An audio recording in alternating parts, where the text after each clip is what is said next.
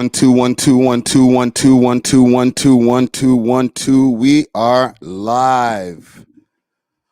We are live on multiple platforms. Big salute to everybody who's popping up on the gram right now. We are live on YouTube, youtube.com/We Love Hip Hop Network. Make sure to hit that subscribe on the way in. We are also live on Facebook as well as on Twitch. Hold on a second. My mic sounding nice right now. Big salute to Real Toronto News popping up in the chat right there. Big salute to Opie Says. Big salute to Only Loud Canada. Big sponsors in the building. Big salute to Shoebox Music Group. We are out here. Make sure to hit the link in the bio or just go onto our YouTube. Go to YouTube. We Love Hip Hop Network. Let's have a conversation. Prince Don in the building. Salute.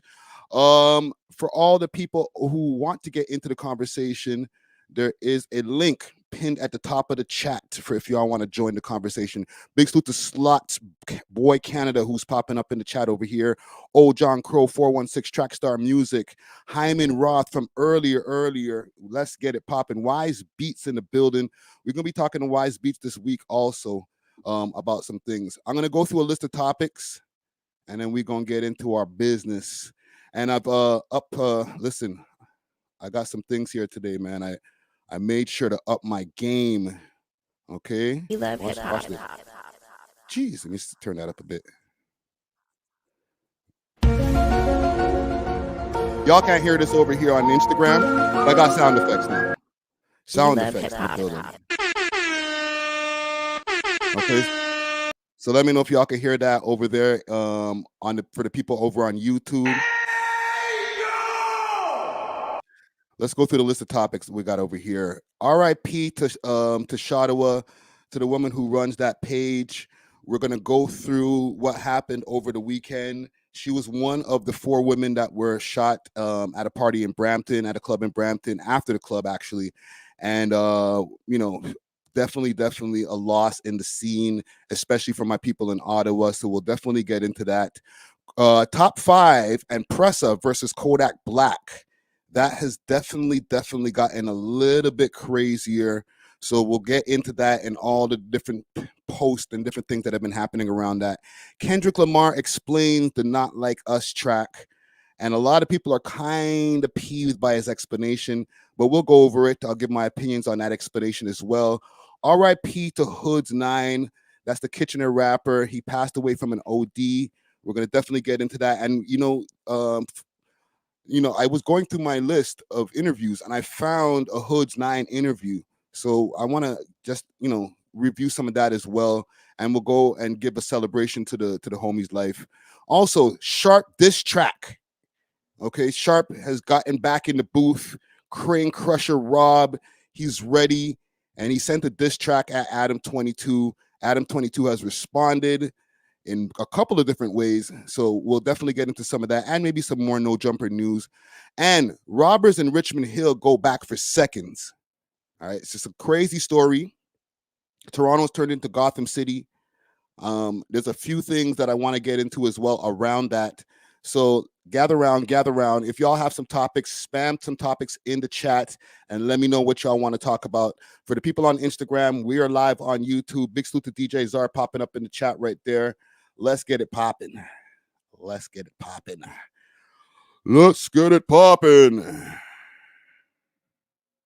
So, y'all can hear the sound effects good and all that. Let me know if y'all can hear the sound effects, because I've been working on some shit. You know what I mean? All right. So, okay, let me get into saluting the sponsors and a couple things that I'm going to let y'all know also. I'm going to be playing some ads during this. So anytime I want to take a quick break, I'll play a 30-second ad. In regards to the sponsors, we step in the game up, the live game up around here. You might even start seeing some different things as far as the layout and different things like that. So we're working on some stuff over here, all right? So comment gang strong. Let me throw some of these comments on the screen. Comment gang strong. We out here. And make sure to share this to anybody so that they can know that we live. Hit that like button also for the algorithm. Okay, salute to the sponsors. Let's do that quick, fast. Big salute to Diamond Club. You know, they provide some of the best piff in the city. Okay, they got me nice and toasty right now. They got cans. They got all different types of legacy brands. Hit them up if you want delivery within the GTA quick, fast, or if you want delivery across Canada, send that package all the way to Vancouver. Okay, hit them up on their Instagram page, Diamond Club _Canada. You could also use the code We Love Hip Hop and get yourself a little discount. Also, if you want to get some of that blemmy blem, okay, hit up Steaming Hot Grabber. I got another full shaker I should put over here for display. Steaming Hot Grabber, mad different types of grabber flavors. I got a nice grabber shaker with the We Love Hip Hop gang on the cover right here. Hit them up on their Instagram page, Steaming Hot Grabber, and you could use the code We Love Hip Hop, get yourself a little discount. Last but not least, hit up Only Loud. Okay, big salute to Only Loud. They got legacy brands, a bunch of different legacy brands under their umbrella of some of the best piff, and they have same-day delivery in Ottawa. They're about to start same-day delivery in the GTA as well, and you can get cross-Canada delivery as well. Hit them up on their Instagram page, Only Loud Canada. You could also find them on Snapchat, onlyloud.ca, and their website is the same, onlyloud.ca. You heard me? I want to show y'all something quick, fast before we continue. Let me see if I have my pages open here. I want to give a quick salute to this new site that's coming out. Okay, it's called Feature. All right. Let me just pull this up on the screen here. For artists out there, I have my profile set up right now. But for artists out there who are looking to get features done, go to this website. It's live now. Okay, what do we have? Feature.me. All right, it's app.feature.me. All right. I'm gonna have the homie Wise Beats come in and give some more explanation on this. But it's a site for artists who are looking to get features done. You can go onto that website. You can find other artists that are offering features. You can also set up a profile yourself if you want to be out there offering features to people. You know, this is for serious inquiries only. All right. For people who want to get involved and start, you know, offering their features to other people, if you really, really think that you're at that level, or, you know, you're just trying to get to that level, you know, you could set up your own profile. However, you set up your own profile anyway, and you might be looking to get a feature with Smiley. You might be looking to get a feature with who else that they got up on I got up on the screen over here. Draft Day, Don't Call Me Luxy, Rich.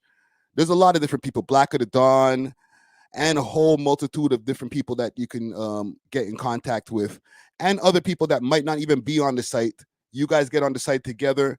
You can get all of your feature stuff clean and clear. No funny shit. You feel me? Because there's a lot of funny stuff that goes on in the game. You know, I know there's a lot of artists who have been who've dealt with getting gamed on the feature. You know what I mean? They paid like 10 racks or 2 racks or whatever it was. They're waiting for the feature to come in. You sent half up front. Nigga never sends the verse. Or you send the whole thing, never get your verse. So when it comes to this app and this site right here, that takes away any of that type of bullshit. Okay, so if you go through the site, you'll be able to broker your deal, go through all of the agreements, split sheets, everything there, and all of that business is figured out within the site. Obviously, the site's going to take a small percentage, but like barely anything, and all your business is clean. Okay, nobody will be able to jerk you for a feature ever again. Pause. So just a little quick thing. I don't want to stay on that too long. So let's get into our topics here.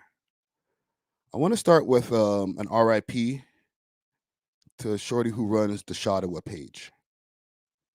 I'm going to pull up some stuff on the screen right here. RIP Deja. This is courtesy of Keep Six Solid. All right. I don't like to start on a somber note, but we have to, right? So this is from about 3 days ago. Rumors are going around that the woman behind the popular Ottawa Instagram page Shottawa was the victim who died in Brampton's quadruple shooting. R.I.P. to Deja. This is the Shottawa page here. I'll pull up the Shottawa page. Shottawa. And salute to all my people in Ottawa. Let me give them a follow quick fast. Rude. You know, a lot of times people don't even realize that women sometimes be running these pages. They assume a lot of time that it's always men that are running these pages, but sometimes it'd be women behind the scenes running the page. So here's a message courtesy of Shottawa, and this is from 14 hours ago. Let's make this a little bit bigger on the screen. I don't want to strain my eyes. My bad. Okay. So it comes with heartfelt sorrow to share the tragic news of the passing of our valued team member, Deja, taken from us far too soon in a senseless act of violence. Her loss has left an unmanageable void in our hearts and within our community. Deja was more than just an administrator. She was a beautiful soul who embodied love and resilience. From the beginning, Shottawa TV was created to shine a light on unspoken challenges facing our city, and not to tarnish the reputation. Throughout our posts and connection with the community, our goal was to sway the city away from being the city that fun forgot, and bring our city to the ranks it deserves. Deja's unwavering dedication to uplift others and her passion for advocating for those who are instrumental in what we stand for, her commitment to showcasing the real stories of our city and the issues that often go unnoticed. She brought a light to the struggles many face. She had an extraordinary ability to connect with people, to inspire change, and to remind them of the strength that lies within our community. We appreciate your patience during this difficult time. We initially considered stepping back from our mission due to the weight of this loss. Though, through some important discussions, we came to the realization that honoring Deja's legacy means continuing her work. Shottawa TV will remain committed to keeping our community informed and connected, ensuring that Deja's spirit lives on in everything we do. And there's a GoFundMe set up there for her, you know what I'm saying? So yeah, it's weird because we were speculating at one point about this shooting. Let me just put it back to 100. Yeah, we were speculating about this shooting at one point. You know, we were wondering what communities were involved. And, you know, automatically we assumed that it was Black community just because the amount of people that were in the car. Because, correct me if I'm wrong, this happened outside of the club. This happened after the club, right? Comment Gang Strong, let me know. All right, was it, I think it was 2 cars that were shooting at each other from what the reports were. Let me see if I can find a news report. I don't have to live like this. I could just find a news report myself. Un momento. Let's find some news reports of the exact shooting, because that was a crazy, crazy incident. It was like a quadruple shooting over there in Ottawa. Let me pull up the screen here for my YouTubes. Big salute to Chris Auburn. He says, Trapler Ross dissing Sizzlack on Adam22 podcast. He was baiting mans and he's banned from 2. Okay. I did see that. We'll definitely get into that when we get into that segment. Let's see here. My bad. It distracted me. Let's pull up some YouTube footage here. 4 shot in Brampton. Okay, so this is from 3 days ago. I'll use CP24. Let's do that one. Sorry, one person has died following a quadruple shooting in Brampton. Peel Regional Police giving us an update. Let's listen in. Officer, can you tell us what happened here this morning? Good morning, and thank you everyone for coming. Earlier this morning, just after 6 a.m., we received a call for shots fired at a parked vehicle that was parked in a commercial area on Rutherford Road South, near Selby Road in the city of Brampton. Now, unfortunately, or let me rephrase that.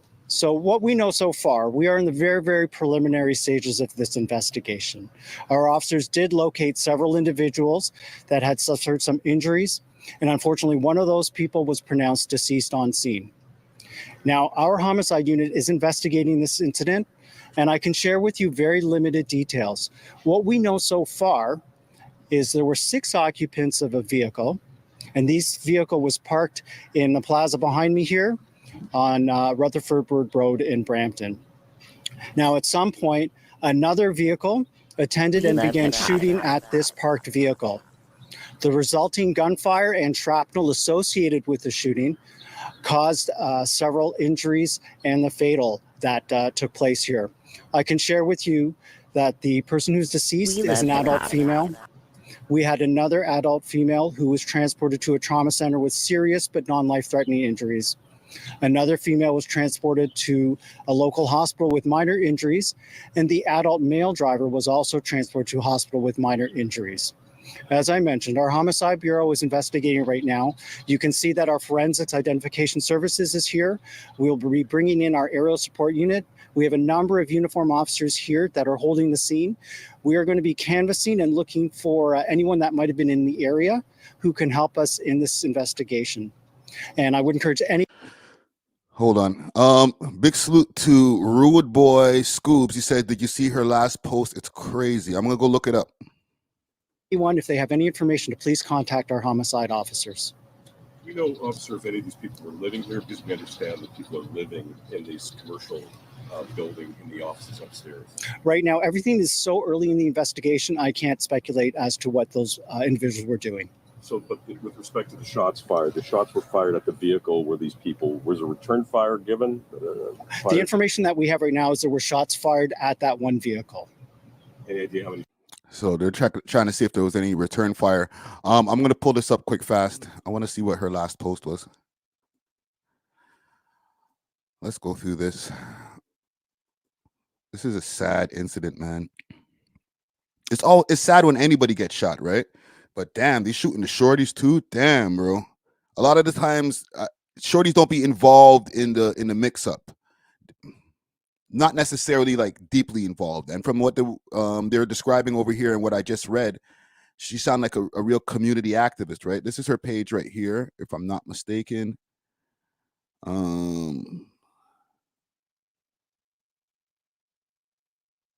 No, this is not her. Gang, give me her Instagram page. John Doe says she was involved in the mix-up. Give me her Instagram page. Throw that in the chat if y'all can help me right there, because I'm not sure if this is her Instagram page. Let's go back to the news report. I'm not completely sure if that's her Instagram page, but we'll find it. There were multiple shots fired. What can you tell us about the 2 vehicles involved? What we know for sure is there was a vehicle that was shot at, and there is a suspect vehicle that did the shooting, but we do not have any details to share at this time. What about the 2 other people that were in the vehicle that was shot at? So there were 2 adult women that were uninjured. Is it believed that one of the males in the hospital is a shooter, or can you comment on that? The one male that has been transported to hospital with minor injuries is the driver of the vehicle. The driver of the vehicle was fired upon? Yes. Did you say there were 6 people in the vehicle? Yes. So there's 1 adult male driver, who's the one we've just spoken about, plus 5 adult women. Was this a targeted shooting? The information at this point suggests that it is an isolated incident. But again, I can't stress enough that this is in the very early stages, which is why there are so many officers here who are going to be conducting the necessary interviews and the necessary search for evidence and video and dash cam footage. Any idea why these people would be here at 6 in the morning in this industrial area? Again, that's going to be part of their investigation to determine what that is. The vehicle where the shots came from, any idea how many people were in that car? No, we don't have that information.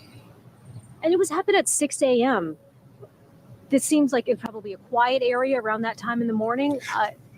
This is a commercial area, so typically the traffic is quite light, but all the more reason, if there was a vehicle that was driving by that has dash cam footage, we would be very... Yo, can you hear me? How's my mic? Mic sounds good, man. Okay, I'm using it through the camera, but with the wireless. But what's good, man? I'm good, man. I'm just here doing an early morning. You know what I mean? I seen. What's up, chat? Big up. Just going through this tragic,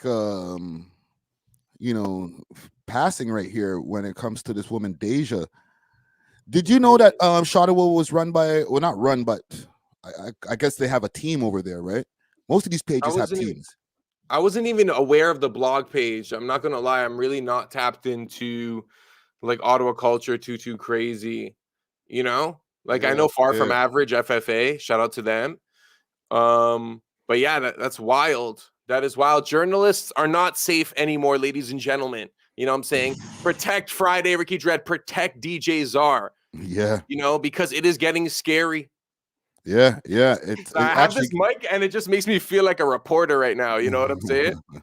Straight up. Let's talk, bro. Let's talk. I'm gonna see if I can find her here. In their following. Let's see, Deja, because I'm trying to find her Instagram page. Apparently, the car that was shot up, apparently it was a bulletproof car. Is that true? Is that what they're saying? I heard a 1 2. I don't know. Maybe it says it in a news report here. Fall Leaf says car theft, bro. I don't know about that. I think this was a targeted shooting.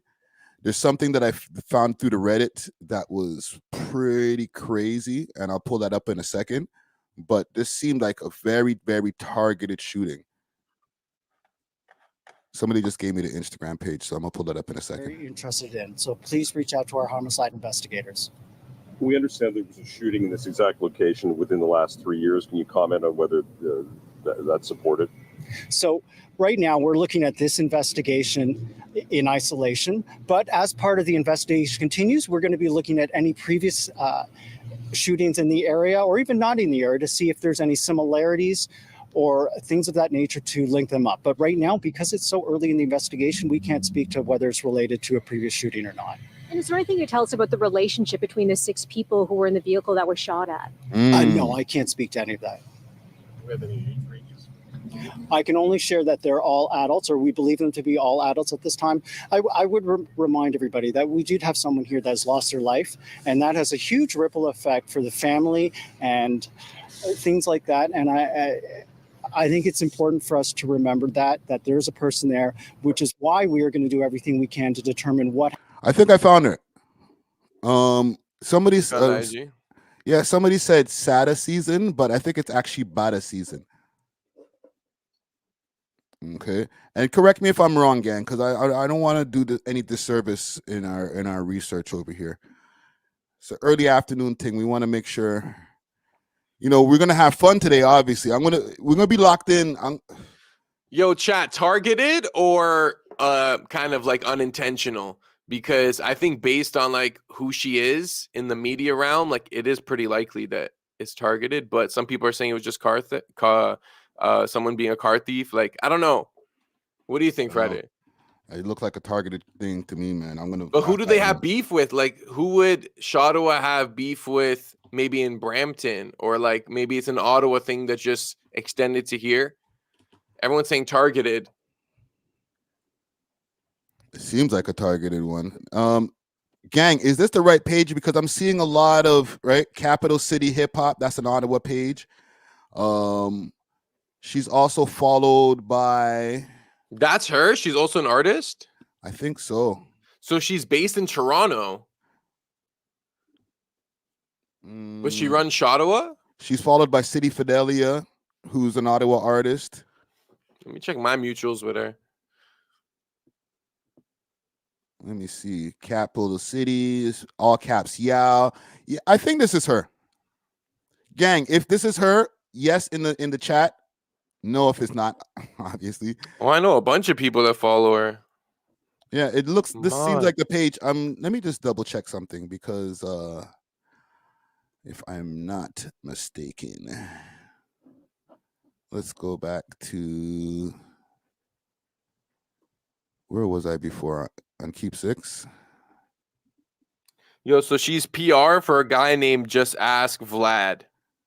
Interesting. A media host, traveler, and storyteller. Film critic for CBC. A lot of Ottawa, Canada government shit going on right now. Pardon my French. Let's hear what you got here. Lames, all these niggas too soft. Baddest in the game, never fuck with lames. Face card, got the sauce. Baddest in the game, never fuck with lames. All these niggas too soft. Was this It's not Toronto bad. turn up? Yeah. You already know, baddest season, everything happens for a reason. The baddest Eritrean with the realest nigga in town. Eritrean. Know what it is. Look out for it. We gonna do some shit together. Hey, I ain't gonna be ready. You know what time it is. Grrr. You already know. Anytime you hear that, that's bad news. The reason that Eritrean kind of popped out on me, because with all due respect to the different African communities over here, it seems like you know how the Eritrean, Somalian, Ethiopian connection, like they're connected in ways. You might be able to be a little bit more educated on this than me, man. They're from the east. They're from East Africa. They're all from like a similar region. They probably have like a similar origin, but they are also distinct. Like they have a lot of different groups within that, like Habesha, Somali, Greater Somali area. Yeah, so it's not the same community, but essentially like a brother sister community type of thing. Similar, like haplotype, if that's what you're getting at, like genetically, like from a DNA perspective. Yeah, they're not too different. Thank you for the perfect word there, haplotype. You know what I'm saying? Yeah. She was in Rebel. Shout out to all the ladies, I see ladies. We see you. Let's go. So I'm gonna pull up something here, courtesy of that damn Reddit.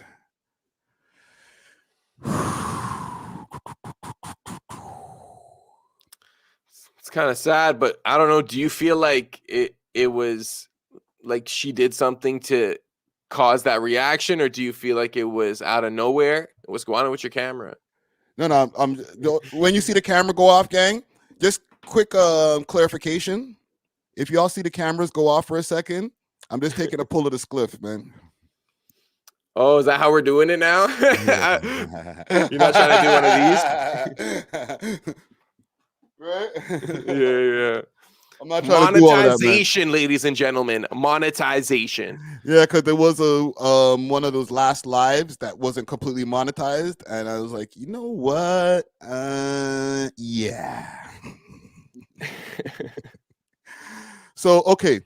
Rumors that Shottawa TV and 3 others, including female rapper Bad Season. Okay. They're different people. My goodness. Were shot after linking up with Top 5 and the Wasses. DJ Snoopy is in the mix. Oh, man. Oh, my goodness. Hold on. I actually have something for this. Hold on. I'm prepared today. Oh, my goodness.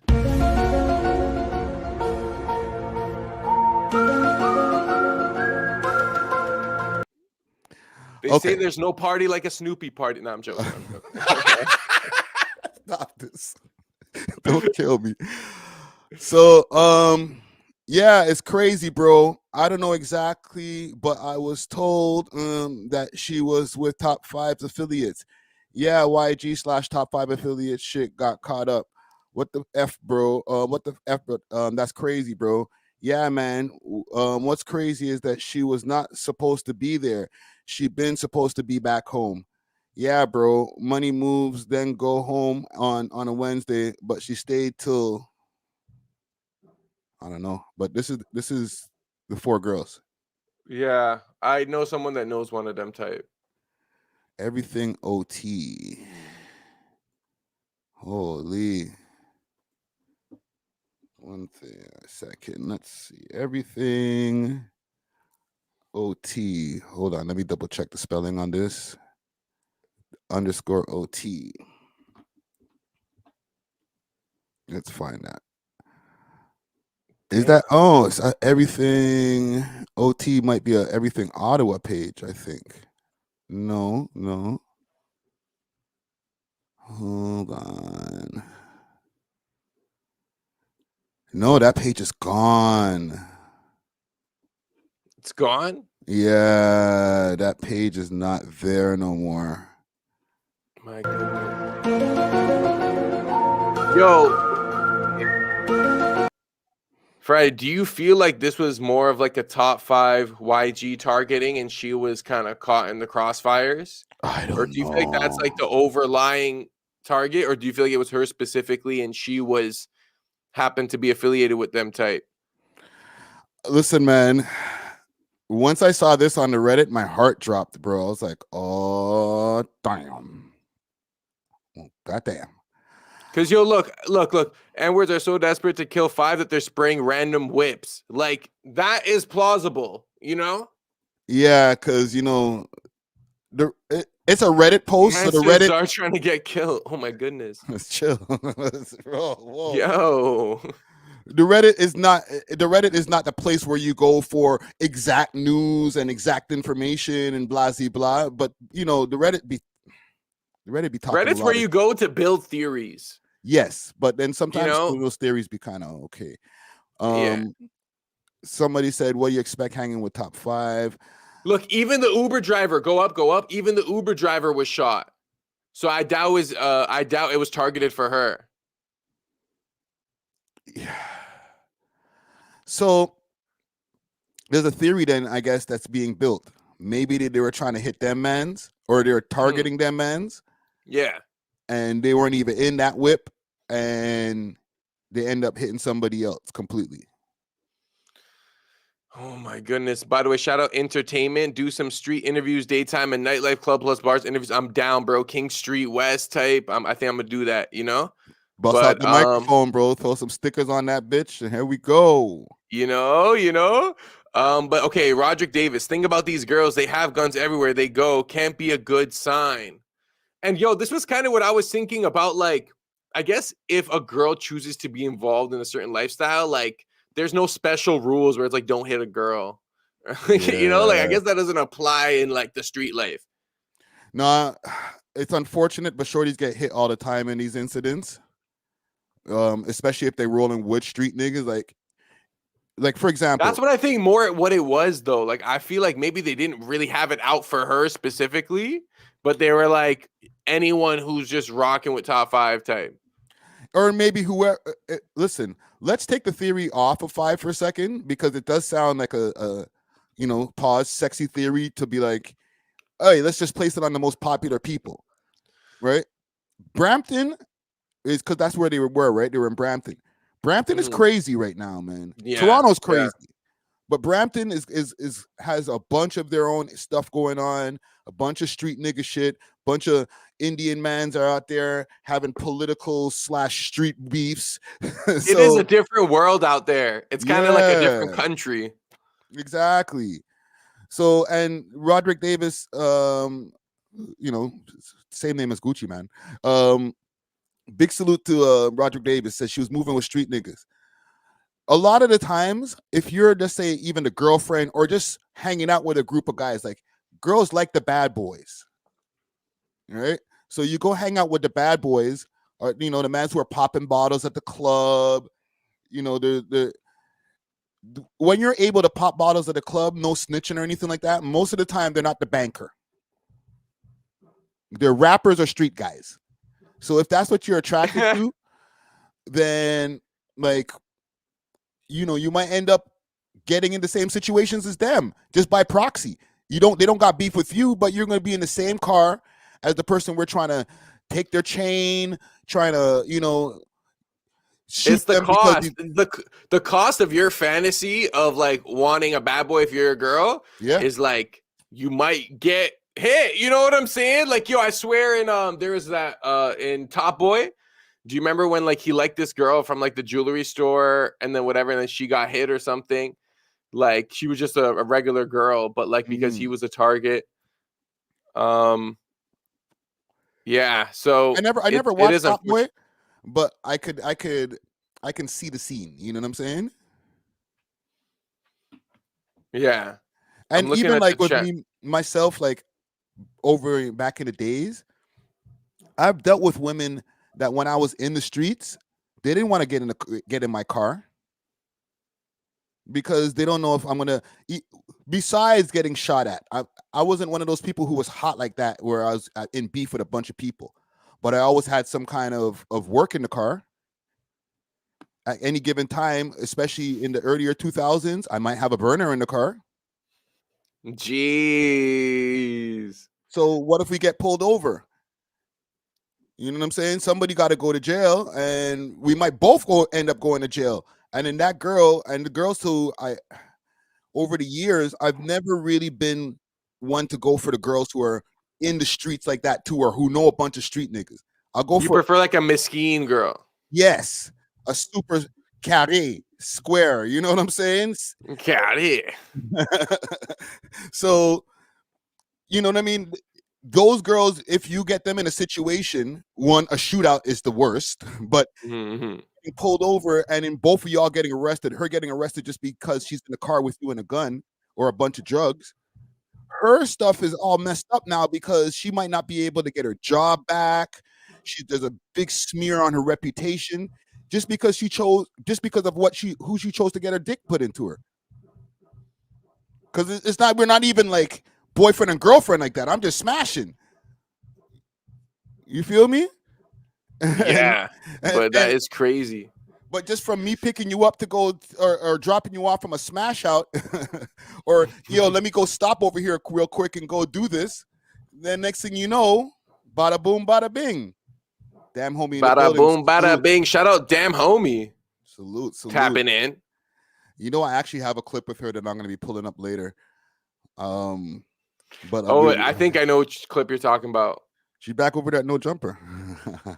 Jeez, oh my goodness. But we're gonna stay on this topic. We'll definitely get to it in a minute. Unless she wants to pull up now, we'll sidetrack real quick. But listen, man, with this right here, RIP to this young woman, man. There's too many levels to this shit, man. Like this picture from the Reddit really kind of spooked me, bro. I'll pull it up again, but that spooked me out, man. It goes deep because not only is her life lost, but like someone lost a sister, a daughter, a cousin, a friend. Like there's so many lives impacted by loss that, and some people will never be able to heal from that, you know, especially if she has parents that are alive and they're witnessing this. Like that is going to be with them their entire life, every single day, no matter what. Yeah. No, straight up. Yeah, man. R.I.P. to this young lady, Deja. Okay. Also, I want to send a condolences to her family and get well soon to the other 4 people in the car because they hit 4 women too, man. Like, goddamn. I know nobody's like men's. We're strong enough, but you know, taking bullets is a bullet. But like, bro, come on, man. And I said that's gotta hurt. It's you're deforming the women, then, bro. Come on, man. That's just nasty work, man. You know what I'm saying? But yeah, man. R.I.P. to they were all baddies too. Yeah. Shout out to Rude Boy Scoops. Yeah, shooting the baddies up is crazy. Can't be doing that. Yo, damn homie, quick fast. You got time to pull up for 2 minutes? There's a link at the top of the chat if you want to pull up and I just want to ask you a couple of quick questions on what's going on with your boy. Church. Oh my goodness. I have that story here. Early Sharp was a legendary run, man. Like I remember like when he first came to No Jumper, I know like he kind of fell off eventually, but like the shock value and the way his like aura was presented and everything when he first hit No Jumper, that was like he hit the ground running, you know? Yeah. Man, I feel bad for him, man. Yeah, boy. I should not pull it up. We'll move on to the next story I have on my list. She said how. Yo, there's a link at the top of the YouTube chat. There's a link pinned at the top of the chat. I'll skip to the topic because I had his topic, but I usually take all my West Coast stuff and I put it later on in the stream. You travel, eh? You travel from Toronto and then you slowly go out west. Yeah. You see, you see me, right?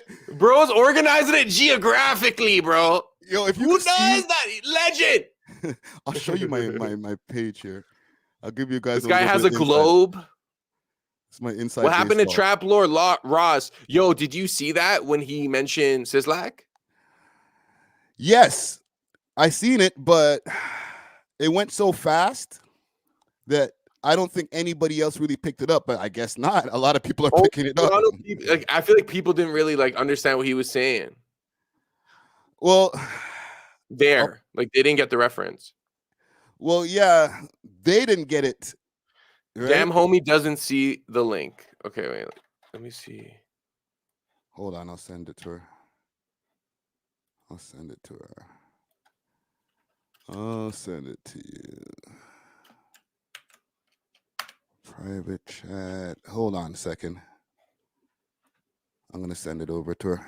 I'm going to email it to myself. Yeah, with Trapler Ross, with that, man, he's being slick because he did a whole documentary on them guys. He has that like insider info that he was like, I think he was just trying to impress them with his knowledge. Yes, but at the same time, bro, come on. You know that's gonna hit the blogs later on some bullshit. You know what I'm saying? I don't think he's being ignorant right there. 1 second, I'm just sending this over. I'm gonna text it over to you, homie. Pow. Damn, homie. In high school, you was the man, homie. There we go. Yeah. Can you hear me? I can hear you loud and clear. What's good? DamnHomie in the building. Hold on, let me get an air horn in there.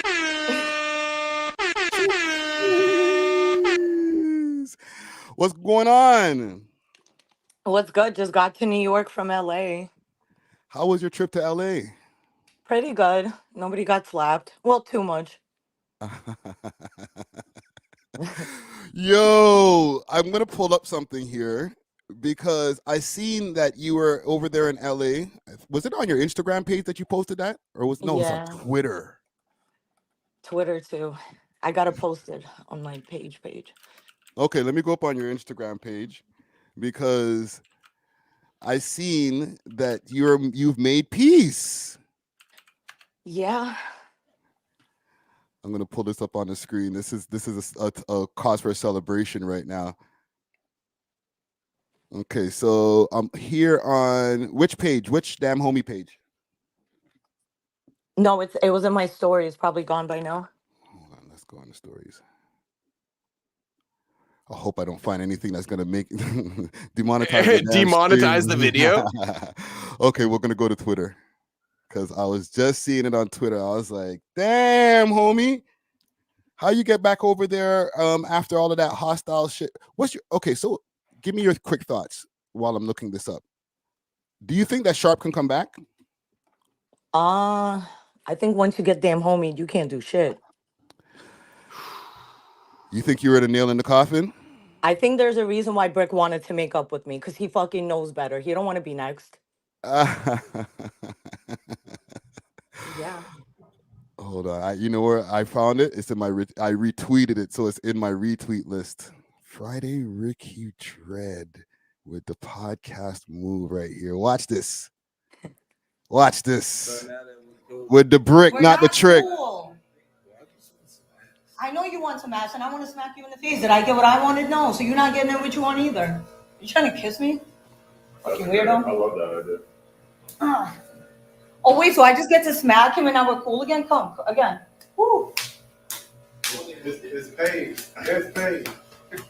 Oh my goodness. Love you. Stop being mad at me. Hey, listen. Say sorry. Yo, homie, where is this? It was in a studio. I think that was Bootleg Kev's studio. Okay. 1 second here. Let me keep on. DamnHomie, why do you think he allowed you to violate him like that? Because I think at this point you got to do anything in your power to get him my good side. I don't know why he let me do that because I didn't come there for drama. I was ready for it, but I didn't come there for that. Mm-hmm. Was it that time on the news that it started, like that initial day, or was it before that you were starting to feel a little bit of sneak dissing that was going on? I think it was, yeah, on the news. That was like, he surprised me with that shit. And it's crazy how he started with me. And Sharp thought like he was having his back. He was trying to get Sharp out the way the whole fucking time. Mm. Yeah. Did you see it coming with as far as him leaving the platform or like getting fired? I don't know what to call it at this point. I did see it coming. I didn't think he'd be the one to play himself because I thought he was a little smarter than that. But yo, damn. You know, I don't know what it is, but anytime like something happens and I get into beef with someone, something like this always happens. It's just y'all usually don't know about it. I kind of like it though. So people, I kind of wanted to make an example out of him so people know not to play with me for future. But at that time, right? Because we see that you're over there, you're back over there in LA, everything's cool, right? Yeah. At one space of time, they all kind of like united and they were like, F DamnHomie, get her out of here. What happened after that point when they all ganged up on you, fam? Like, Nothing. Like, it was. There was a point in time where Bricc was trying to find you at a hotel room and all types of shit. So that's what one thing that I really don't understand. He said that the last time I was in LA, that he had some girls after me. It was established I was never in LA. The last time I was in LA was when I spazzed on him. After that, I didn't need to come back because why would I need to come back if y'all are talking about me every day, keeping my name alive? So the fuck? There was no ever time where he got girls to wait for me. Like I stay in the same hotel in Burbank every single time I come. They know which hotel I'm at. So he tried to say, oh, last time she was in LA, we found her. Bro, that's not what happened. Bricc baby's stepbrother hit me up on some like, let's be friends shit, trying to invite me to go eat. I insinuated that I was in LA at LAX hotel, but I was in Miami. And everybody knows that because I went live that same day from my house. So Bricc is a fucking, we're cool, but he's a cornball. You know what it is with him. So what prompted them bringing you back over there? So did they bring you back over there to kick Sharp's back in? I really didn't come from no jumper, to be honest. Like I went to LA, I didn't even tell none of them I was going. The only person out like that knew I was coming was Trap. Because me and him plan to like do like a vlog. So he was like, let's go on a date and vlog it. So me and him went out, and then after that, he invited me to the studio for Sunday to come like do a cameo. And then that same day, Adam called me and was like, no, Adam texted me and said to come through. And I said, yeah, I'm gonna be there. So Trap goes, I'm gonna probably have like you guys at different times, like maybe have Bricc come first and then you. But then it turned out that we was all gonna be in the studio at the same time. So he said, you know, I don't know if you feel comfortable, like let me know how you want to play it. And I said, I mean, I really rather not see him, but I'm ready. So I got my bros that I was already gonna like be with anyway, and we just like went to the studio. As soon as I came in, Traplo Ross was so scared. He was like, I don't want any problems. And I have this all on a vlog. I can't wait to watch it. Like, I don't want any problems. And I'm like, bro, I'm not gonna do anything. He's like, let me tell them you're here. I'm like, okay, we're all cool. Don't worry. As soon as Hold on. He didn't expect you to roll so deep. He thought you were gonna roll dolly. I had 2 people. Whack comes with 10. I had 2 people with me, and it wasn't because I was scared. Like, first of all, because Bricc could have smacked me in front of them. Like, what's the difference? Yeah, you would have been outnumbered anyway. It does, yeah, and it's like I go everywhere alone. I didn't come alone because I wanted to bring some people with me. Like maybe people want to come through. You know, Yeah. it wasn't for protection. Like if I needed protection, I could have got a security. That's not what I did. So we can expect a DamnHomie, Adam22, Trap Lord Ross, and the Bricc Not the Trick interview coming just now. No. No, I didn't. I'm telling you, I didn't come for that. I thought you were gonna put the final nail in. That would have been content gold right there. Why did he not get you on the podcast? I left right before they were shooting. That's crazy. Honestly, I feel got like you. everything I already did. We got the exclusive here then. You know what I'm saying? We love hip hop. Let's go. the big question and the final question is Sharp really drinking pee? Sharp drinks way more than pee. Sharp will eat his own cum out of your pussy. Whoa, yo! Hold on. Whoa, L. Sharp just, he has a, what's that called? Like, a disorder where you don't know who you are. Like Sharp's really a good guy in real life. Like this whole pimp thing, I don't know if it's like to look cool, but I'm telling you, like he could teach a lot of guys how to be a good boyfriend. Apparently he had a wife the whole time. No, he's divorced. 5 years ago, he got a divorce. After that, he was with a girl for 5 years, and she was doing everything for him, including pissing in coffee cups. So he's always, has hydration in his body. Shout out Peace Love for the $20. Yo, damn homie, thanks do you for the ever see a donation, life? Love. Damn homie, do you ever see a life where you're married? Hell fucking no, I got too much to lose. Okay. And How then about these just losers having put me on kids? child support. How about having kids? No, never. You don't want to see like a little like damn homie, like a little one? I think one of me is enough for this world. Yeah, I don't want to see another one. Yo, when you coming back to Toronto? I need to come back like ASAP, to be honest. I need some good vibes. That LA shit, yo, I need to come to Toronto. So y'all gonna see me real soon. Okay, when you come back to Toronto, we gotta lock in as usual. Always. Get You're the my damn first stop, homie. always. Thank you. You know what I'm saying? Damn homie's been out here supporting the Toronto scene. We support Damn Homie. I've been watching this whole crazy thing unfold, and I'm just like, damn. And it's not even over. That's the saddest part. This shit's gonna get way worse because the story's not even half told. Oh, you got more? Oops. Sorry, you cut out. Yeah, there's a lot more. Oh, okay. Can you hear me? Yeah, I can hear you. Yeah. I can hear you. Okay, listen, Damn Homie, salute to you. Okay. Hello. Yeah, no. Yeah. You hear us? Salute to you. I'm a tap in with you behind the scenes, and we're gonna have to get an official full tea. You know what I'm saying? Oh, we lost her. Don't lie, you kicked her out. No, I didn't press nothing, man. Damn, homie. That was big. What a moment. Yeah.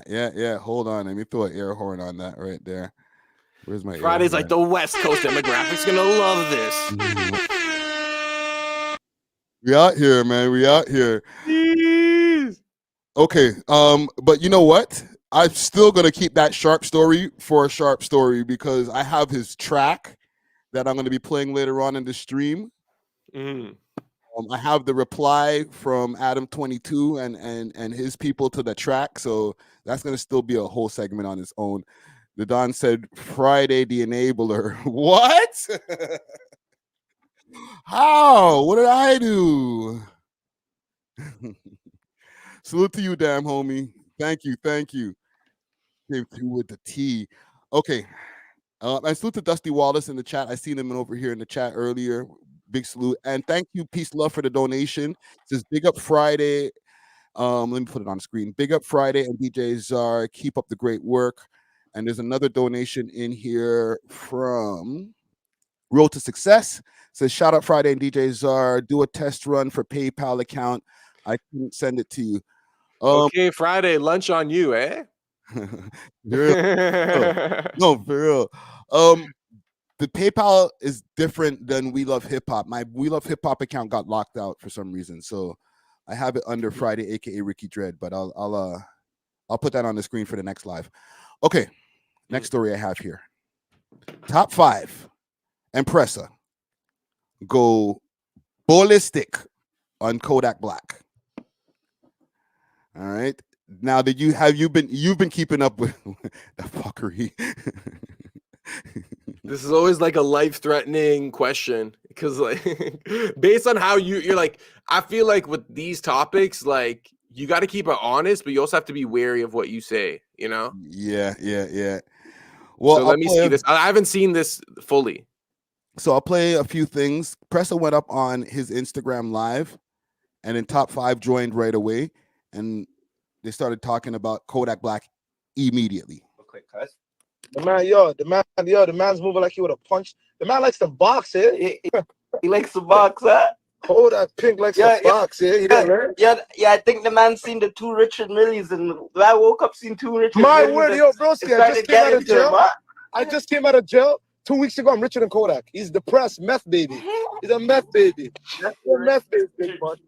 You're richer than Kodak? I'm richer than him. And he got caught up and he never rode. Man got shot and never rode. They gotta chill on that Richard and Kodak stuff. That Kodak got like some platinum records. Tell them to go tag Kodak Pink real quick. Where's Kodak Pink? You want to speak the man's name like the man on some bitches? And you posting some death ass bitches that the man done ran through. Holy fuck. It's a bad day in this industry. Yo, add 6 buzz. Yo, press. Yo, press. Yo. Yo, where's this guy? Yeah. Yo, add 6 buzz. Add 6 buzz in this too. It's right there. Man's want to talk about KTB, all that Pink. Free my nigga Burner Bands, man. Come on, man. Niggas get hit up and don't do shit. Niggas get hit up and don't do shit. Niggas know who shot you and do shit. You're lucky I wasn't there. I would have left your bitch ass. Okay, so there's that clip. Yo, Friday.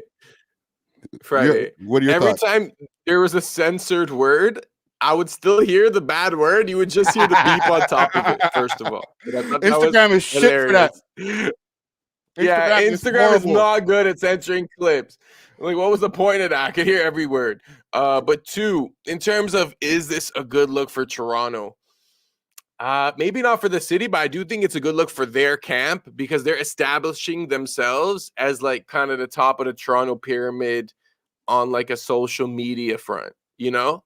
Yeah. Everyone already knows about Drake and The Weeknd and Tory Lanez, but like in terms of like the like local Toronto scene, I feel like they've been able to push themselves to the forefront of like major platforms like Academics, No Jumper, etc. So I think it is a good look for their camp. Is it a good look for the city as a representation? I think it's debatable, especially when you consider that, you know, they have people that they don't get along with and people who are totally different from like a stylistic perspective. Well, it goes twofold, right? Like you can have it where it's like, yes, if you want to look at it from, it looks good for the city.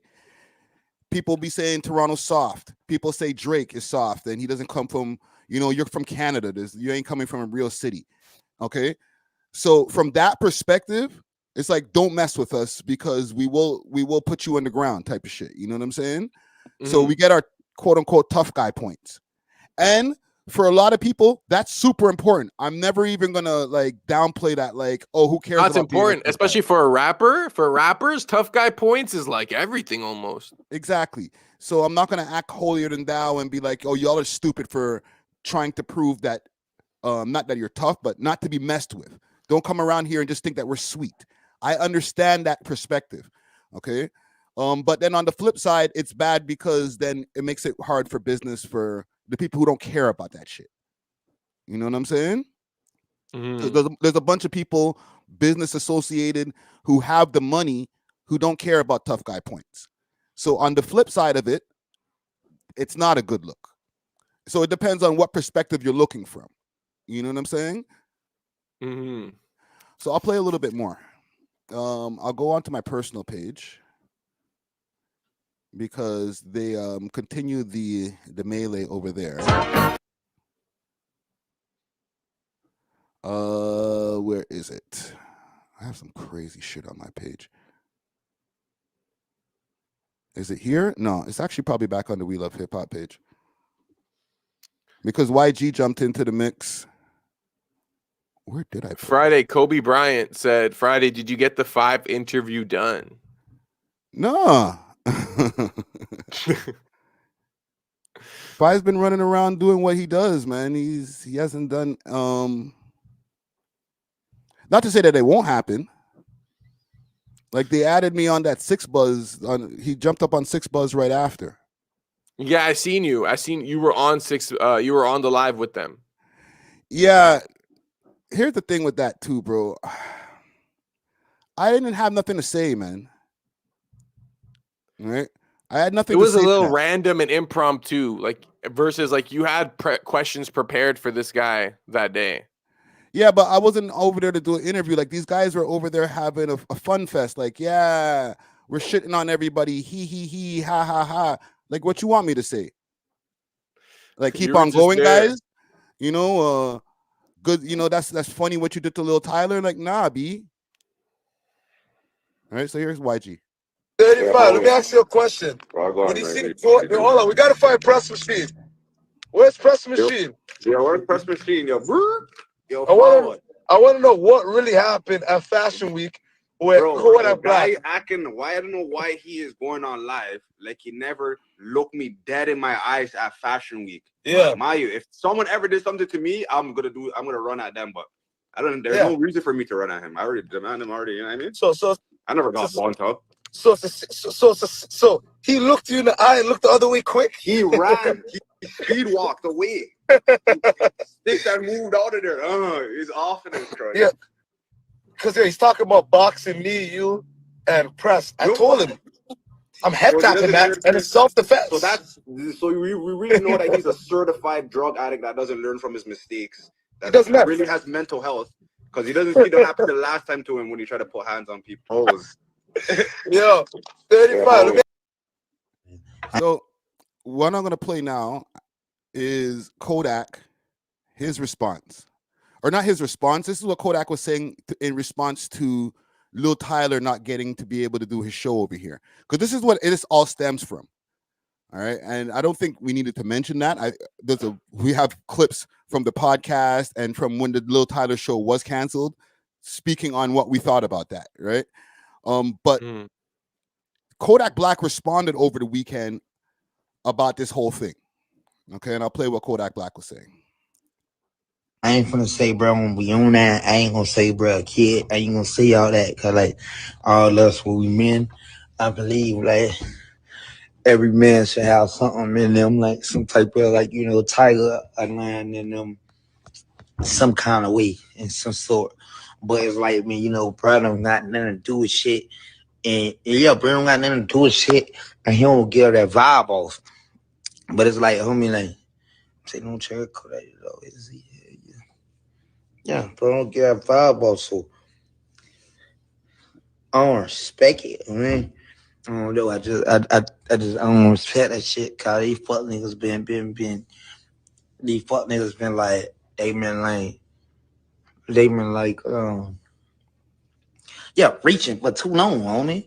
And like, I don't mean to stop this, but I just want to say this quick fast.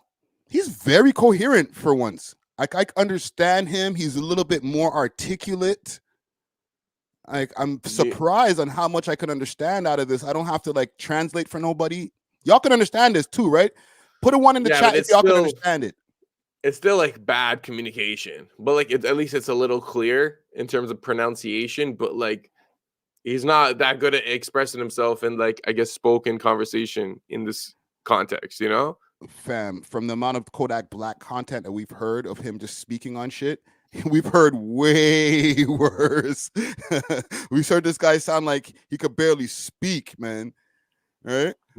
I'm gonna keep it playing. Put a 1 in the chat if y'all could understand him well. 2 in the chat if you can't.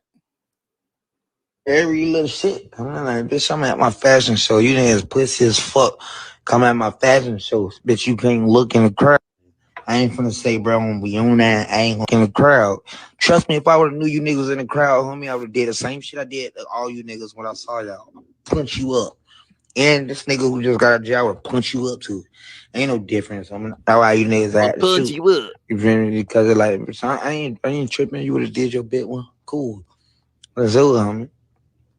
Nigga fresh out on paper, so I was kind of like moving certain places without no fight sometimes. But like, I ain't tripping because it wasn't even no smoke anyway. I'm saying it be like on no shit. like no shit. Like, okay, if I saw you niggas and got you niggas smacked, yo, just one of them equations like, oh yeah, I see you niggas punch you up, homie. Like, dude, bitch, me and my homeboy, 2 of us, we beat up 4 of y'all, homie. Him and his friends are willing to engage in one-on-one combat. Like, that's gay as shit. You 2 niggas, like 2 me. Him and 2 of his friends. Well, he was saying that, like, if he's seen, and listen, he's talking about the Paris Fashion Week. Like, I think Kodak Black, no matter how much of a crash out he is or people think he is, he's seen them, but he's not trying to mess up the bag. Right? Like, what are you gonna do? Start taunting them, make them jump out of the crowd and start a fight? And either way, it's gonna be his fault. Or even worse, give them more fame. Yeah, because give them the fame that you have. Exactly. So he has to play it cool. Like, you don't want to even fully acknowledge these guys if you're him, because you know that's just going to have a positive effect on their career. So it's like, I know, but that's like, I guess the irony of, like, you know, being on top is everyone's just going to like start taking shots at you. Literally. Yeah, but like, if you didn't want to, like, if Kodak didn't want to have their mans connected to his name, too late. Sorry.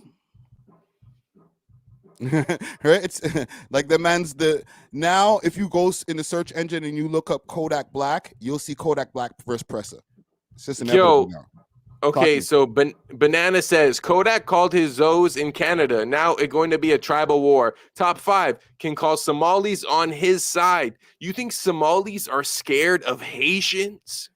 Whoa.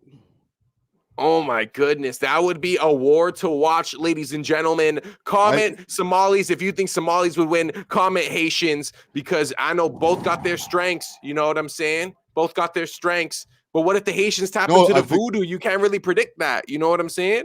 Bro, low key, they're both as crazy as each other. Like, when it comes to like beef, and they both have historic. I'm going with the Malis. I'm going with the Malis. I don't know too many Haitians. That's the thing, you know. Fam, as somebody who grew up in Montreal, the Haitians were the first to set it off, and when shit goes down, they're the ones that were making the. Like, at one point in time, I gotta ask this in a poll. Road to Success said Somalis versus Haitian is World War III. Somalis. I think if the Somalis united, then it's a different story. But I know they already got their own like local beefs too, you know. Let me make sure I spell this right, because my spell checker is not working for me today. Somalis, Haitians. Okay. But we're just talking about in the West, right? We're not talking about the countries. Man said stop trying to make a narrative. But I just asked the question based on Banana's comment. No, but I was just hyping it up. Listen, Comment Gang strong. Here's the thing. Wow, Haitians getting a lot of support. Montreal has mad Haitian people, and I don't know about Toronto's Haitian population. Is probably not as strong, obviously, just because, you know, French is not a big language over here. However, if Kodak Black really wanted to get some unity or get some solidarity with any community, he can get a bunch of Montreal Haitians to link up and be like, "Oh, that'd be different. That'd be different. Zoes unite." You know what I'm saying? But then they also have to deal with the amount of Somalis that are over here in Toronto that have immigrated here over the years, over the last 10, 15 years, and maybe someone in the West Coast too. But it's not like every Somali rocks with Top 5. Like, I'm sure he has like Somali ops. You know what I'm saying? This is also true. And listen, Comment Gang strong. This is just an imaginary, fun live stream. You know what I'm saying? Not real. Yeah, not a real conflict. Yeah, like we don't want to see this war. We don't want Haitians to start looking for Somalis and vice versa. Okay, because of the live stream. I know, right? A live stream gone wrong. The most divisive live stream in history. Okay, let's continue. Let's let Kodak cook. You ain't run at all. I mean, we beat 4 of you niggas up, period. In the crowd, trust me. Everything a nigga touch and fall. Like fucking like glass. Shit like glass. That shit, we touch that shit, touch that chin, tap that chin, that shit shallow. Nigga tap that chin is breaking. Nigga tap that shit is shallow. That's it. Period. And if I was there, I would have did. Fuck you and did shit, baby face side boy. I mean, nigga older than me, you ain't got a damn chin here. You ain't got no damn, you ain't got a damn. Come on, man. Tighten down my way. Please. Yo, you Americans always try to diss the facial hair. Like Black 100 did that about Top 5. He's like, he don't got no beard, no mustache. Kodak said that. Is that like a thing, bro? Like, I don't know. I keep hearing that. I don't know, man. Man's not on the beard game over here. Sorry. Like Drake got a beard. Like I got a beard. But like I guess the young boys are not on the facial hair thing like that, bro. They cut their shit off. Pause. Would you consider Top 5 a young boy? Good question. Yeah. Once you're still under 30, you're still in the young boy category. But once you pass the 25 bracket, it starts to get people start looking at you like, okay, how much are you going to keep up the antics for? Because you're getting close to 30. Young boy is up to like 25, 24, 25 max. Really? And well, you listen, you just came out of the category, so you might know better. Let me know. Oh, I'm 29, so it's like if below 30 is a young boy, then I'm a young boy. Then it's like, I don't know, bro. So with that being said, if you and your homies were keeping this up, would your homies be like, yo, what's going on, bro? Are you okay? What? Like if you guys were going crazy online, like at 29 right now, like you, Nat, all of those guys, like you guys are like your group, you know what I'm saying? Would people be like, yo, are you okay, bro? Like if one of you just started crashing out online. No, because we're still like, we don't have like wives and a family and like a steady job. Like, well, like, you know, we work and stuff, but like, you know, so I don't think the expectations are as much, but I feel like the expectations with age, it's like by the time you're 30, you should have your stuff together. Top 5 going to Turkey to get a beard transplant. DJ Zarson in the link gladly. Yo, comment W if you think I should get a hair transplant, bro. All you gotta do is W. You just gotta go home, broski. Comment W if I should. Yo, me and Top 5 will go to the same person, bro. I'll get my hairline surgery, get a little hair implanted. If any man wants to fix their teeth, I have a link. Yeah, I'll get local prices. Yeah, you got a cousin or uncle or somebody who's in the business over there. Broski, I really want to get the hair transplant, but I kind of don't at the same time. Jeez. It would be a nice option to have hair, bro. You got the inside link, man. I got the super links. So this continued. Kodak posted something. Chris Auburn's killing me. DJ Zara is gonna come back with braids. That's hilarious. I did have braids at one point in my life. Oh man, I seen some old pictures of you the other day, bro. I think you posted in your stories. Yeah. I had hair. Yeah. You were like sitting on a curb somewhere or something like that. And I was like, look at young Czar. So the girl that Top 5's talking about when he's talking about, yo, there's this slew thing that he's caught up on or whatever. This is the picture of him and Cuban Savage. Oh right? Man, that girl been dealt with Top 5, no?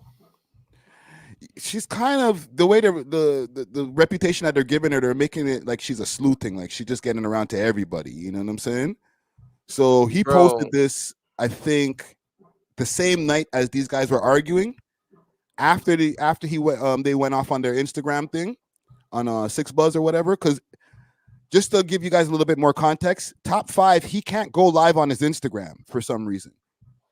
Oh, he got like almost like not shadow banned, but they're just not allowing him to. I don't know, man. They're playing games when it comes to this Instagram thing, bro, with him because they're not letting him go on his Instagram. So he had to use the 6 Buzz Instagram. That's why I ended up on the 6buzz thing with him because he was using 6buzz's Instagram to be able to do his shit. Right. So yeah, Kodak posted this with this young lady here, to put it nicely. And I'm gonna go back to Instagram here because these guys, after the day after, which was yesterday, they kept going. They went up on No Jumper, or they didn't go on No Jumper, but when No Jumper was doing their live stream, they popped up on the phone. But do you see?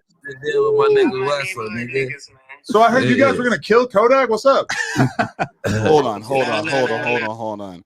Yo, Adam, with all due respect, because I messed with Adam, that is the most cop ass question I've ever heard. Like, facts, bro. He can't be black and get away with that, man. I heard you were gonna kill Kodak. Just say it straight out like that, bro. Mod. That's insane.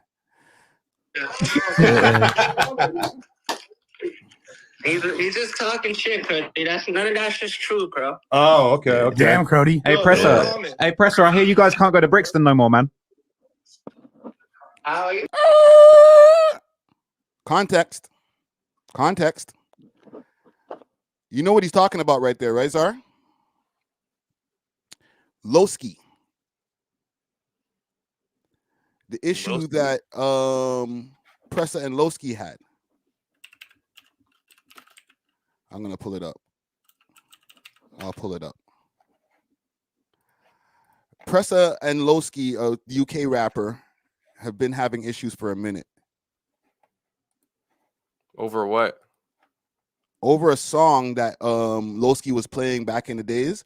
He was playing a Doobie song, and he was jamming to it on Instagram.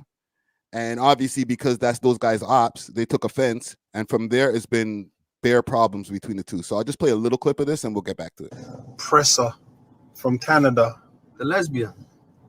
I'm not sure about that. I don't know about that. Big up Presser, but what like he lives in a whole different country, yeah? Oh, I don't know that guy either, bro. He's just annoying. That one, that seemed like that escalated quickly. How do you get into? I don't know him either, bro. I don't know that guy, broski. He's mad weird. So you don't know how that one started either? Nah, I chat to some other youths in Canada that you don't really feel, innit? Okay. That one is kind of my fault, I reckon. Only because his brethren's really, not his brethren, the youths that you don't deal with have released the tune, and I've quoted the lyrics. Right, so that's why Trapler Ross was like, I heard your band in Brixton. Oh, by the way, Trapler Ross interview on the channel too. Wait, on here? Yeah. You didn't know? Oh, you don't know? You already did it? Been time. We not like on the way. I'm talking about there's a Trapler Ross interview on the channel from like 2 years ago. Maybe like 3, 4. Wow. You gotta do a next one. Yeah. Next one. I'm trying to reach out right now. Trust me. No comment. Hey, He did a documentary on me. hey, listen. I know all about you, Presser. I don't want no beef with you, bro. I know what you guys are on. You know what's going on, Cody? You're from controls behind the camera with Cody, but we can, you know? Hey, where's Boondog, man? Where's Boondog? I need to see the Richard Millie that Top 5 just bought. Boondog. They yelled at me for posting a picture of Boondog. Why? Boondog. We have to put the Richard Millie. Let me stop for a second. What Adam just said right there, he yelled at me for posting a picture of Boondog. People might be wondering, why would Adam get yelled at for posting a picture of Boondog? Are you wondering the same thing? Yes. There was a picture that I'm not going to post myself. I actually did on a live stream maybe like 2 months ago or a month ago, and I cut it out the live stream. Hold on, let me y'all can see me properly. I cut it out the live stream. Why? Hold on.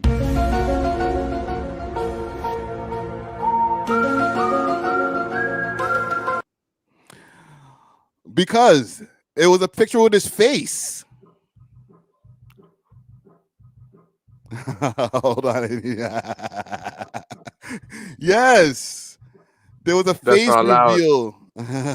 Oh my There was a goodness. face reveal pic that went up of Bundog on the Reddit that was moving around on Torontology that I won't. Okay, yeah, I seen that.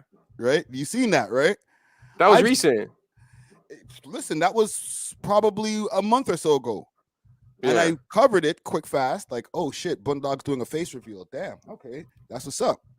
Saying you got contacted. No. I contacted him. Oh, self-snitching.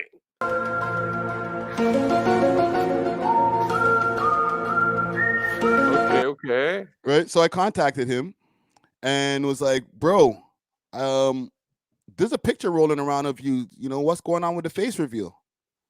And he's like, nah, bro. That was I don't know, the Reddit. So there was one day that somebody I posted something in my stories, but then I deleted it, but then somebody caught that quick or something. I don't remember exactly what his explanation was. And to be honest, I don't want to give a word for word what his explanation was, even if I did remember. But there was something where his face got leaked, and the Reddit picked it up quick fast. But it wasn't him doing it himself, like, yo, check this out, face reveal. So I was like, oh, okay. Whoop, chop that right out the YouTube video. Jeez. Today was a good day. Down. They did the right thing. Friday with the right thing type of move. Right? I had to just double check. I literally did it as soon as I finished the live. I was like, you know what? Let me just double check on that right there, because that story didn't feel too kosher. No Jumper fully posted it. I think Adam posted it, and Pressa probably, and I'm just speculating at this point because he's saying that like Pressa yelled at him for posting a Bundog picture. So in my brain, what can you yell at him for? Unless it's a picture with Bundog with a burner, which I don't think he would do. Right? And I don't even think if that was a thing, I don't think Adam would post that because that's not news. You feel me? But if you have a face reveal of Bundog, then you post that if you're no jumper. You know what I'm saying? Yeah. That man's probably seen that, especially on that big of a platform. They might have posted it on Twitter because I never seen it on Instagram. And boom, said, yo, bro, what are you doing, bro? What are you, the feds? Never know. It's all speculation. The up, fam. We can't have it running around in the. Hey, is it real? They're saying it's not real on the Reddit, bro. Hey, they're saying it's not real on the Reddit, man. So what? You took Lil Tyler's watch or what? No, I waited at the back. Listen, I waited at the back. So he does, I wanted to meet him. I didn't have a problem with him. I wanted to see him, you know what I mean? Uh-huh. And I had 100 young boys with me. He didn't pull up to the show. I said, fuck, I wanted to see my homeboy. Damn, that's too bad. Could have had a little meet and greet. Bro, Tuka died at 15, so why is everybody trying to save that 15-year-old kid? He's not even 15, he's 18. Saying he's young. Wasn't Tuka young? Tuka was young, but yeah, Lil Tyler, he's probably 18, 19, some shit like that, I think. Yeah, the people get killed at 15, 14, 13. Fuck, I'm not involved in none of that shit. Yeah, we got to have less dead 13-year-olds for sure. Ask him how old Sizzlack Where's was. Kodak?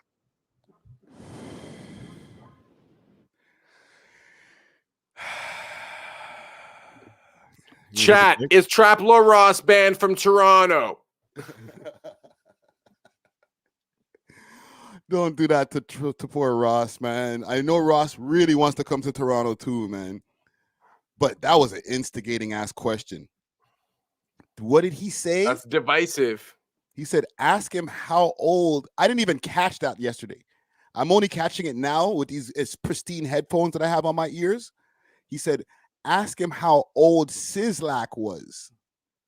That's what he asked him. That's what he said to him.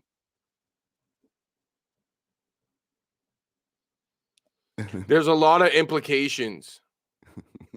DJ Natural Wave says Traplo Ross don't give a F about no Toronto, LOL. I guess not. But he seems pretty tapped in. No, he knows a lot though. Like he did hours and hours and hours of research on Toronto. Yeah, he probably doesn't care about actually coming here, but he benefits off knowing about the scene. Hold on. Let me see if I can find this. Murder in the Six. Is that what it's called? Yeah, perfect. Jeez, Podcast Poppy. I'll be finding this shit quick. All right, Murder in the Six. The man did a whole research piece on it. And, found a Trapler Ross interview. I feel like, maybe they thought I wasn't going to do it. Yeah. But I did it and the sponsor liked it. And ever since then, I just thought, you know what? I feel like it is a really good way of just like showing people that I just want to make more effort than the average. Not even releasing shit. Just like my older brother used to make beats and like. And he brought you up and shit like that. And I was like dissing 50, fucking making. Like Drake, I actually like the guy's music. Like, and now that I'm at this point where it's like I've actually got an audience, and like I doubt Drake's ever fucking heard of me, but like I've got this audience, and like me dissing, making fun of Drake's gonna get out there, and it's just kind of like, you know what, I don't want to do that shit anymore, man. And like if I saw Drake and he didn't have the OVO goons pop me, I'd apologize to him in person, man. Sorry, Drake. What that stemmed on, because Trapler Ross used to make fun of Drake like crazy. I don't know if you watch some of his older videos. He really helped to push that PDF file type of narrative on Drake. Crazy. Like, I'll pull it back to the question. Biggest, you are the man that gets made fun of, right? I'm not trying to make fun of someone. Wait, your question. One more person. Yeah, cool. These guys here. The Owl Boys. Drizzy Drake, man. OVO. OVO goon, man. Mellow Friday with the OVO hoodie. All right, here we go. Listen, and I'm going to tell you, I'm going to just disclaimer, I am not an OVO affiliate or anything. All my drip is free. However, I'm not an affiliate. Okay, I don't work for the team. Have they ever gotten at you, bro? What are you doing? I thought you were OVOK.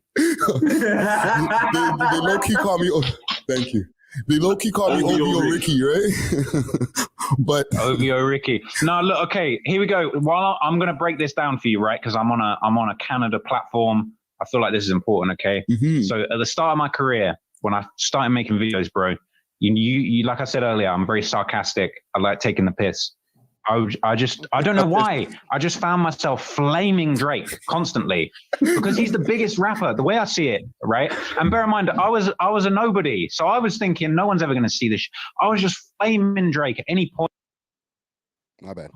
I was making fun of the girls he was with. I was just flaming him because to me, if you're the biggest guy in the game and Drake is the biggest rapper to ever do it, that's facts, okay? There's no one's got a candle to Drake, okay? When you're the biggest, you are the man that gets made fun of, right? I'm not trying to make fun of some local rapper that you've never heard of who's going to come and actually fucking hurt me. Drake's Drake, okay? So I was just making fun of Drake. I was just clowning Drake. I was just roasting Drake. Then when I did my interview with Adam22, he asked me about Drake, and I was like, I said the same shit to Adam. I was like, bro, if a rapper ever pulls up on me and is mad about something I said to him, I'm apologizing straight away, bro. I'm not on any kind of smoke. I'm just a little goofball, bro. Like I'm apologizing. But he posted that clip of me talking about Drake with the headline, like, what was it? It was like Trapler Ross on fearing for his life for dissing Drake repeatedly. Push the narrative that like I'm OVOK and the Drake goons are after me, bro. They're gonna do me like fucking detail or some shit. So like it pushed the beef, man. Man, still put a shot in there while he's apologizing. He still threw a shot. Do me like details. We don't have to go down the rabbit hole, but people who know about that details stuff. Say what you're gonna say. He knows a lot. He's a research expert. He's really tapped in. Yeah. Key. I basically got to a point where I think I said to myself, like, you know what? It's just it's just getting kind of corny dissing Drake all the time, making fun of him and his girls and shit. Like, realistically, I love Drake. If I was doing my top 5 rappers, Drake is in top 5.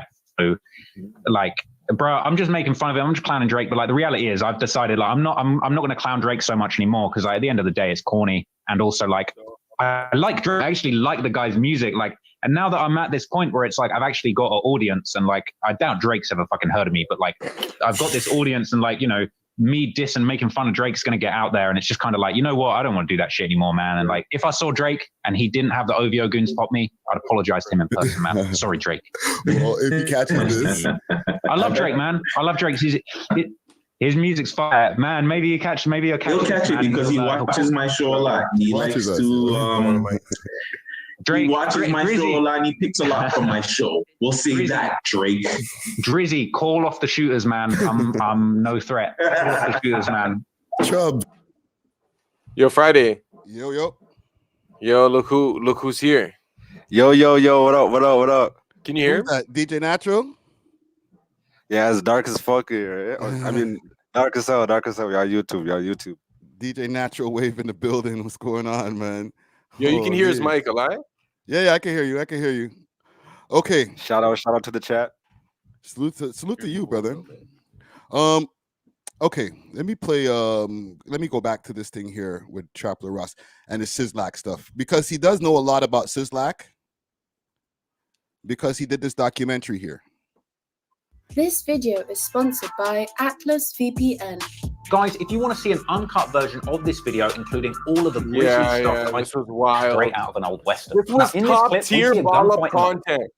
Like, this is when you have a half quarter, you have grabba, you have papes, you have the lighter, you have everything. You put this on, bro. Yo, certain mans will bring a shotty to the crib and then they have this playing in the background. Oh no, I would never do that. I personally would never do that. Is there certain content you wouldn't watch around your shotty that you would watch on your ones? Yeah, literally this stuff. Like, yeah. You're like, I'm not that. See, there's stuff like this. Now, like I said at the start of this video, gangs are nothing new in Toronto, and the cops in the city have been spending decades trying to crack down on and bust the clappers and trappers that run these parts of the city. There was the 2005 Project XXX. These were busts on senior leadership in Rexdale Crip gangs, aiming to break up the so-called Jamestown crew. Then you've got 2007's Project Cryptic, a big bust on the Driftwood Crip, because when Presser's family home was raided, the cops found numerous guns that were linked to shootings that they tried to tie to Presser and Boondog. In fact, when Boondog went to trial, he was even apologetic to the judge, saying that he wanted to set a better example for his younger brother Presser. Sadly, the remorse didn't really do him any favors, and in the end, the judge slapped him with a whopping 10-year sentence for around 14 drug, gun, and gang-related charges around 2015. Funnily enough, during the case, we found out that informants had allegedly told the police that the teenage Presser was actually next in line. Yo, I'm probably gonna make moves just now. Okay. Can I say one thing? Talk to me. Yo, Wave and Muzzy just dropped an album. You guys have to check that out. It's called The Fanatical Adventures of the Wave and the Muzzy. Where's it at? Album, bars in it. Where's it at? Is it on Spotify yet? Spotify, all the DSPs, Apple Music, Spotify, YouTube, Spotify, Tidal, SoundCloud, Deezer. Instagram, TikTok, Snapchat in certain countries. Hold on, I'm gonna look it up. 1 second. Yo, please stream that. You know what I'm saying? Actually, not please, you know what I'm saying? But you should stream it. You know what I'm saying? Natural. Talk to him about it. Well, the intro song alone is gonna be a Toronto anthem. Like, I'm calling it from now. It's gonna be a Toronto classic still. Hold on, I'm gonna put it up on the screen. Keep going. I can honestly say no one in the city is making music like this. I'm gonna put it up on the screen for y'all to see here. Fanatical Adventures of the Wave and the Muzzy. Mad. Give them a little bit of the GTA. Just a little. Yeah, GTA. That's. Don't get me copywritten. No, we won't flag you. Don't worry, fam.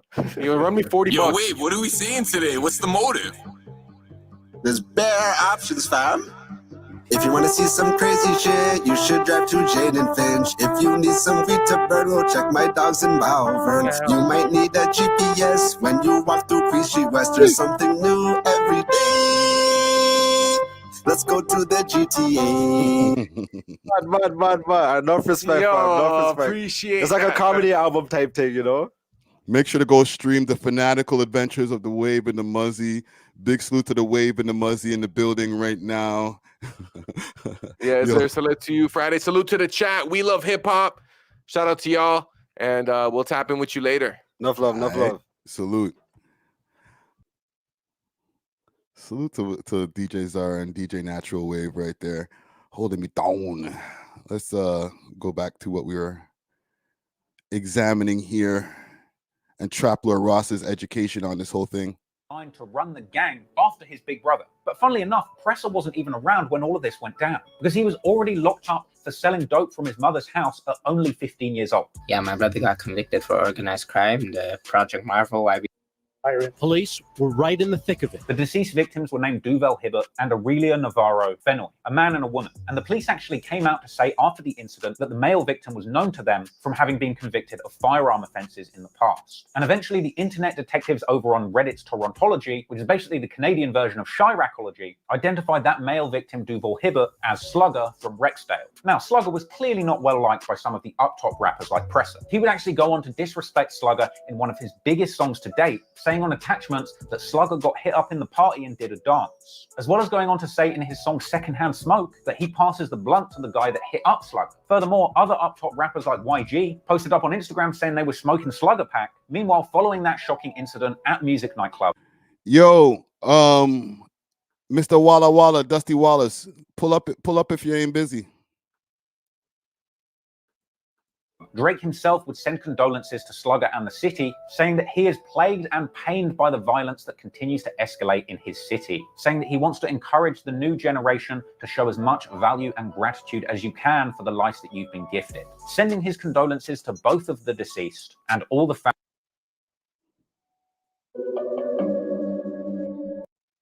Were apparently $3,000 for the release. I'm not going to play this whole thing with the corrupt and torture case and all of that stuff. But the murder of Sizzlack is the part that Trap Lord Ross is very educated on, and I'll play that, and then we'll move on.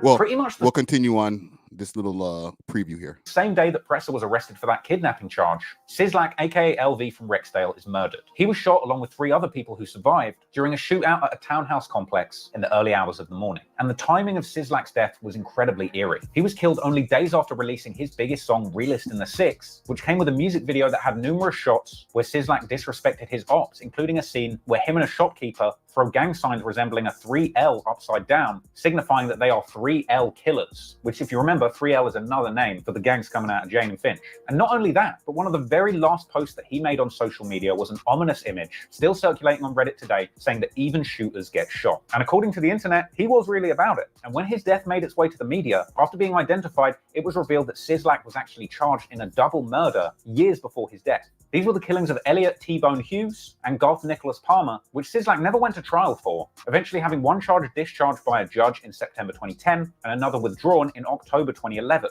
with Sizzlack in the end copping to a guilty plea of aggravated assault only getting a 2-year sentence, even going on to rap about beating 2 bodies on his song What You Know About Me. She man caught a body, I beat 2. Now, a lot of the ops have gone on to suggest that Sizzlack only beat those charged because he snitched, with Presser suggesting in his song Attachments that there might be a reason that the ops don't post tributes to Sizzlack on their Instagrams. Thing is though, if you go and look at the court documents for that case, there's no suggestion that Sizzlack made a statement, and frankly, if you look at the details of this case, the crime scene was such a mess, it's no surprise that there wasn't really much evidence to go on when it came to Sizzlack's involvement. So look, I don't know about the snitching allegations, but what I do know is Sizzlack seemed like a pretty real dude, and if the internet's to be believed, he was definitely a feared member. This is probably... So he does know quite a bit about the Toronto scene, if you want to be realistic. Dusty Walla Walla, what are you saying, brother? Yo, I'm just chilling. I'm on the road, you know? Okay. What are you saying? I'm just watching you guys go crazy. Just covering this this whole incident here, man, with the Top 5 and them man's walling out on this whole Kodak Black thing, man. You know what I'm saying? Those are Toronto tough guys. Those are Toronto's tough guys. Oh, man.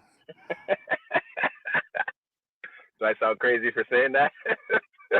I don't know, man. It's a little wild, man.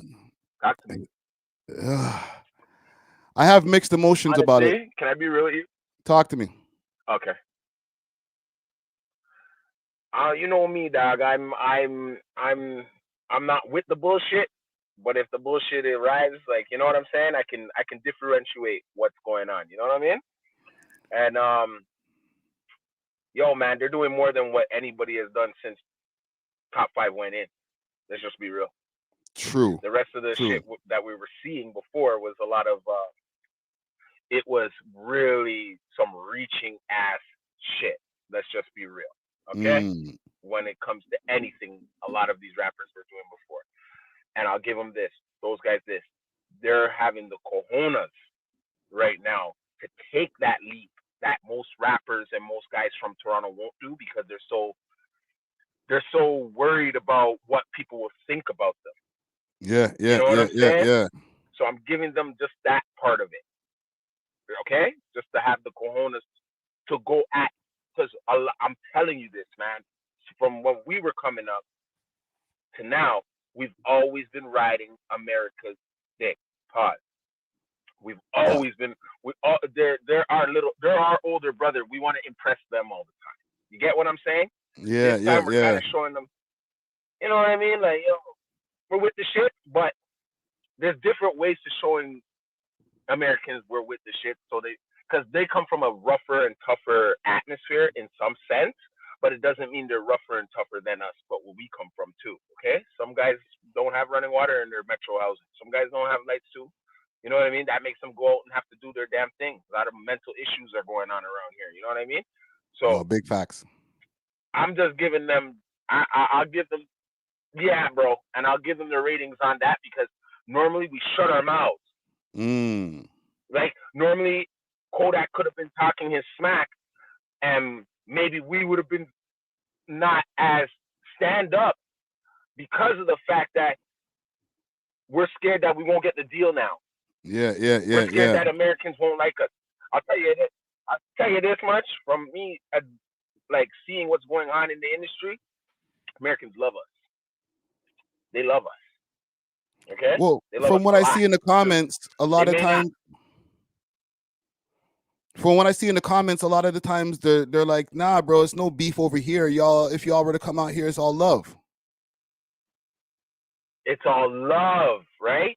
The only thing we're doing wrong is we're not putting the energy into the right place of like I'm saying again, if I had seen Little Tyler myself and I was top 5, I would have really got close to him. They wouldn't have known I was outside that show yet. I would have been out, bought a ticket. Me and Press would have bought a ticket and been like, we in here tonight. You know what I'm saying? Yeah. So, but they're right now, I'll give them my top left. They doing what's right for a certain moment. For the internet, they're doing what's right. But what they have to remember is there are other artists from Toronto that want to go there, that are actually doing their little thing.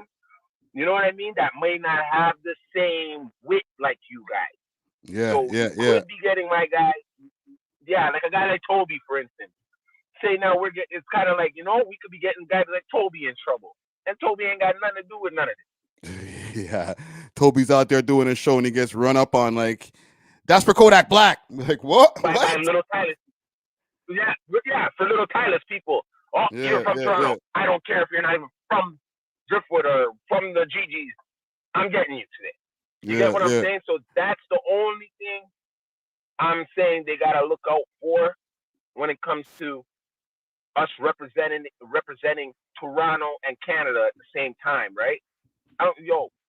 Top 5 is always gonna be with the shit because that's his character. Okay. Now a smart man from America will see. Oh, that's the only way these guys can kind of make it. Letting them know that we are what we are. You know what I'm saying? They like to clown our accent. They like to clown. You know what I mean? They like to clown the things them. But then really get down with one of us out here. Get down with some of the man them out here, and you'll figure it out real quick. Ain't no smooth sailing over here with that. You know what I mean? Like, no, for sure. Just because we talk you think it's we talking funny. You better be able to get down with that lingo when we talking funny, because it's gonna be a serious thing. You see what I'm saying? So that's maybe our anger, and I can see where Top 5 is kind of going, because when Drake also was going through his battle, now one Toronto rapper stood up and made a flipping diss record back for Kendrick, but there's 100 of diss records for Drake. from Big facts. the smallest rapper to, okay? So I give Top 5 that on some real love shit. You went and you came out, you seen that we were behind in something. We were behind. Yeah. We were behind. It may seem kind of crazy, but we were behind Friday. And you know, behind the scenes, me and you do talk about some serious shit. So I'm gonna give you this one. I hope you agree with this one. We were behind a little bit, and we needed to catch back up because it looked kind of crazy. It looked like we were lying down and just taking it. Pause. You know what I'm saying? So the madman Top 5 come out with his little friends them and said, "Yeah, we have this." Yeah. You know what I mean? Look, yo, listen, I don't want to cut you. 1 second.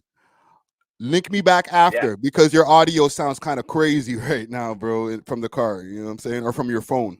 You know what I'm saying? Oh, my bad, dog. My bad. We'll talk. Okay. Salute.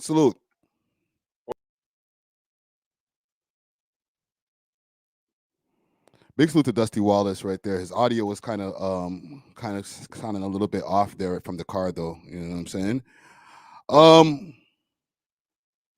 Yeah, man, he's right though. He's not wrong about what he's saying. Top 5 did turn up the scene. We're not gonna act like he didn't turn up the scene because the scene was looking kind of spooky where people were like just not defending Drake. So as far as people who are defending Drake, he is pretty much the only one that's came back and really made some real noise. So big salute to Dusty Wallace on that right there. You know what I'm saying? Let me continue the rest of this here. Bro, give me a drop on Kodak. Okay, I'll work on that for you. Yo, give me no real shit, off camera shit. Give me a house. I don't know. Okay. This is a little too much for me. All right. I was just joking. I'm a massive Kodak fan. I know you are. Okay. So I'll stop there. And I'll give my final opinion on this whole thing, man.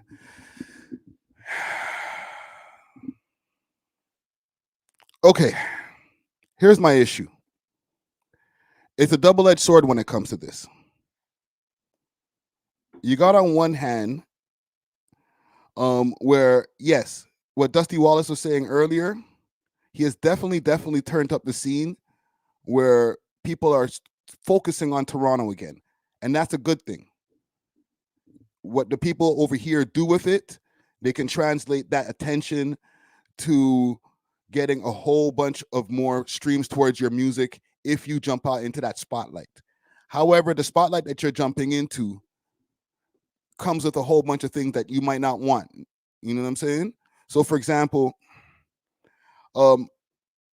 if you want to be a rapper who's like, yo, I'm affiliated with these guys, I'm running with them, even if you weren't before, and I'm not trying to even stop any of their recruitment process if they're trying to get other guys from the city, that's cool.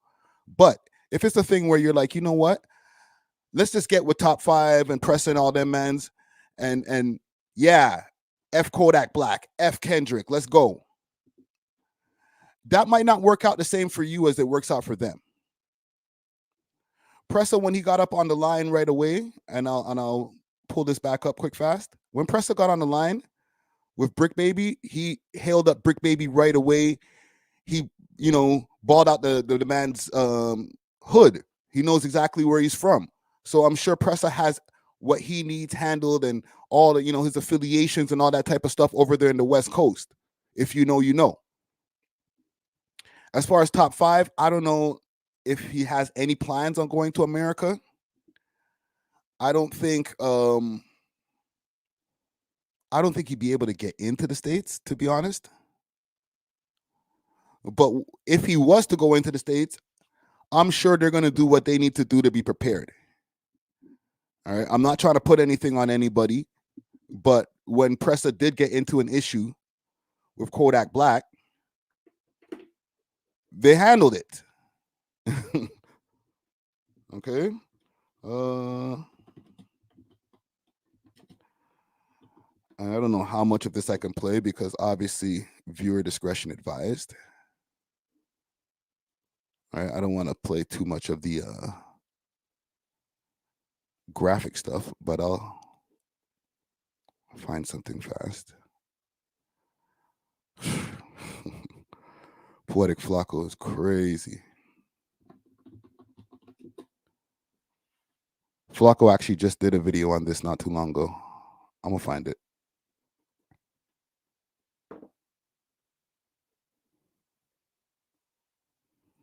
It might give me a viewer discretion thing. Give it a second, gang. Give it a second.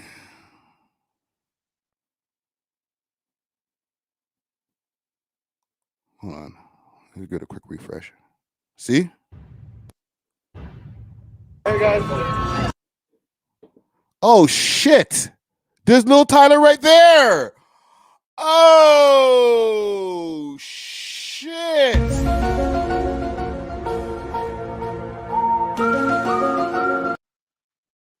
I never realized that. Let's go. Isn't that the Lil Tyler nigga? I swear he's wearing the same type sweater as he was wearing in one of those Rap Genius interviews or something like that. Gang, correct me if I'm wrong. Is that Lil Tyler right there? Please correct me if I'm wrong. Put a 1 in the chat if that's Lil Tyler. Cap in the chat if it's not. What up? 1, 2, 3. Watch Gunna over here. This is Chubby Gunna. Looking like he about to go get a baguette from France. Let's go right here. 1, 2, 3. 1, 2, 3. Legendary, guys. Whatever y'all gonna do, we gonna walk this way. Give us some room. Give us some room. Just give us sideways. Let's make a line. I ain't trying to bump into y'all. Y'all bumping us. The real ones. I got you. That's a good approach. Going this way. What's up? You see Gunna right here? He's getting ready to get the hell out of Dodge. Young Money said that's Lil Crit. Okay. My bad. Listen, man, I can't keep track of all the Lils and the Lils and the Luls and like, come on, man. Just give me a break. Look the real Lil Tyler in the face.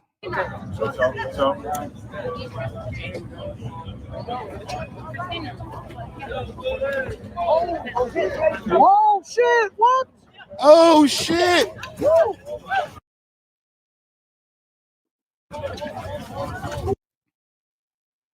Okay, we're not going to play the graphic part.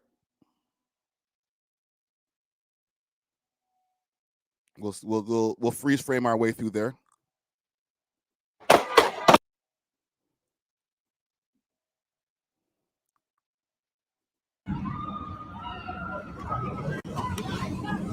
And that was the aftermath.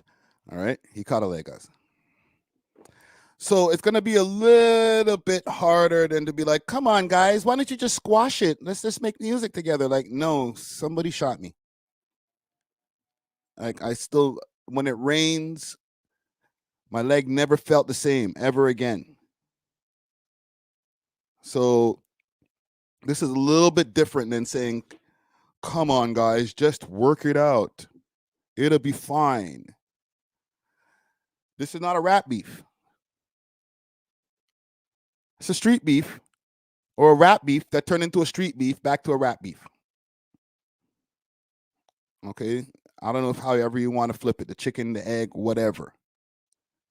But this is definitely not something that can just be resolved. To be honest, people have resolved worse. Like people dying and shit like that. But we're also talking about a bunch of gentlemen who are not 30 years old yet. So it's going to take a real higher level of maturity, whether it's somebody in their camps or somebody who's just some kind of mediator to be like, yo, you guys need to work it out for the bigger interest of the bag. Last thing, though, before I get off of this, I could think about the bigger interest of the bag, obviously, if I'm the artist. But this is getting them bags in some kind of way. Like Pressa's notoriety has become higher because of this beef. He's beefing with a major artist. Kodak Black ain't no small artist. So to have your name associated with a Kodak Black beef, unfortunately, when it comes to this hip hop shit, I gotta be honest, it's going to help you get more clicks. Right? It's not something that is counterproductive when it comes to you being an artist to be in beef. Yes, it's dangerous, obviously. But look how I've been covering this for almost an hour. There's so many angles to the shit. But in turn, more thumbnails are getting created. If you go look through the YouTube screeds right now, there's probably mad thumbnails on this shit. Press a verse. Or if I even just go top 5 Kodak Black. Let's do that. Top 5 Kodak Black. There you go. Allegations talking crazy. Alligators talking crazy. Pressa and top 5 respond to Kodak Black. Kodak Black in top 5. Go back and forth online. This is on No Jumper. Top 5 and Pressa call in and speak on their alleged beef with Kodak Black. This is just last night this happened, and this man made a clip ASAP. All right. Chanel has here Kodak Black threatens Drake. It's goons. Oh, this is from 2 hours ago. Oh, yeah. This is, from last night.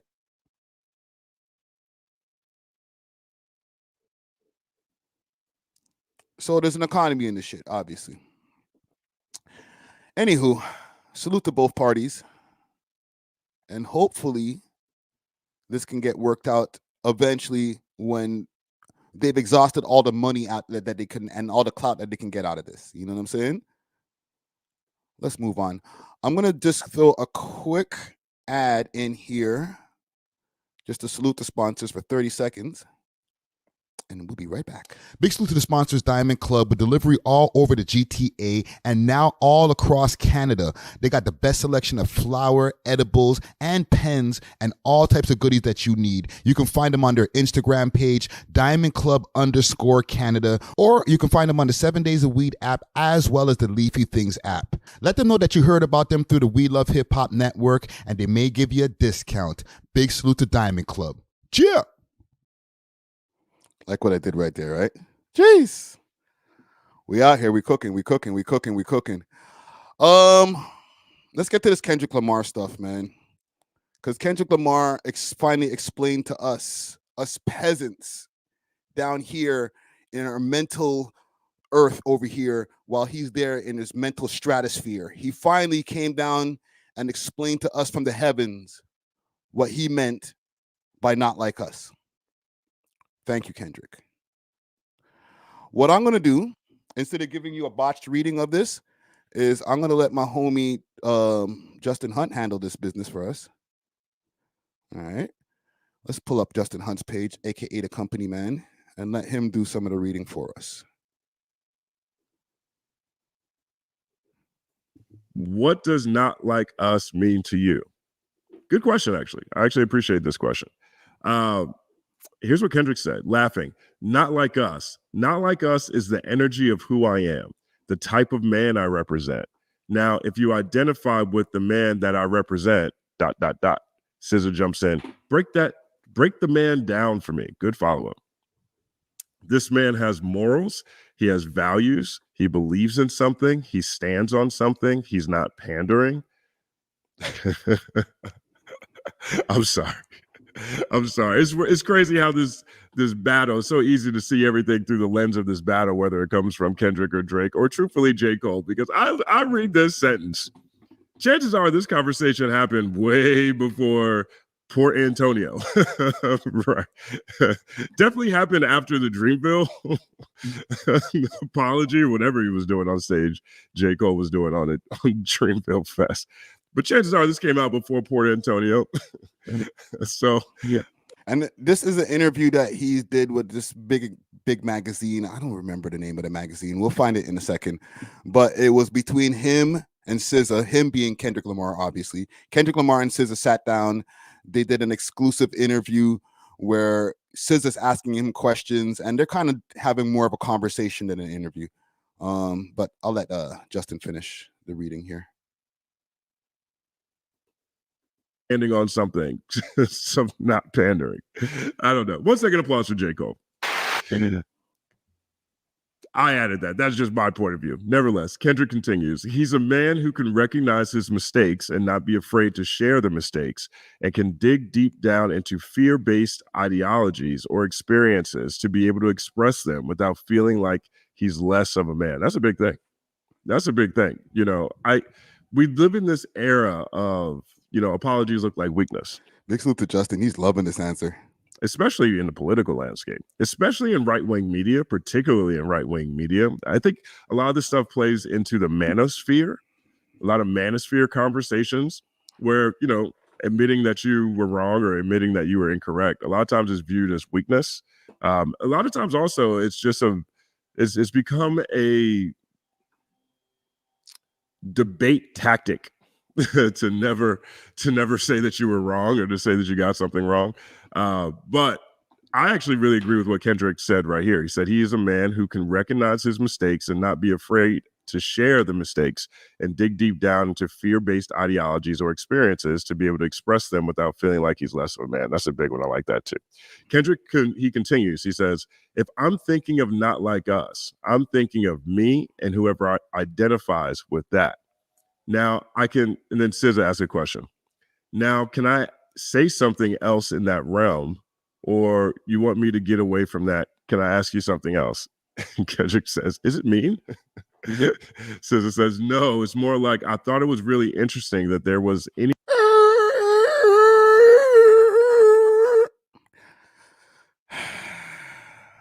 They're doing a lot of dancing around this shit, man. Like, I know they're having an introspective conversation, and I respect it. I'm not a hater. I like knowledge. I'm not ignorant. But she asked you about the song. What does not like us mean? They not like us. Do you guys remember that song? Because it doesn't sound like a Mr. Morale and the Big Steppers or the Mr. Morale side of the Big Steppers album. It just sounds like a hot song for the club. You're calling the man a PDF file. You're saying that he's from Canada. You're saying he's a colonizer. And he doesn't understand the culture. You're not like us. I feel like that's a real concise elevator version of the answer. I know you're doing an interview / conversation. But am I wrong when it comes to that? Let me read this right here quick fast. Kenny doesn't owe anyone an explanation. All he needs is to make music and keep it moving. Well, he's giving SZA an explanation right now, fam. So I don't understand. Either say next question or no comment. But don't say, you know, it's about integrity and about being a man and about the inner struggles of, you know, just finding that source of wisdom. Bro, is the song about Drake? What about the lines that you're saying? What about the A minor shit? Like, what's up, bro? And SZA's she's not gonna press the nigga and be like, I hear you, fam.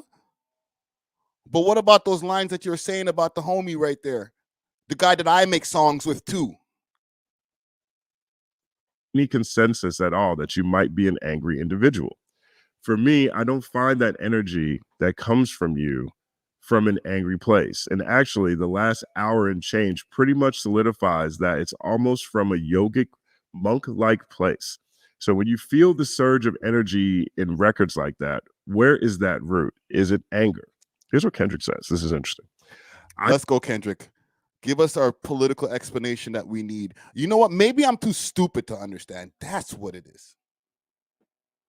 I'm not intellectually developed enough. That's what it is for real.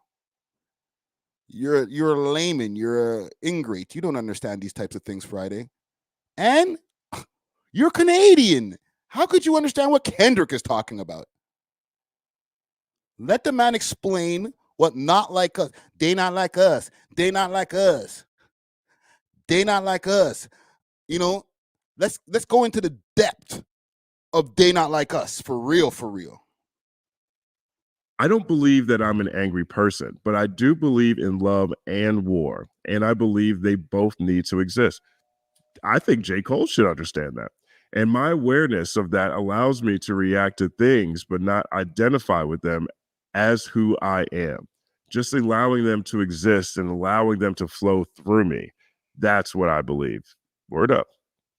SZA says, I'm going to quit while I'm ahead before I say something crazy. Why would she say that? Right? Because I feel like she wants a little bit more out of that answer. Kendrick says, okay, now let me see what's going on with you, man. What I've always loved about you and respected. Oh, he flipped that. He flipped it. About you is your ability to fully express yourself. How have you been able to navigate that through your music? Do you dread it coming out through certain lyrics? SZA says, I wrote a song last summer that was too honest and I couldn't put it out. Man, okay. These guys are gonna piss me off, man. And this is not me being OVO lawyer or anything like this. I mess with Kendrick's music too. I've said this on this platform many times. Even Mr. Morale and the Big Steppers didn't like that as much as the other albums, but I say that to say I've listened to all his albums and lived with them. So I'm not like one side or the other. Obviously, being here in Toronto and having communication with Drake, I mess with Drake's music more. I have more Drake music. He has more music. Just period. His music is for more uses for me. But when Kendrick drops, I listen. So I'm not a Kendrick hater. That's what my point is. I'm not a Kendrick hater, okay? Just keep that in mind. But broski. Let me pull up this article here. All right, like,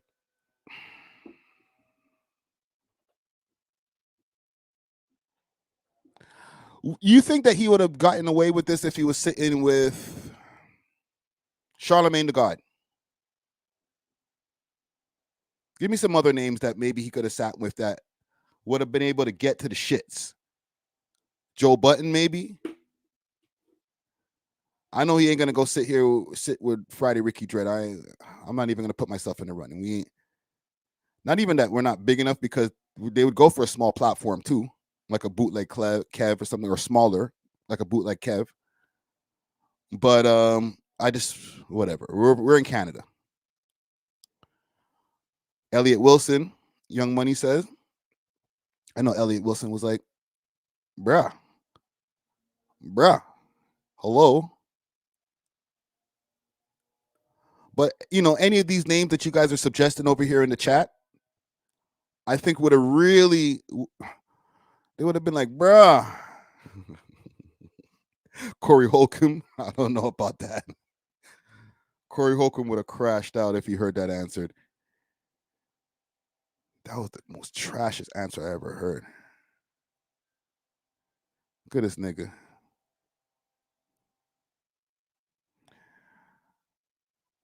And the name of the magazine here. Okay, Harper's Bazaar.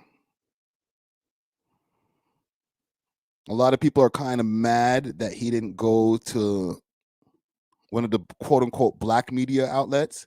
And they did cover that base by making sure that SZA did the interview with him, which is a smart move. But it's well done as far as just the way everything looks. Like, this is a crazy photo shoot. And from what I've known, or from what I've heard about this magazine, it's like what you call it? I guess a very woman-centric magazine. So the way they flipped everything over here, like, he's thinking. And he's keeping his image clean. If he was to sit with, let's say, one of the, you know, the regular names, the podcasters, or if he was to just pull like a Kai Cenat or some shit like that, I think too many of these people are not problematic, but can get canceled anytime before he gets into the Super Bowl shit. Let me see about this not like us question here. They talk about a lot of shit in here. To be honest, the fans don't care. Comment gang strong. How many of y'all, one in the chat if you read this whole interview, two in the chat if you did not? Okay. I'm trying to find the whole not like us part here.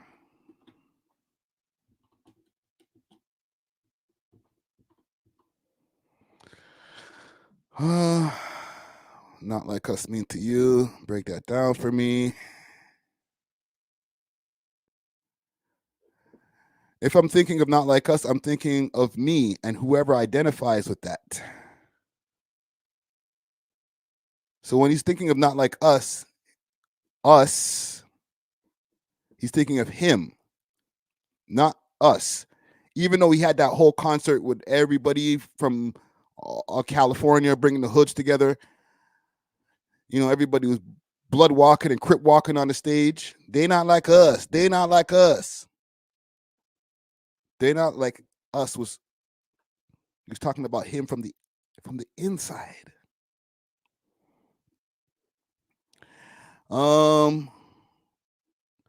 Says no. So I'm not going to read through all of this. I don't believe I'm an angry person, but I do believe in love and war. Justin read all of that part. I just want to see if there's anything he missed or he skipped over. Yeah. This nigga might have to go into politics because from right there, he just flips the shit over. Pause. No pause. Yeah, he just flipped the question right back over to her. So what's going on with you? Let's not talk about not like, enough about me. What's happening with you? What's going on in your life? Don't worry about that little old song. That's nothing. What do y'all think Drake should do? That's the question I have for y'all. Comment gang strong. Because this is definitely a very tasteful looking interview as far as from a journalistic, artistic point of view. Great photo shoot. Everything looks really nice for this. This was, I guess, a slight way to be able to hear Kendrick Lamar's point of view, especially after this beef that's happened maybe about 4 or 5 months ago now. Drake has been letting us know his feelings through Instagram posts, you know, through his captions, through stories. He let everybody see his Finsta. He got the whole plot twist page. Any sneak this in, anything that happens. We have to like dissect the shit through seeing Drake's stories and post. And Kendrick Lamar being somebody who doesn't post at all, we haven't seen or even heard anything about his feelings about this whole battle. So to me, it's pretty underwhelming to get this response and it be like a paragraph within what I think is supposed to be a 2-hour interview. And hopefully the video does come out for the interview soon so that we can get this, put up some clips. It's just for us. I don't care about Kendrick and them and that. It's just for us, the bloggers and shit. We want clips. We can't post clips of it's boring posting clips of the article online. You got to give us some content. But what should Drake do in response? As far as giving people a more in-depth point of view on how he felt post-battle and what his moves are going to be moving forward. Even like what happened, what was, give us a play-by-play. Like if I was asking, maybe I'd position my question like, so Drake, give us a play-by-play when you first dropped push-ups and your mind state of how this battle was going to go when you went into push-ups. Then let him go. Then my follow-up question would be, after you dropped Tailor Made, did you expect any backlash? And listen, I'll put it out there in the open now. Okay? When you dropped Tailor Made, did you expect any backlash from the Tupac estate?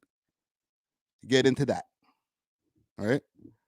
I'm thinking in segments in my brain. So Now, at that point in time, when those two songs were out, did you think the battle was in the bag? Did you expect the amount of songs that Kendrick Lamar was going to be dropping afterwards? Let him go. And then we can get into the meat and potatoes. What was the inspiration behind Family Matters?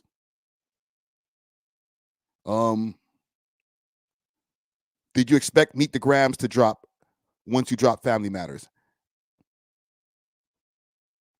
Once what was going through your mind once you heard Meet the Grams? Did you listen to it in real time? You guys gotta like just expect a response from Drake on the other side of these questions.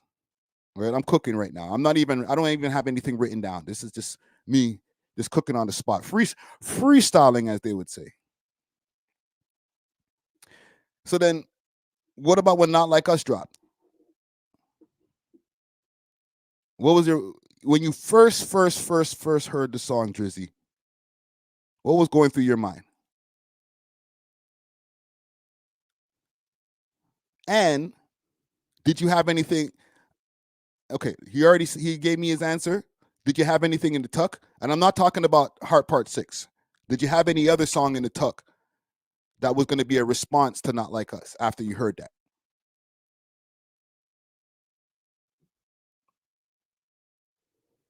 And then we can get into the shooting shit. And I'll stop there. I won't give you guys any more of the sauce. Okay? But, I have to go in a chronological. I need to dissect and break this down if that's me. I don't know how somebody else would approach that. I don't know how Elliott Wilson would approach it. All right?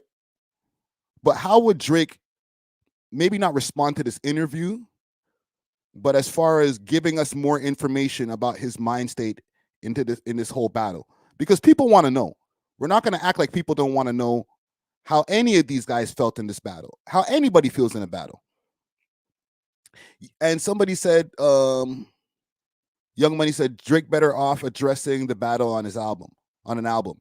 Yes, but that's still intertwined in bars, and you have to make shit rhyme, and we're gonna have to dissect those bars, and that's a whole other set of dissection. Like, can we just get not a LeBron interview, because he don't mess with LeBron no more, but can we just get it straight from the horse's mouth?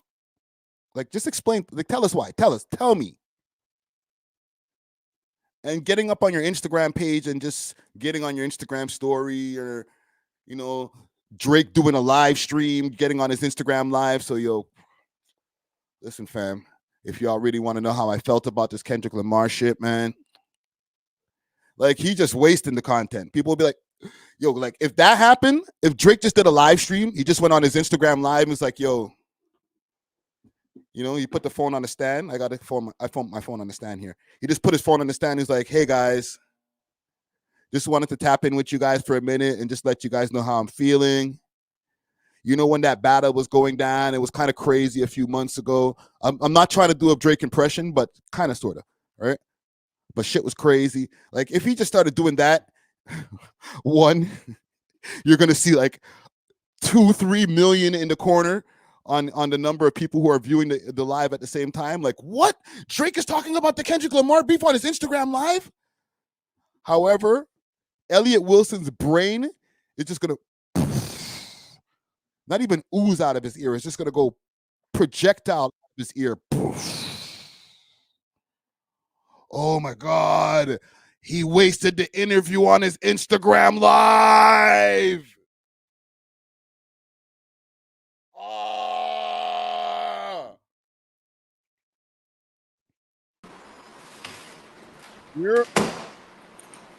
What's going on? Oh. Bathroom free, man. Huh? Where you? What do you say, brother? Yo, friend, let me call you back. 1 second. Quick. Yeah, holler back, brother. Yeah. I'm not good on the audio today, man. If anybody got bad audio, you're out of the live. Okay. Let's continue over here with this boy Kendrick Lamar. But yeah, how is Drake gonna respond to this shit, man? How's he gonna do this, man?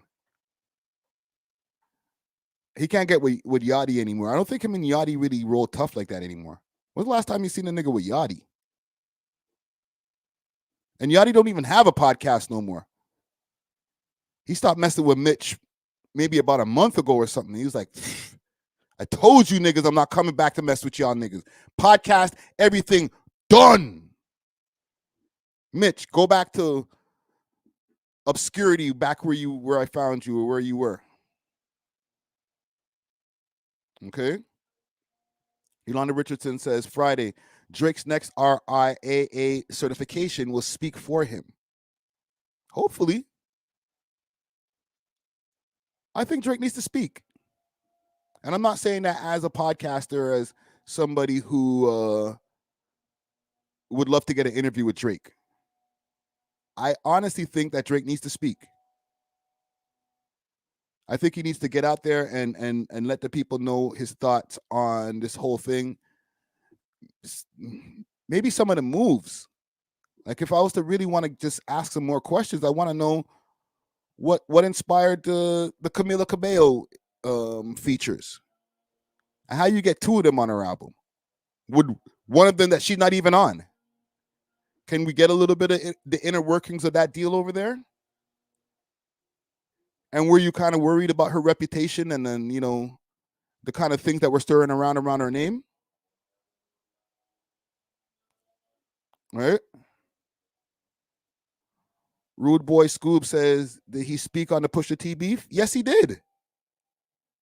He definitely spoke on the Pusha T beef. What are we talking about, fam? He did a whole interview with Elliott Wilson at the time after the Pusha T beef and with LeBron James. He spoke extensively on the Pusha T beef. Drake, LeBron. Let's do that one. I won't play too much out of there because I don't want to get copywritten. And the Rap Radar beef. Rap Radar whole interview. Speech of like, you know, I'm in a great place, I'm making money, and I'm a father, and I want to, you know, be Quincy Jones and help you. But in order to do that, you've got to be transparent with me, and you've got to play me your music, and you've got to tell me when you're dropping. And I know you don't like to do things like that. And so, you know, I was in the studio. I guess, you know, we all kind of felt a genuine vibe from it. So I played him my music, and I told him when I was dropping. How much of Scorpion did you have done by then? Maybe like 60. This is what I need, man. Niggas is like interrupting this nigga to ask him more shit. Like, how much of Scorpion you had by the... Yo, tell me some more shit. No, give me more. Give me more, nigga. What's up? Pause. Give me... Pause. Oh, shit. My bad, gang. My bad. But yeah, give us some more. You know what I'm saying? Peace Love says T-Rex interview. There you go. Sit down with Tyrone.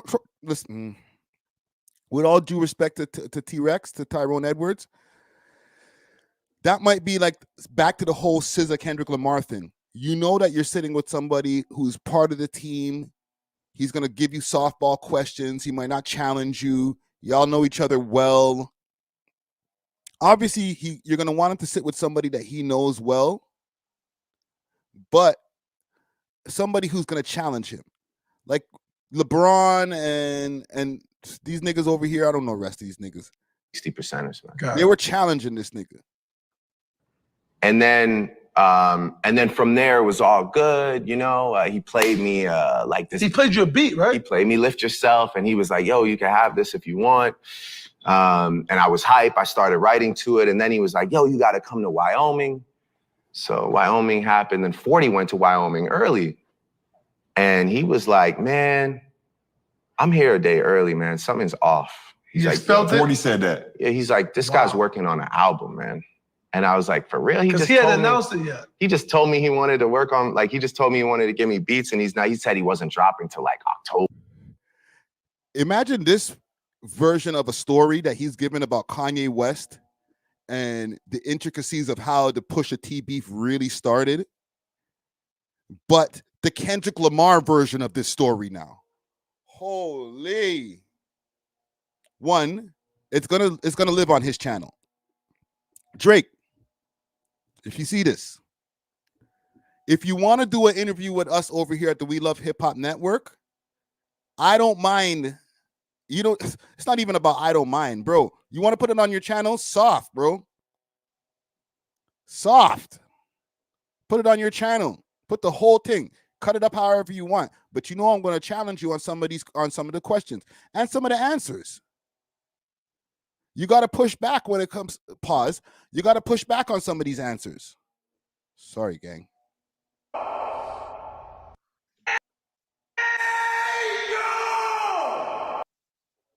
Sorry on the pushback. October, November, or something like that. And I'm like, it's all good. Let's just go and let's see what it's about.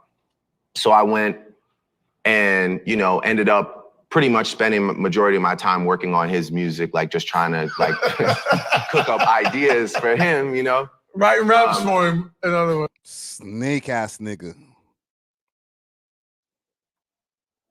This nigga right here. Remember him? Your man's in them? Do you remember this guy? This guy was your friend. This is what happens when you go outside of your city, broski. I'm just going to say, I'm just going to be real. You got to stick with the home team, fam. Pull up on the man then, bro. Let's go, bro. Let's go, man. Jesus Christ. We love hip hop. Come on. I'm not even on some begging thing, bro, but if you got to do it, you got to do it right where you can speak freely. You understand what I'm saying? You can speak like a real Toronto man. I'm going to be like, a lie. That's how you felt, bro? Yo, fam, just we might even have to put like subtitles on the bottom of that shit for some of these Americans who might not understand. If I drop too much, we start getting too Toronto-y with the shit. And I'm not talking about that like caricature Toronto shit. I'm just talking about like two Toronto mans having a conversation, bro. Because these niggas right here, they on some snake shit. You sat with this nigga, did a whole interview, gave him all the info on this whole thing with you, Pusha T, Kanye West, all that shit. And now you don't fuck with him no more. Same thing with the Elliott Wilson nigga. You're calling this nigga a snitch. It's crazy. For him, you know. Writing raps for him, in other words, yeah. Yeah, I mean, you know, whatever. Just trying to lend a helping hand, you know, cook up. Listen, I don't knock anybody. Music is a creative experience that should be shared. But anyway, I was out there and I spent all my time pretty much working on his stuff. And I'm just like imagining this story with Kendrick Lamar and Future and everybody else in place instead of just Drake doing this. You know what I'm saying? Let me pull up OVO Yachty for a second. OVO Yachty in the building. What are you saying, brother? That easy, bro. Sorry, I left out calling. I'm actually at the gym, so sorry about that. You hear? There's no worries, brother. I'm moving forward. I'm getting super strict on audio. You know what I'm saying? If anybody has no crazy audio in the back, they're getting cut. You know what I'm saying? You're good problem, now. No, I was actually taking a phone call. But yo, I'm not staying too long. You know what I mean? Talk to me. What are your thoughts on this whole Kendrick Lamar thing? And my second question is, what does Drake do as far as giving us some more information on how he felt about this shit? Go. Honestly, the Kendrick thing, bro, is bro. I mean, I don't think I need to say much. I think Ack said it best. Academic said it best. By the way, that's a great stream he did yesterday. Kendrick is just playing with all of us. He said Drake is pandering. Bro, you're pandering. You're doing everything the opposite of what you're accusing the man of, with the exception of supposedly an allegation. You understand what I'm saying, Friday? Yeah. You went to a white fashion magazine and spoke to SZA. You you're trying to run up and down with the NFL after you stood behind Colin Kaepernick. You're trying to watch the party. You're saying you want to watch the party there, but that means you're talking about the same people you brought up on the stage. With you, are you talking about them, or are you just trying to selectively choose who you want to talk about? Like Hold on. You're talking about like the party that his people that he brought up on the stage. Yes. The same type of debauchery that they go on with. Yeah. Keep going. So it's all hypocritical, and look, I don't like this whole philosophical, deep, meditative type talk. Bro, we in hip hop, we don't business about that shit. You understand what I'm saying? Facts. We don't business about that. If you want to keep it 100, we would respect you more if you say what you need to say. Stop, aka pandering. You know what I mean? Playing some goofball thing. Come on, little man. Listen, Kendrick. I know you wanted that top spot. And you might think you have it, but it takes only one mistake to slip up, and Drake is always there to snatch it off. You know what I mean? So let me push back a little bit. Okay. Go ahead. Pause. Hold on. The thing is, don't you think he wants to keep it a little bit cleaner for the Super Bowl? Because he has the Super Bowl coming up in February. He can't get in a situation where, he's saying anything too crazy online anywhere. Then don't do the Super Bowl then. If you can't get up what you want to get up, then don't do the Super Bowl then. If you're about that life, then don't do the Super Bowl then. Okay. You know what I mean? Let me ask you this. If you're gonna do the Super Bowl, then you know what I'll do? I'll respect Kendrick if he plays the beat and freestyle over the beat. I could do that. I'll take that. Nah, bro. You hear the Not Like Us beat and then the actual lyrics don't follow. I'm disappointed if I'm a fan of the song and I'm in the crowd, bro. Oh yeah, that's true. You're fat. Yeah, you're fat. You can't just do no freestyle shit. He's not in like some kind of like jazz club or something, bro. He's on the world stage, bro. That's true. People will be like, "That's not the lyrics. Did he forget his lyrics?" You know what I'm saying? Listen, my thing is like, and also Kendrick. One to DJ Head. One to Elliot Wilson. What happened to Charlamagne the God? I thought you were buddy with those guys. Yeah, but the thing is, DJ Head is his homie, obviously, right? Right. But Elliot Wilson has issues with Kendrick Lamar. Oh, he does. Okay, I didn't know that. Yeah, because he said something about when he was at the video shoot. Mm-hmm. Hold on, I'm gonna try to pull it up. He was at the video shoot, and he said that he went up to Kendrick, or he was trying to get close to Kendrick, and even he was asking before about getting on the scene, and they're like, "Yeah, you can come, but it's at your own risk." Oh yes, I remember that. Yes, I remember that. Yeah, man, I remember that. Okay, yes, I'm gonna pull it up right now. 1 second. I'm on my shit today. Yeah, Let's pull it up right here. Today. Wait, in the meantime, can I just actually no? Let's just stay on flow. Wanted to forgot ask there hasn't been you went since then. viral. Yeah, we took a week off. You went viral, and they're posting because you tweeted and said Kendrick walked up to me and whispered to me, You know "You're the a story? rat." So what's the actual story? What you heard about this? Okay, so I hear that Kendrick's really doing this video. And you know me, I'm nosy, so West Coast. I get some. I live in the West Coast, like West Coast Wilson, and West Coast Wilson.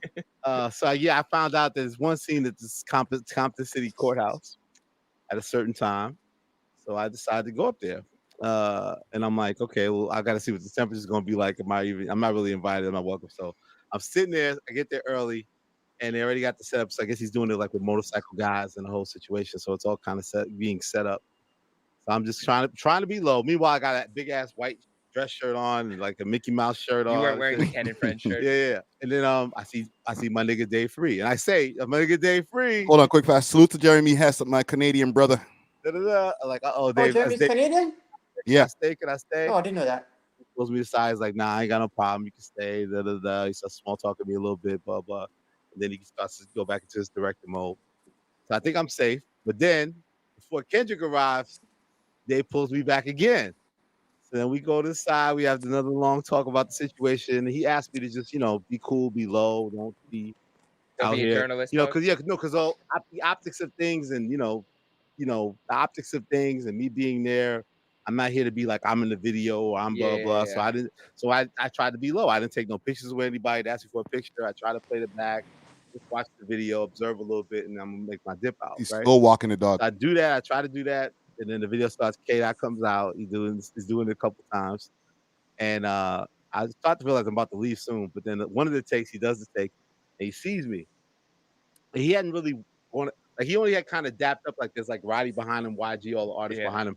He's kind of only stayed on that one side. He hadn't walked across to the other side where we're off camera. But he sees me and he goes like this, and I'm like, oh shit. So I go walk up to him and give him like the big dap. So he hops over all excited. He gives me the dap, and he's got my shoulder. He goes, "Bro, right." And then he doesn't even smile. Doesn't even smile, laugh, walk away.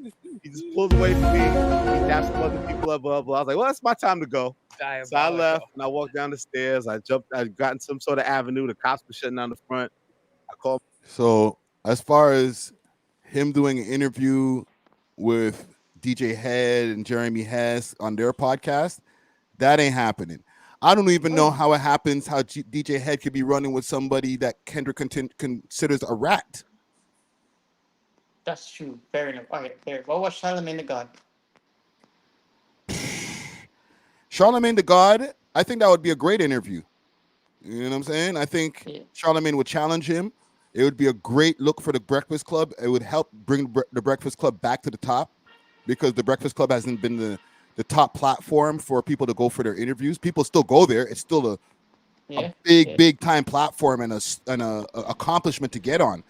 However, there's other places now that you can go and get 1 million views. You can go on Shannon Sharp and get 50, 60 million views. True. You know what I'm saying? And Shannon will just be like, oh damn, Kendrick, oh man. Yeah. Well, you know the thing is, Brad, it's not even where he did the interview, the things he's saying in the interview. Like, bro, just say what you gotta say, bro. Like, you don't even need to say it blatantly, or AKA in Jamaica, we say brawling. You see me? Man said, brawling, dog. You see me?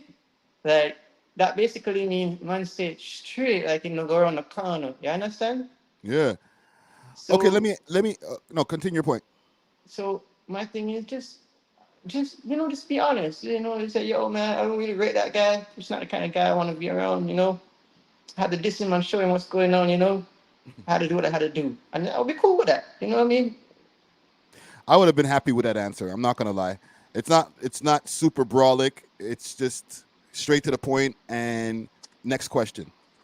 Yeah, simple. That's all. Yeah. I To your second question about what Drake needs to do or yes, should that's do, what I need. That's what I want to know. Like, now that Kendrick has this interview out, and everybody's breaking it down, and there's a lot more to go through. What does Drake do? Like, how do we get to hear from Drake? Well, first of all, big up to Drake. His birthday's tomorrow, so happy early birthday to the king. You know what I mean? Yes, absolutely. Happy birthday, early birthday to the boy Drizzy Drake. You know what I mean? Birthday tomorrow. Hope Friday post up to the MOC. I'm just joking. No, Drake just needs to keep doing what he's doing, bro. Right now, the Spanish song is doing decent. All her the girls are doing their salsa dance. You know what I mean? Mm-hmm. You know what I mean? The song it's okay. It's cool. I actually enjoying it. I'm playing it. The girls are dancing to it. Drake just keep doing what he's got to do. I can't wait to get on his rapping. You know what I mean? Get off the raps. In terms of the interview, I personally have been waiting for one. I always like to hear what he has to say. So yes, I do want him to do an interview. In terms of how he should do it, I'll be truthful with you, Friday. I'm not sure. I'll be honest. I'm not sure. Do you But think I he do should go want him to traditional, talk. or do you think that he should do, like he done interviews? He has quirky interviews. Yeah, no. Remember that one he did with Elliot Wilson a couple of years ago? Yeah, that's the first one that pops up when I put Drake interview. The first Yeah. one that pops up in the search engine, 19 million views. Yeah. It's on his channel, Rap Radar, Drake. Yeah. Right? So- And then there's one from a year ago that has 11 million views with Sundance Conversations via like Barstool or whatever. Yeah, and it was like a parody interview with his son.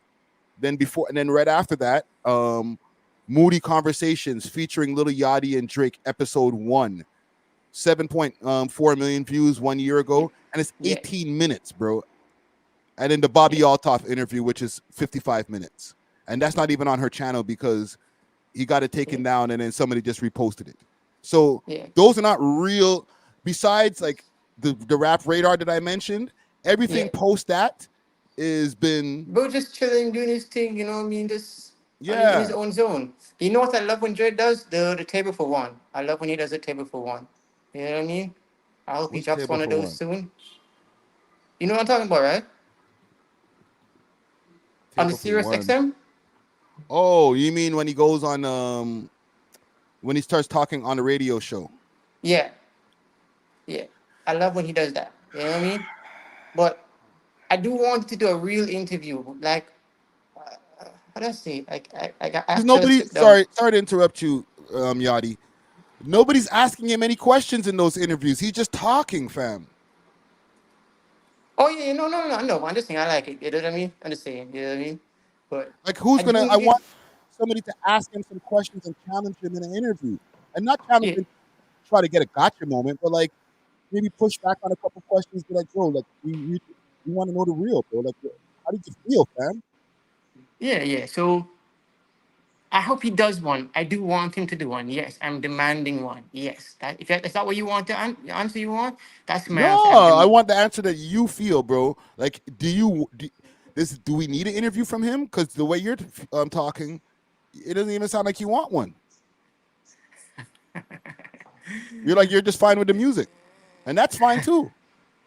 No, I'll be all right. Let me have an open, transparent conversation with you, right? Let's go. I want to hear Drake talk, like actually have a conversation. It's been a long time since it's okay rapping your music, but sometimes when you have a conversation, you get a true insight into how someone is thinking and feeling. True or lie? That's a fact. So that's what I want. Am I enjoying his music? Yeah. But do I really want to hear an insightful conversation? If anything, that's the only thing left on my Drake bucket list that I need from him. An actual, open, insightful interview where he's talking about how he's feeling, his time in the game. He's been in the game for close to 20 years now. You know what I mean? Like, that's what I want. That's what I need. If I get that this year, I had a great birthday gift because my birthday's at the end of the year. So, you know what I mean? Like, that's what I want. Am I enjoying his music? Hell yeah. Do I think he's going to do an interview soon? It doesn't look like it. Doesn't look like it. You know what I mean? You never know, but it doesn't look like it. It looks like he's just having fun. He's just doing his thing. And yeah, man, I guess that's what I can say, fam. That's just me being openly honest with you. You know what I mean? Okay. I messed with that answer. Now, what about if he was to do an interview, who would he do it with? Good question. Like, who do you think would be the best choice? And listen, you don't even have to say we love hip hop. Obviously, like no, I would love to do an interview with Drake. Anybody I would love to see that, bro. Right? We love people that get the interview, bro, and buying everything on the earth. Okay, well, let's let's unpack that for a quick second, and then we'll get to the other part of the question, like anybody else. Yeah. If he was to do that, like that literally would be like, okay, we're just putting some spotlight on a platform that doesn't have as much spotlight as these other ones. Right. Do you think that would be a good look? And it doesn't have to just be We Love Hip Hop, like an unknown platform to the mainstream. Good question. I think the wider hip hop would have a problem with it.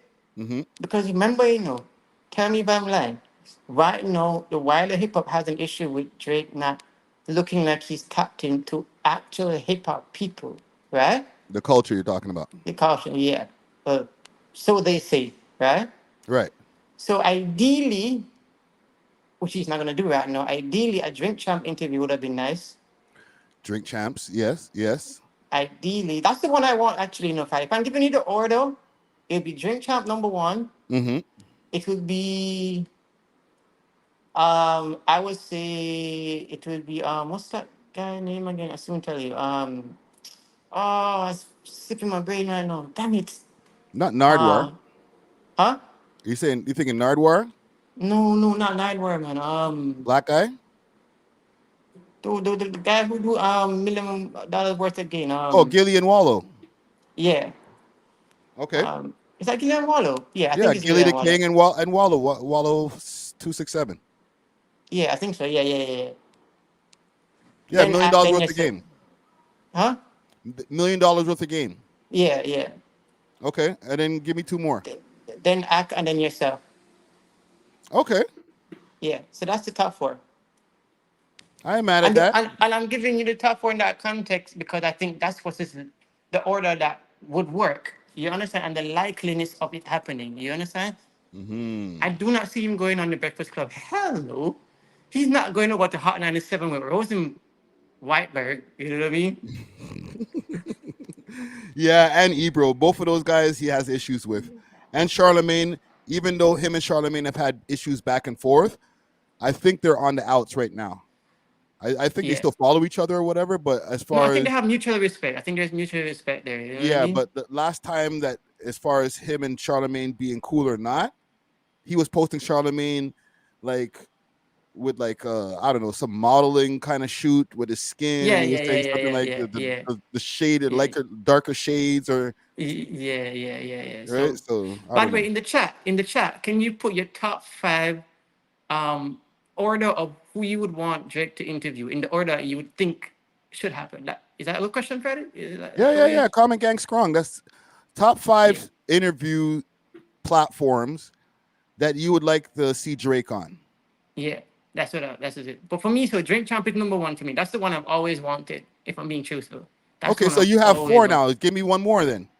One more. Ooh, one more. I'm trying to think. Shannon Sharp. Let's go, Shannon Sharp. I know Shannon that's Sharp. outside the... You want to see Drake and Shannon Sharp sitting across from each other? That would be kind of fun. I'd like to see that. It would be, and that's why I wanted, because I think it would be very comedic. Did you not watch the one with Fat Joe the other day? Like, I feel like it would be lighthearted. Huh? I saw clips of it. Yeah. It would be something like that. You know what I mean? Yeah. Now, if it was an artist, because I realize it's a trend. I don't know if it's a trend, but artists and artists interviewing each other. I realize it's becoming, I don't even know if trend is the word, but a common thing, right? He did one with Lil Yachty already, and he basically did one with 21 Savage. I wouldn't be surprised that's what he actually does. One with Savage? No, like an artist and artist interview. Like, you know what I mean? You can't see, but I'm putting my hand up. Used to be an artist. he met me as an artist. Put it that way. Oh, damn. Okay. I didn't, as an artist. No, I know that, but you know what I mean. He met me as an artist and an artist manager. So I just, throw a little extra humble stunt on there. When we met back in those days, you know what I'm saying? When we used to be in the same studios recording back in those days. So we can relate on that level. I really want to know this, Friday. I really want to know this. I know this might turn into an OVO show, but you know what I mean? Yeah. OVO Glaze Fest begins now. I know, right? I know, right? Hold on, let me throw something on that before we continue. Continue. Hey, yo, Drake, if you do not send me any OVO gears, man, Jesus Christ, I don't have any. And by the way, sadly, there's no OVO shops here in Jamaica. What? There's none. There's no OVO shops here in Jamaica, so I have no OVO kits. Because I know it's a sad state of affairs. Yo. I need the OVO gears, man. I have none. I got none. No kicks, no hats, no shirt, none of that. Damn, bro. Champagne Poppy, how you doing? OVO Yardie like that, bro. Send on a Nocta ting, brethren. That is it, bro. We need one out of yard, you know what I mean? There in Jamaica, roll with the ting, brother. You know what I mean? Yo, you need the Nocta rain jacket. I have it up on the screen right now. It's the Nocta rain jacket. It's like a orange camouflage joint. That would be perfect for a rainy day in Jamaica for you there, brother. You know what I mean? Or even like to have a black one, you know what I mean? Or a gray one. But yo. nah, I do think Drake. I want him to do an interview. I really do, and Drink Champ would be the one I wanted on. But and I think they were supposed to do one as well. If the rumor is to be believed, they were supposed to do one, and it didn't Total happen. cap. Total cap. It Oh, was a cap. cappity cap. That was just a picture that Nori and Drake took at a party. And Okay. then they posted it up on the Instagram. Nori said, interview on the way. Drake jumped in the comments, said loading. I spazzed out. All of the podcasters spazzed out. But I'll give you guys a little bit of behind the scenes. I'll give you a little bit of, behind the velvet rope, transparency, story time with Rick.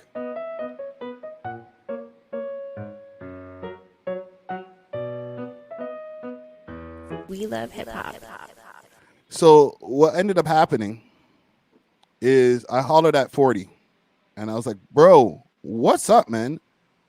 The boy did an interview with Drink Champs. I thought this nigga wanted to do an interview. Like, come on, bro. Like, what? Bro, I acted like a little bitch. I was like acting like a baby. I'm not even going to lie. I'm going to be real with myself. I was acting like a baby. And this man went off. He was like, bro, who do you think you are? One. Right? And this is like years ago. This picture is like, what 3 years ago now, right? Yeah, I think it's 2021. Right? So I was like really on my bigging up my chest, like, well, you didn't call the wheel of hip hop first? Right? This man's like, one, relax. That's a legend, Nori. If he's gonna do an interview with anybody first, it's probably gonna be Nori. And two, the interview didn't happen, nigga. Well, he didn't say nigga, but he said the interview didn't happen. And then like people stopped talking about it because I think a few more people got the message too that, yo, it didn't happen. Drake probably told a few people himself, like, nah, bro, it's just a picture at a party. We were just playing. Oh, social media games, basically. Literally, they played us, bro. People did news stories on that shit, bro. But that's the one I want. Drink Champs. Yeah, you want a Drink Champs interview. Yeah, so you want to see Drake slithery drunk talking bro, shit. drunk, yo, I feel like a drunk Drake is a hilarious Drake. I ain't gonna lie. You might say something off the chain, you know what I mean? Yeah. Yo, I don't know, man. By the way, my background is media and journalism and marketing. So hey, you never know I could do the interview. You know what I'm saying? OVO Yardie Drake interview on the way. What? I got media background. So hey, don't mess with me, bro. You pull up to Jamaica, you link me. You know what I'm saying? Yeah. But don't go to Vibes yet. Go straight to OVO Yardie and then Vibes Cartel. All right. Get your plans in order, Bridget. And make sure to drop off some gears over to OVO Yardie, please. Yeah, I need it, bro. I can't be an OVO man out here and be walking around with some Versace thing now, bro. We need some OVO thing, bro. Yeah, he's repping tough. He's repping tough. Yeah, but yeah, to wrap man. things up, bro. Talk to me. Kendrick, talk straight. You know what I mean? Stop playing no pretend game. We can see through the BS, you know? And yo, Jay-Z boy, happy birthday when it comes. You don't know. Thanks for being one of the greatest of all time, bro. We appreciate it. I know it's been some tough times, but one thing for sure, your fans will always respect and support you. You don't know. Keep doing the do, and we go celebrate your birthday tomorrow as well. That's just it. I'm out Friday. Big up yourself. Big up yourself, brother. Salute. Yeah. Big up the OVO Yardie, man. He had to come through and drop some, we had the OVO segment here. So OVO Yardie had to come through and give us some sense over here. You know what I'm saying? Get us centered. But yeah, man. Salute to Drizzy Drake. We'll see what happens here as far as not a response. Like, you don't have to be responding to the Kendrick Lamar interview. Just like what the next move's gonna be. You know what I'm saying? We want to know. Let me do this quick fast. Un momento. Where are we at right now? 2 hours and 54. Okay, we're good. We're cooking. I'm gonna run a quick ad. Get me some agua, and then we're gonna get back into the things. Let's go with Only Loud. I want to take a quick break from this episode to give a big shout out to Only Loud. Canada's one-stop shop for your favorite legacy brands and all things Loud.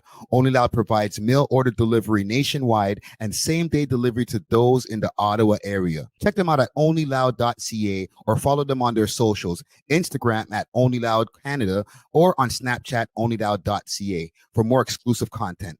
Only Loud is not just a product, it's a lifestyle. Big salute to the sponsors. Cheer. All right. Back at it. Let me know if y'all have any topics that y'all want me to get into as well. Comment gang strong. Let's lighten up the mood a little bit here and get to the sharp stuff. Big salute to DamnHomie for pulling up earlier and giving us some insight on what's going on with this whole Sharp incident. We have to be checking back in on Sharp every once in a while. He's been crashing out. I think the crash out is kind of slowed down. Like, these guys have been kicking his back in every chance they get. It's like Sharp can't even respond to anything that Adam22 says at this point. I think Adam22 has moved himself into Big 22 mode. You know what I'm saying? Hold on, let me put something on that. My bad, gang. But yeah, he's on his Big 22 mode. I'm gonna play a little something here. We'll do a reaction video, quick, fast. Because Sharp has decided to dust off the microphone, call up the Crane Crushers, and get back on his music shit. All right. And he's dropped a diss track towards Adam22 called Head Knockers featuring Spiffy Luciano. Hey. Hold on, Sharp. This is a reaction. I know this is on your channel right now. This is a reaction. I am using the video in a transformative way. So calm down, my G. Do not send any strikes my way. Yeah. Let's go, church. That's how we gonna do this shit, man. You hear me? Hold on, I'm gonna go through all the beat. Let's go here.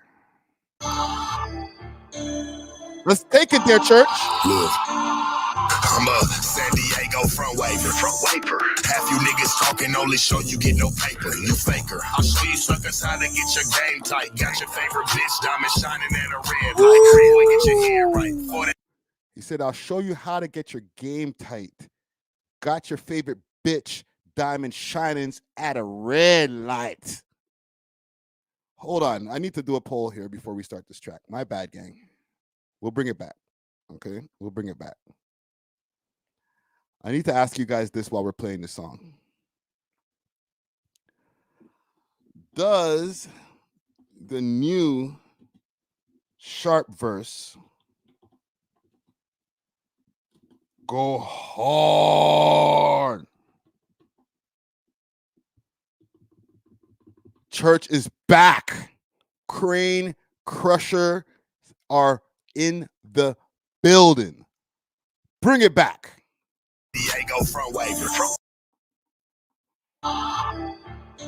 Put some respect on this nigga name. Let's go, Sharp. I'm a San Diego front waver. Half you niggas talking only show you get no paper. You faker. I'll show you suckers how to get your game tight. Got your favorite bitch, diamond shining in a red light. Get your hair right. Before that bitch go fume gone. Adam, this I have your daughter screaming. This a favorite song.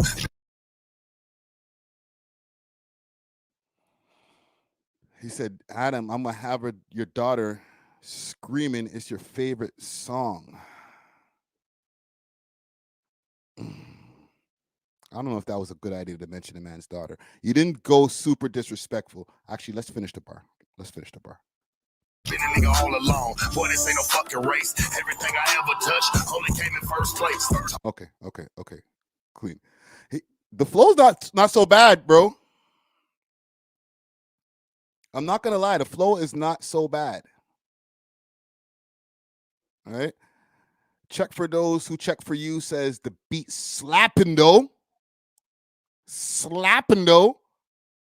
It's kind of backhanded because that means like you don't think it's raps or something. You're like, though. When you put that though on it, bro, that means that the beat is slapping though. The raps are trash, but the beat's slapping though. Talking in the first place will get your ass chopped up. Mad about the plug talk, bitches, they be bopped up. Laughing. Mad about the plug talk bitches that be bopped up. Say it again, nigga. Say it again. About the plug talk, bitches, they be bopped up. Laughing at your little disses. Mad about the bopped up. And in the first place will get your ass chopped up. Mad about the plug talk, bitches, they be bopped up. Laughing at your little disses. Fucking pay to do the dishes. Having Drake hit you in your ass and be your biggest wishes.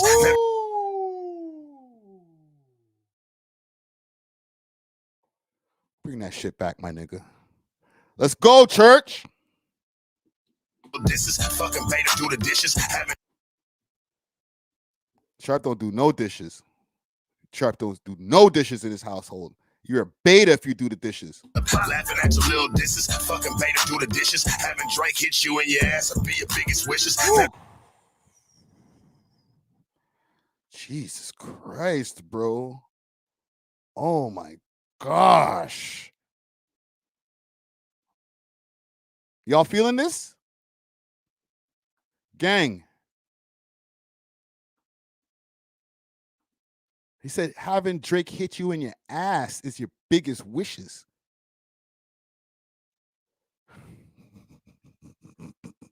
Realist Don said, I'm laughing hard as yo, I'm saying.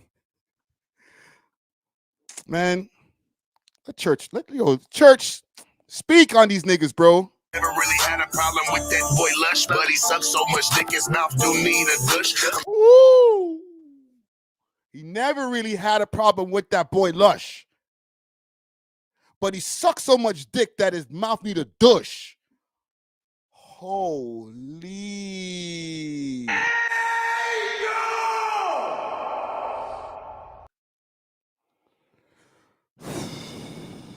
Y'all done pissed off Sharp Rob, yo. I'm styling. Every time I'm on Melrose, got the store looking like a place you play with your nose. What's he talking about right there? He said he's shining every time he's on Melrose. Got that store looking like that shit you play with your nose. Like that place where you play with your nose. What do you mean by that? Double entendres. Don't ask me how. Macho Man status. If a hoe say here's a trap. Macho Man status.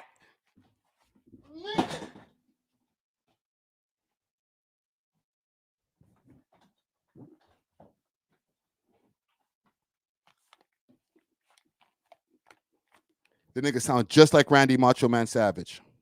Holy shit, bro. Right on the nose. Say that shit again, bro. Macho Man status. If a hoe say here's a trap, you know I gotta have it. Little old schooly on the floor right there, but I'm feeling you. Don't ever throw no dirt on my name when I'm known for dropping game while you sit like I feel like Snoop. Okay. We don't need to hear the other niggas verse. Salute to Spiffy Luciano. I think that was supposed to be a plan to piss people off. Like, yo, when I bring Spiffy Luciano on the track, watch what he do. Right, he's gonna piss off the West Coast. I heard they don't like him over there, church. Watch when I do this shit. Crane Crushers back in the building. I'll play you something.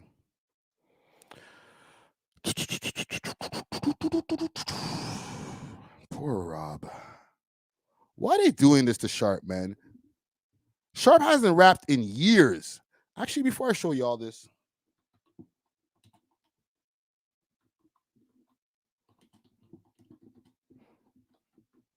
let's take it back. Let's take it back, man. Take it back. The night is still young. The night is still Let's go. Oh, shit. Y'all weren't ready for this one. You were not ready for this one. I'm going to take y'all back to a classic. The night is still young. It's only midnight in Vegas. Where's my air horns, man?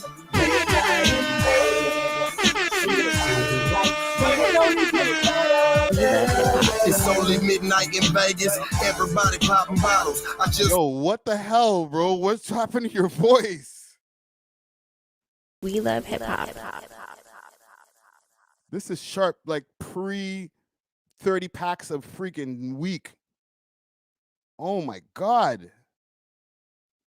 Walk through the door with a sexy model, and after that it only gets better. Tell your girl to fly in, it's never late, we'll get her.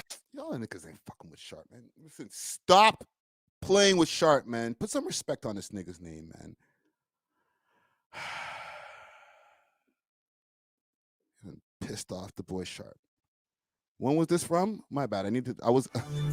I got excited. I forgot to check the date. 12 years ago. May 22nd, 2012. You done woke the beast up. All right? You done woke up the... Yo, Adam, just please hope that this is just one of one. Okay? I don't know if you're ready for any more ether, bro. Let me find Adam's response. Because Adam obviously responded. Let's go to No Jumper from last night. Where is it? Yeah. I mean, I don't know. Sometimes I feel like because like in the last couple of years, I've been doing my shit off teleprompter.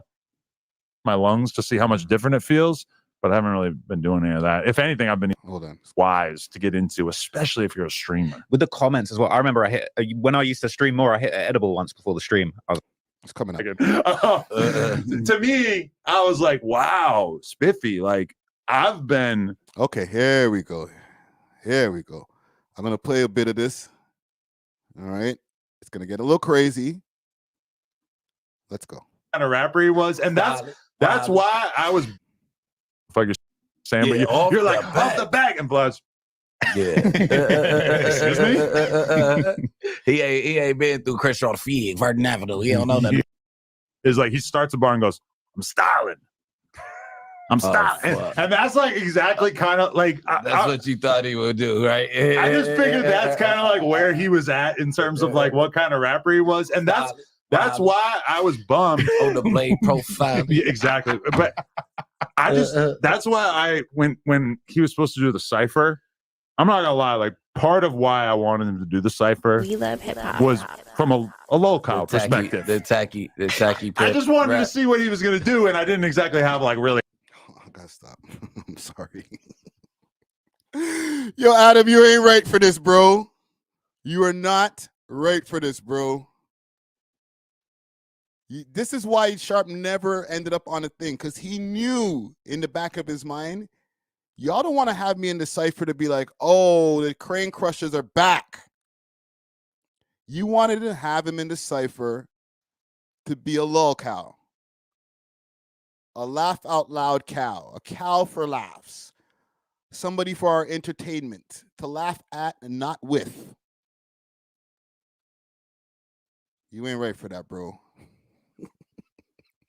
Really high hopes for it, but I thought it would have been funny. And then I hear that song and I'm just like, oh my God, it's way worse than I thought it was going to be. Oh man, you think that we go, let's react to it. He didn't do that bad. I don't think I heard the whole, yeah, I did. Can we react to it, or is he I going think you should go in the other room and us? listen to it. I'm not fucking giving him the revenue from the stream. I'm not giving it. Oh!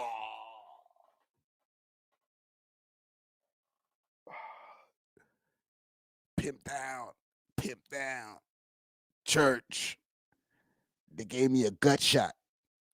The revenue. Hell no. Well, we do have They won't even react to the man's video on the ting, bro. Oh, man. Music stream after this. So Yeah, you got to pay to have that listened to on the stream, right? we could definitely, yeah, of course. I don't know if he's doing the stream. He's probably not even I awake got a yet. video shoot out there. I could do the stream by my damn. We do have a video shoot. Oh, so it's Yeah, so it's Yeah, we have clapped. All right.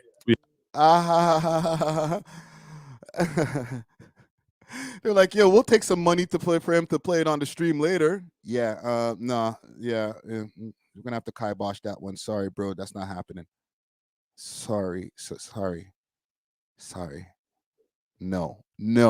We have other things to do. So Sharp, you cannot even pay to get on my network. Wow, Adam. Oh, the animosity.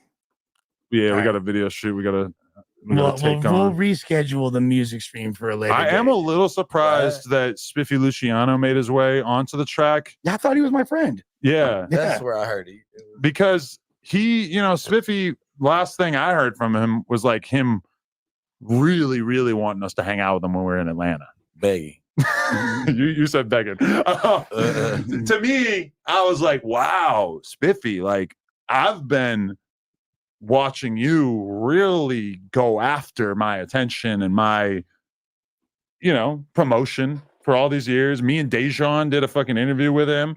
So I was kind of surprised to hear him on that. Now I've noticed Spiffy has not promoted the song in any way on his Instagram story or anything like that, which kind of makes me feel like he was almost like a unwilling participant in this.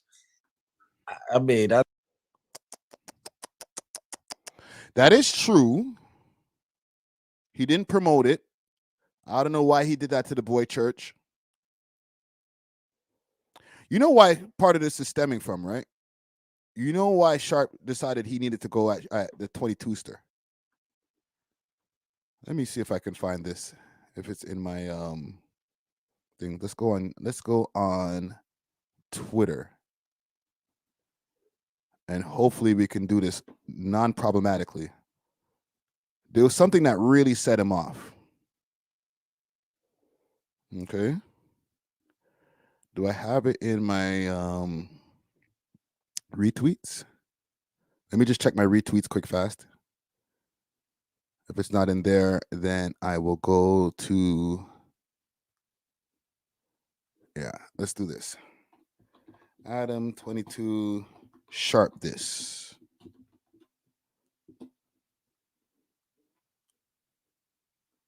What's this from? October 17th. Okay, I was just trying to make sure there's no new shit. We'll find it. Because the video apparently got taken down. The video that Adam22 did. We'll find it in a second. It's in here. It's in here. It might be on the No Jumper page. I'm definitely not going to go look at it through Adam's page. Let's go to No Jumper's page. Because there's a part in this video that really pissed off Sharp.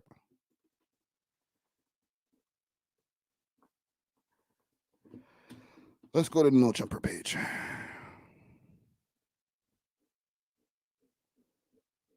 It's in there somewhere. I know they didn't take it down off of here. It's around here. I'll find it. Adam22 he was spitting still. I ain't gonna lie. I think this is a better verse than the one he did on the other track.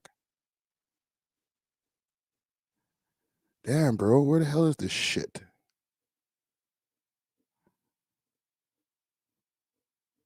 Don't tell me you took it down. No, it should be around here.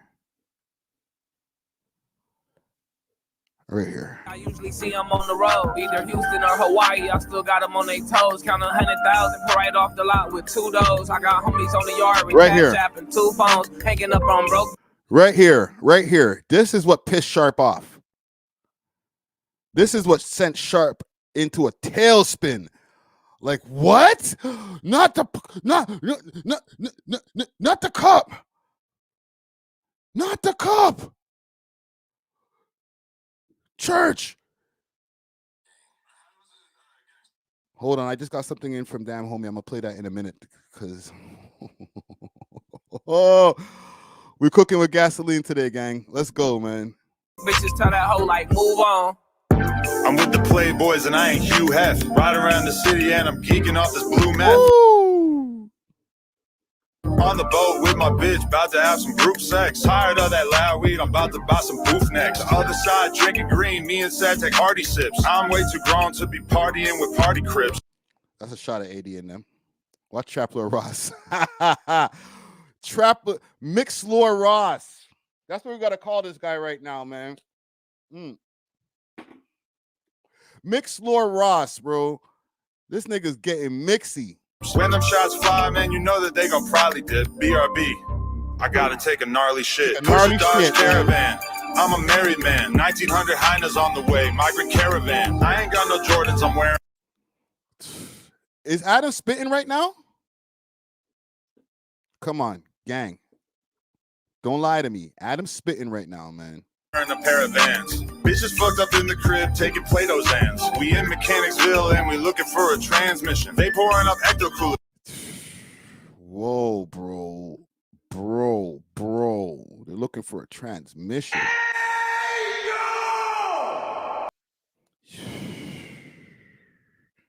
Sorry, bro. But that ain't even drank sipping. Long live the ruler. Damn, I can't believe my man's missing. All my ops is zesty and one of them got a hand missing. Fuck the same chick as Charlie Sheen and I didn't get AIDS. Said a bad bitch. He fucked the same chick as Charlie Sheen and he didn't get AIDS. Damn, bro. With a fat friend, I threw lust the grenade. The way she licked my asshole clean, I call her bidet. Oh my gosh. Hey, yo. Hey.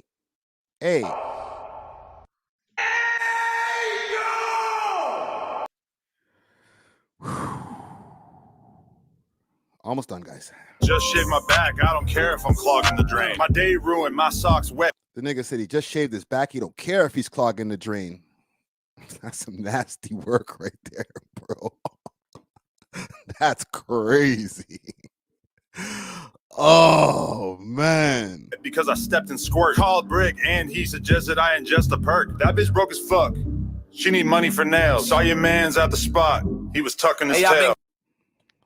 Okay. So he didn't even dish sharp in this verse, to be honest. I don't know why Church is going crazy, man. Poor Sharp, man. Oh, man. Pimp down, bro. Pimp down. Let's go back to Adam.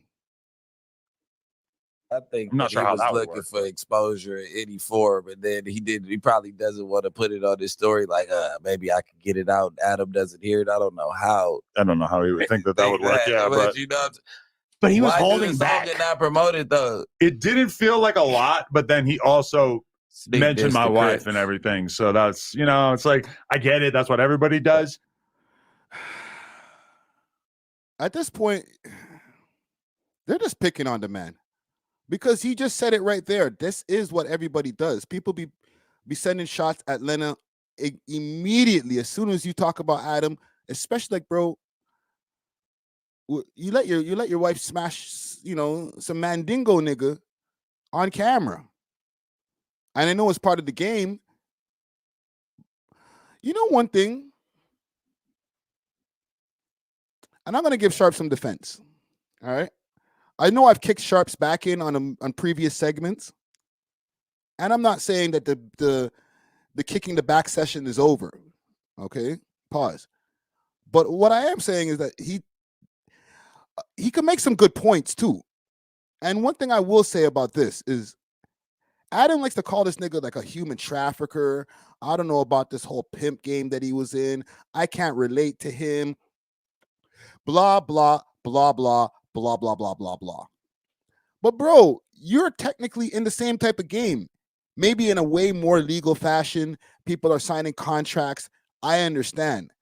But technically, you cyber pimping, bro. You and Lena. You got your bottom chick doing the work. Bringing in the chicks. And then both you and her are smashing them and monetizing off of it. So, yes, it's not the same as putting a chick in a strip club or putting a chick on the stroll. But technically, and listen, and it's not human trafficking. I understand that too. But you pimping, dog. You pimping girls and putting them on a contract.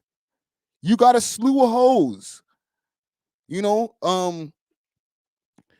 bought them on the podcast, B, and promoted them through No Jumper. So you can't be calling Sharp one thing and being like, oh, I can't relate to this guy, and all that pimping things that he be talking about, and I don't know, he might be I just can't relate to him. That's some, I don't know, man. That's some Karen shit. Don't do that, bro.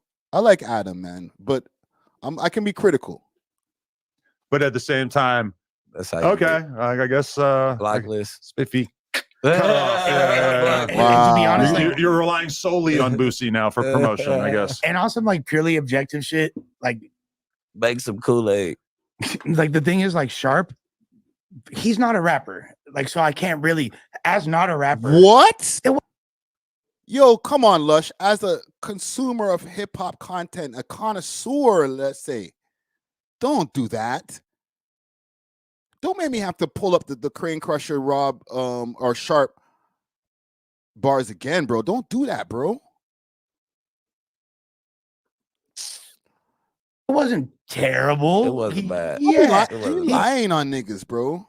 Dude, you know what I'm saying? Like for not a rapper, as a not rapper, like that's what I did. Okay, but if you're gonna put me in the cover art, I would expect you to like at least try to like land a bar or two. Well, this is what I was gonna say. I can't even remember if he had a bar. I don't remember it. I didn't like when he alluded to your daughter. Talking about my daughter. Especially when you have he's got a whole shitload. Hold on, we just did a breakdown of the song right there, right, gang? He did mention his daughter.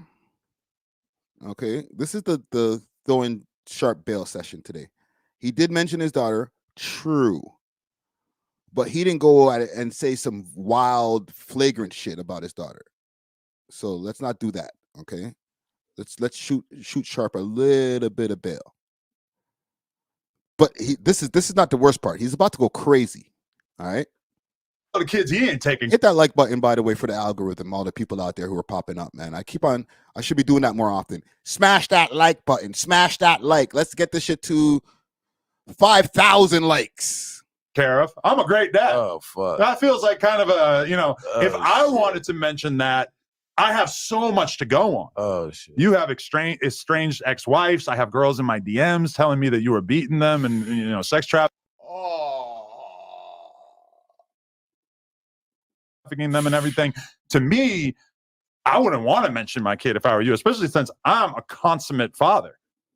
You seem to be having a hard time with the whole fatherhood thing. Oh, I guess I'll just leave it at that. Save it for the verse, man. Why? What the kids like, bro? Y'all, nigga can't do that. And that's why I don't You can't do understand. that shit, All these dudes are supposed to be like real deal street dudes, and then they get on songs and they're just automatic thing is start mentioning kids and shit. Like it's very.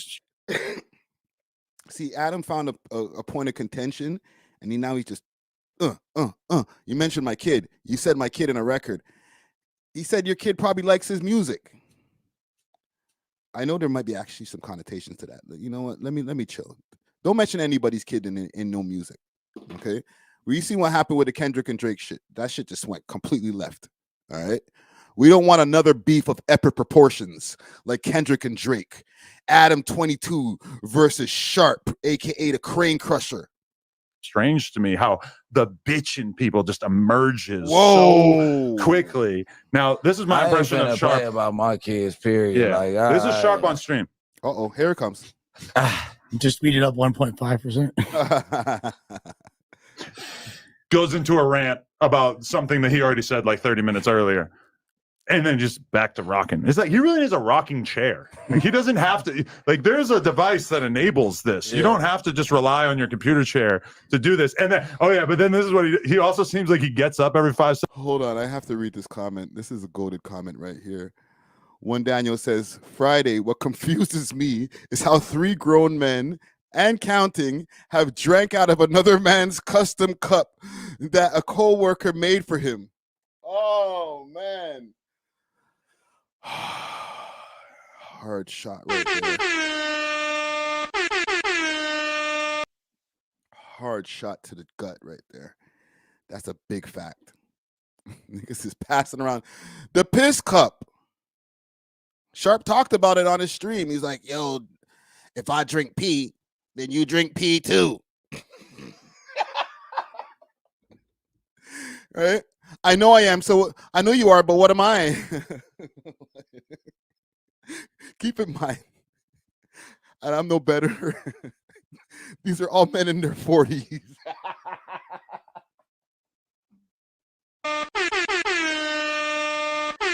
We are some childish ass motherfuckers, bro. I'm sorry.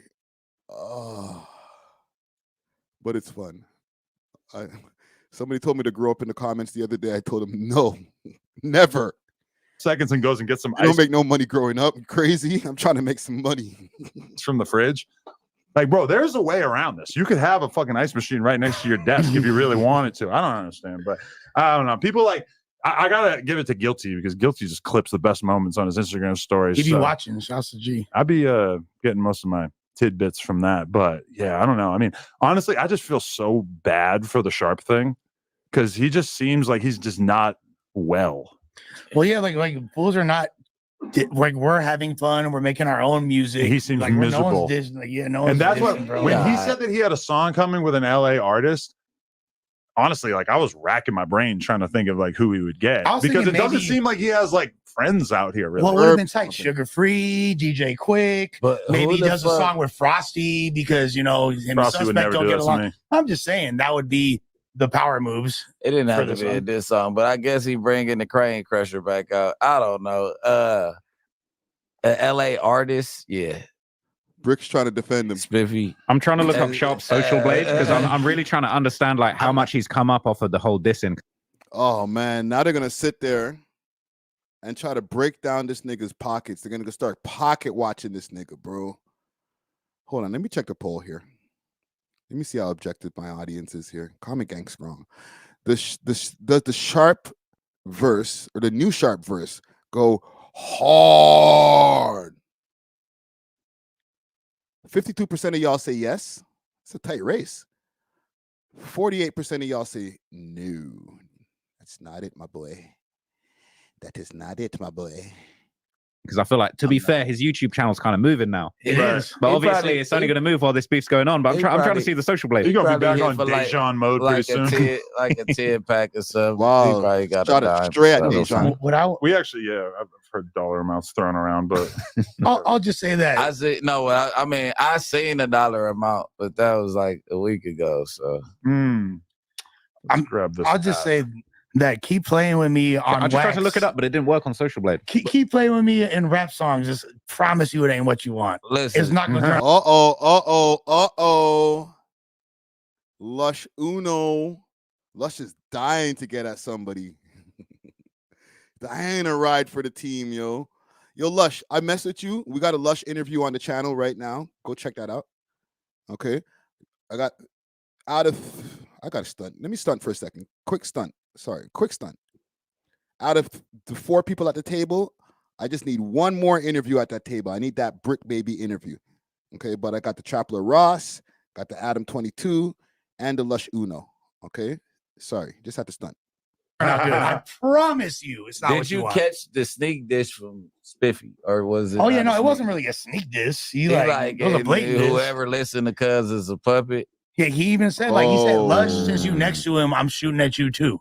Oh really? Yeah. I didn't notice that. I hope he wasn't. I'm gonna wait. Oh my God. Hey, he's still putting up some numbers on the board, Look at man. that. Look at how fucking mid your whole career has been until you started talking shit about me. Sharp. There we go. Newsflash. Here we go. You ain't shit without me. Uh-oh. And this is fucking garbage content right here. Sharp. This is my one thing. Uh-oh. Here we go. Big 22 time. Big 22 time. It's about to go down. Get 1 million views without me. Get 1 million views because you did it so many times on this channel and you claim that it wasn't us. It wasn't the number of subscribers we had. It wasn't the platform. It wasn't the fact that we got you all your early guests. Make something that gets a significant number of views without talking about us. I'll wait. I'm going to be waiting here until I'm 80 years old. Wow. I told him that.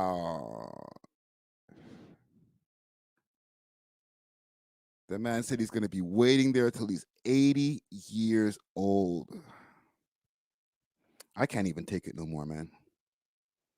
Curb stomping the hell out of the boy Sharp. The man just did, what was it, like 16 bars? This is just in. Getting slapped by DamnHomie in the studio the other day. That looks really aggressive. They need to feel that pressure. I'm gonna just walk in.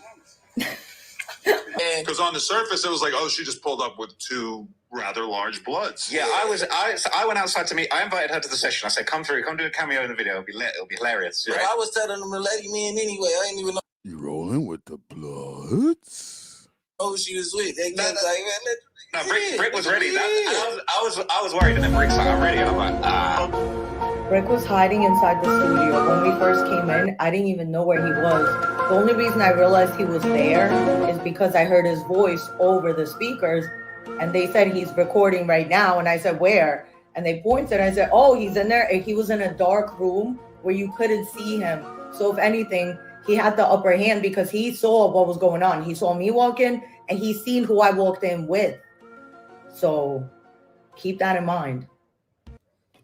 I'm going to give you the exact quote from Bricc. He's in the studio, and you're like, oh, there's some guys with her or whatever. And Brick's response, but he's not thinking. That was tense, man. I thought that was going left. Yeah, Sorry. we were worried about having you and her meet face to face, and then it happened, and it was a bit awkward, I guess you could say. So now that was good. We're not cool. I know you want some ass, and I want to smack you in the face. Did I get what I wanted? No, so you're not getting it what you want either. Want some ass? Hold on. Check for those who check for you says run the sharp track. You run it back? You want which one? You want me to run the old school one from 12 years ago, that crane crusher shit? Or you want me to run that 2025 shit? Oh man. One Daniel says, Friday, I rate you and Flacco because regardless of what the topic is, you both are unbiased. Thank you. But at least he's riding for Canada when he does break the rules. Flacco. Salute to the boy Flacco. Interview on the channel too. 2 times. Yolanda and the Richardson both back to back. Hell yeah. Run that shit again, right?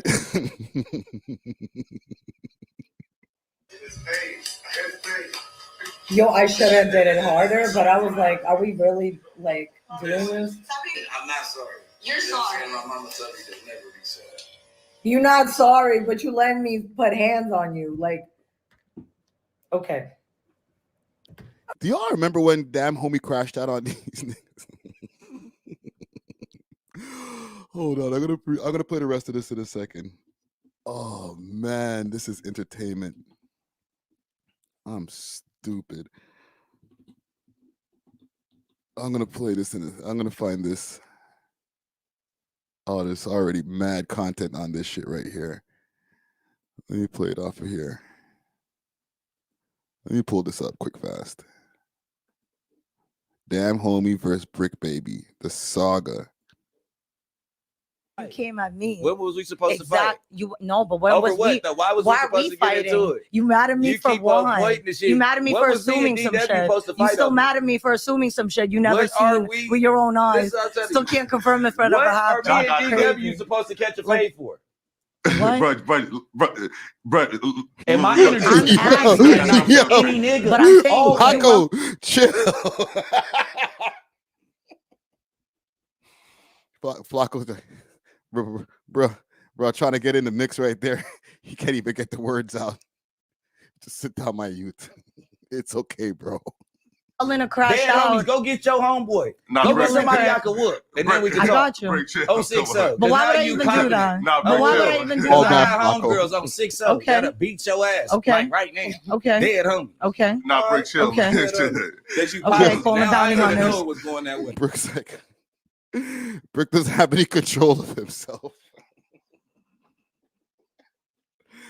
This is the problem with Bricc Baby. He has no control over himself, so he doesn't know how to not say things that you're not supposed to say on camera.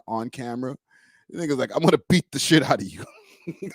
Like, nigga, 1, not supposed to beat women. 2, Why are you saying that on camera, bro? Oh man. When No Jumper has some shit going on, it has some shit going on. Let's continue this bullshit. Okay. I'm good, man. What's going on? Chilling. There's no trouble, right? No. No? No, Watch just my Trap friends. Laura Ross. Yeah. Let's go. He was like, nah. It's like, yo, how did you get this footage? Damn, homie, did you have a hidden camera on you or some shit? Or did you have somebody vlogging in the back? Please tell me you had somebody vlogging in the back. That you didn't have some hidden camera action going on in here. Have some kind of spy cam on you. Okay. I'm good, man. What's going on? Yeah, the spy cam right in between the titties. There's no trouble, right? No. No? No, those are just my friends. Yeah, yeah. I promise. Yeah. Let's go.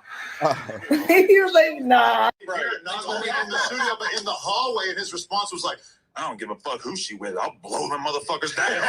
Damn. That's facts. You guys promise it's no drama? Word to father, it's no drama. Word to father. I do like impulse control. I'm crazy.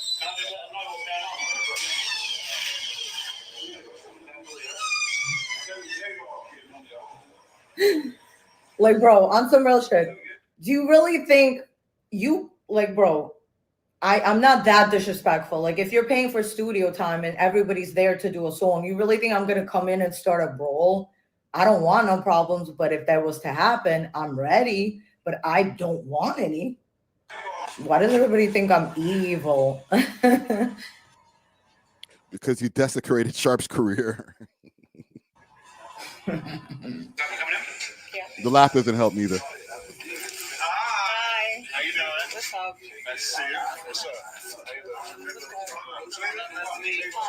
And to make it worse, we're in a studio full of fake guns. I don't want to. Y'all said earlier, like, damn, homie might be coming. I'm like, Adam, I'm probably not supposed to know this, but I ain't tripping. Of course you're supposed to. Why would you not? A little bit of something on this too. What were they recording? What were they in there recording? What was going on in that studio?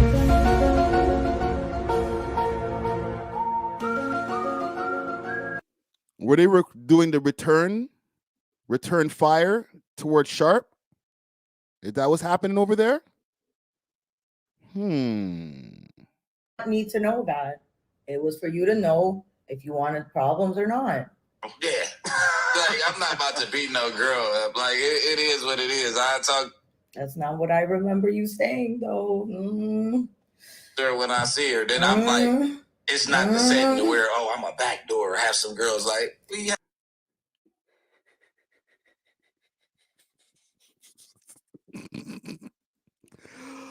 Oh, shit, man.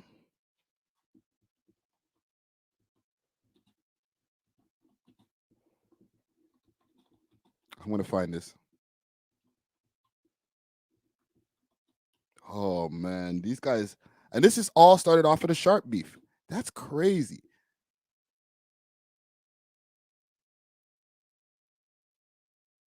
These guys already have mad videos, but I think it's this right here.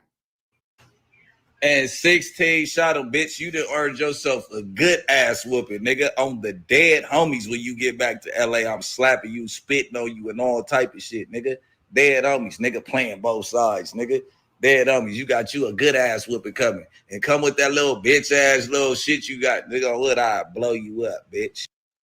I don't speak to the air, cuz I be real direct, nigga, on the dead homies. Any nigga on 6-0, 16, you out here too, whatever y'all doing on the dead homies. Please don't make me put a ban on you too, cuz you a boy, nigga, and you got jury, nigga. I will make sure you go home in your drawers. He was going at 16 shot him crazy.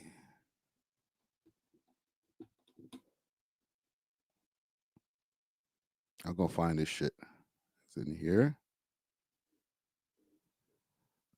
I'm going to find it because he was going crazy.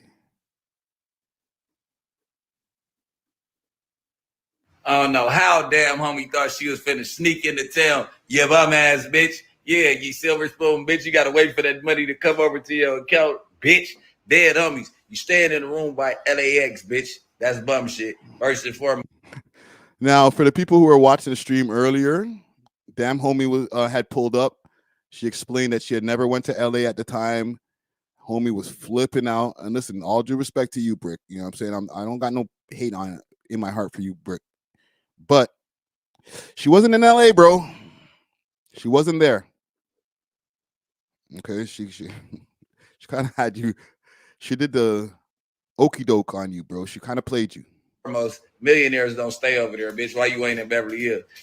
And the little homegirl's gonna be in the lobby when you get back, nigga. Yeah, I post the footage of you walking out the hotel right now, bitch. Keep on playing. I told you, yeah, you banned from the city, bitch. On the dead homies. And you talk about I'm ducking fades. Tell them niggas that want to squabble to be at that hotel when you get back, because I don't have fades. You do today. So we're gonna get into that, bitch. And I post where you at, bitch. Don't make me drop your low.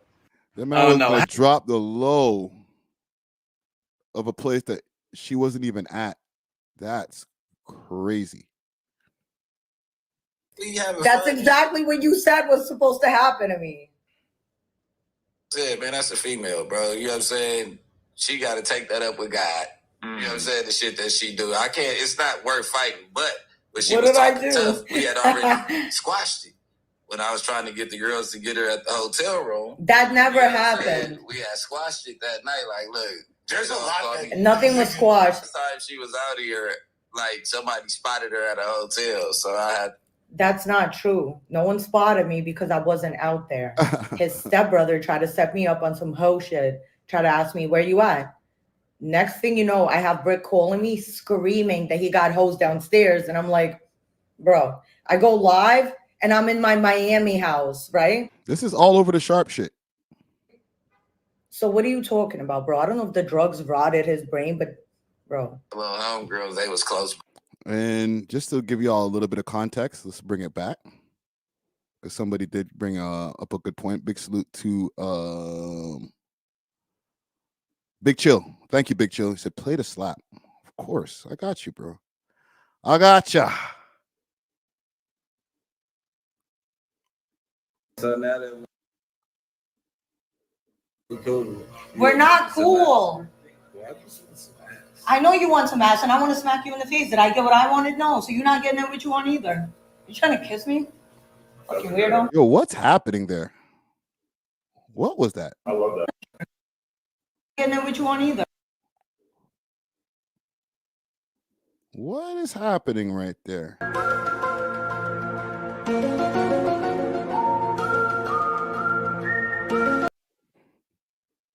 Is he trying to do a sharp? Ooh. He looked like he was trying to lean in right there. Lean in. Lean in. You trying to kiss me? Fucking weirdo. Yes. Oh, man. I don't want to play it back. That shit hurts. You know the type of shit when, like, you know the type of shit when, and I don't know if y'all can relate, when you're on a date with a girl, you're thinking everything is going well. You're like, okay, this is going good.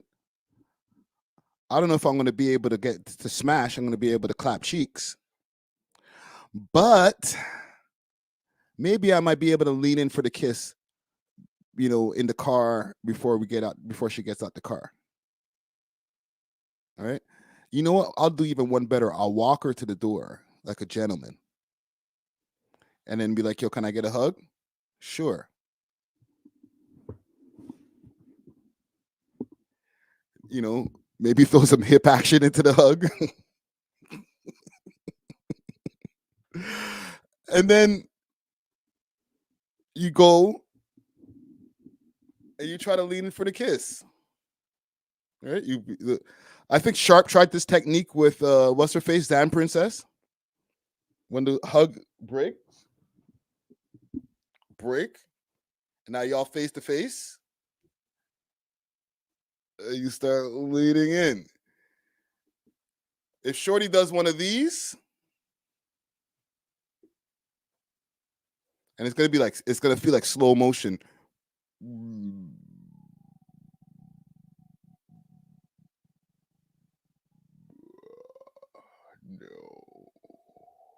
Good night.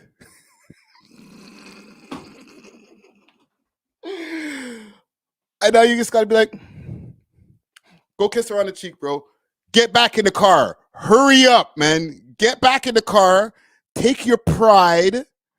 Put it back in your pocket. All right? Go home and open up the hub and shut up. All right? It's an L for the night, bro. It's not a dub.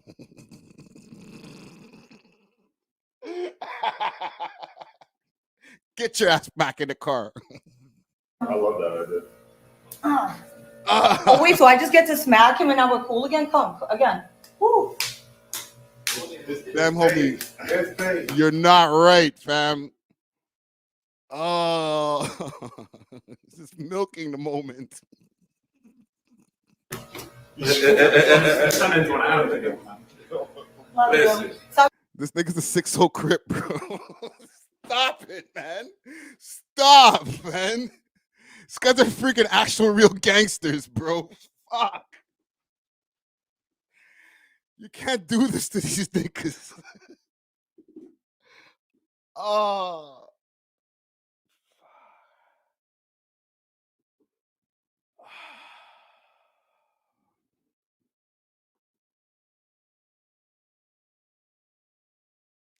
Like, these niggas actually got into gang shootouts and shit. You know what I'm saying? No snitching. But I would imagine that these niggas have probably dealt with some real shit. Been in jail. Cell blocks and shit. Like, squabbling for food. Come on, bro. I know it's entertainment, but you can't have the gal them dealing with you like this, bro. I'm crying. Oh. Don't be mad at me. Hey, listen. Say sorry. Matter of fact, say sorry. Say sorry. Say sorry. Say sorry. He's sorry. Trust me. I'm not sorry. You're sorry. My mama told The thing that some titties and a big ass will do to niggas, bro.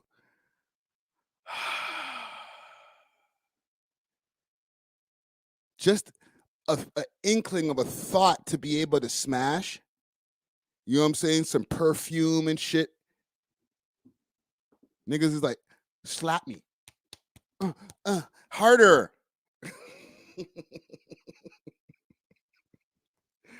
Rotisky says that on camera is wild. Facts.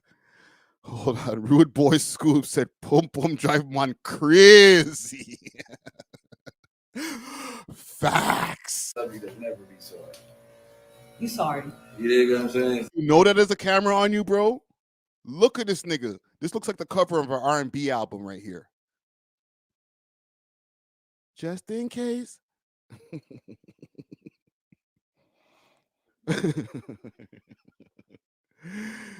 Check for those who check for you, says he went home to the Vaseline. Oh, man, this man went home to them lube. The man went and broke out the actual lube. Said, oh, man, I'm going to go special tonight. Yo, you could cut the Yo, he gets mad fucking close. Yeah. Right, Adam? You know what I mean? This is what it feels like on one set. Hey, yo, whoa, whoa, whoa, whoa. This is good. It feels like on one set. Yo, damn homie. Stop doing this to these niggas. You're making these niggas look crazy. Oh, man. Oh. You're making these guys look like they haven't ever seen a gun in their life. Like they don't actually have guns on them like right now. They tried to go over there, whatever the case was, and we got to the bottom of it. And then I'm like, "You a female? You just like from the What East Coast? Is she homegirls? from New York?" He kept saying, oh, I'm 6'0", I'm gonna get the homegirls. But you didn't get 6'0" girls, right? You got random prostitutes to go waste their time. Nice and Genius. That's Like, damn from the homie. East Coast. Is she from New York or something? Yeah. Okay, so it explains the aggressive suck my dick type shit. And that she's- she She's the one who destroyed Sharp's career. Now she's going for Bricc Baby. Russian fool. Like there's like the Russian man. She you know what I'm saying? So it's like you can't talk to a nigga like that. Like, you know, especially a nigga with an ego like me. Yeah. You know, so I'm not Bruh.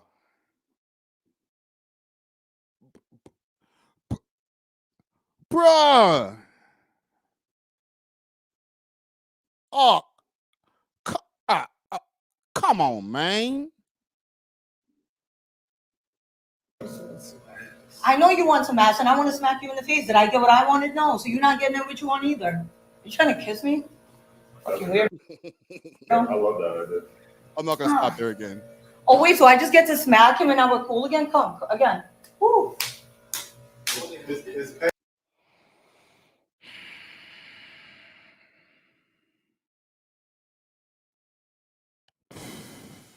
You guys are crazy, bro. You're on a channel that has like 5 million subscribers. Remember that, my bro. You're on a channel that has 5 million subscribers, and you're an actual gangster from a neighborhood, bro. You gotta relax, my youth. That's exactly why I did. All I need is an hour of talking to you, and I see exactly who you are, what type of person you are, how to control you, how to move you. I know. gonna lie. You might get away with it with somebody else, but I don't feel like I got away with it with you. Trophy, she's with 2 bloods. She's wearing all red. I'm like, what is this? What's going on? And she was gonna stay, It was a cute outfit. and then she didn't stay. In the studio? Yeah. Why'd she leave? You ran around? I don't know what happened. Nah. If y'all want to know why she left, rewind this live back earlier in. She explained to us exactly why she left. Okay. One thing I did not know is that she went in there with some bloods. Keep in mind, Bricc Baby is a Crip. On 6-0. All right.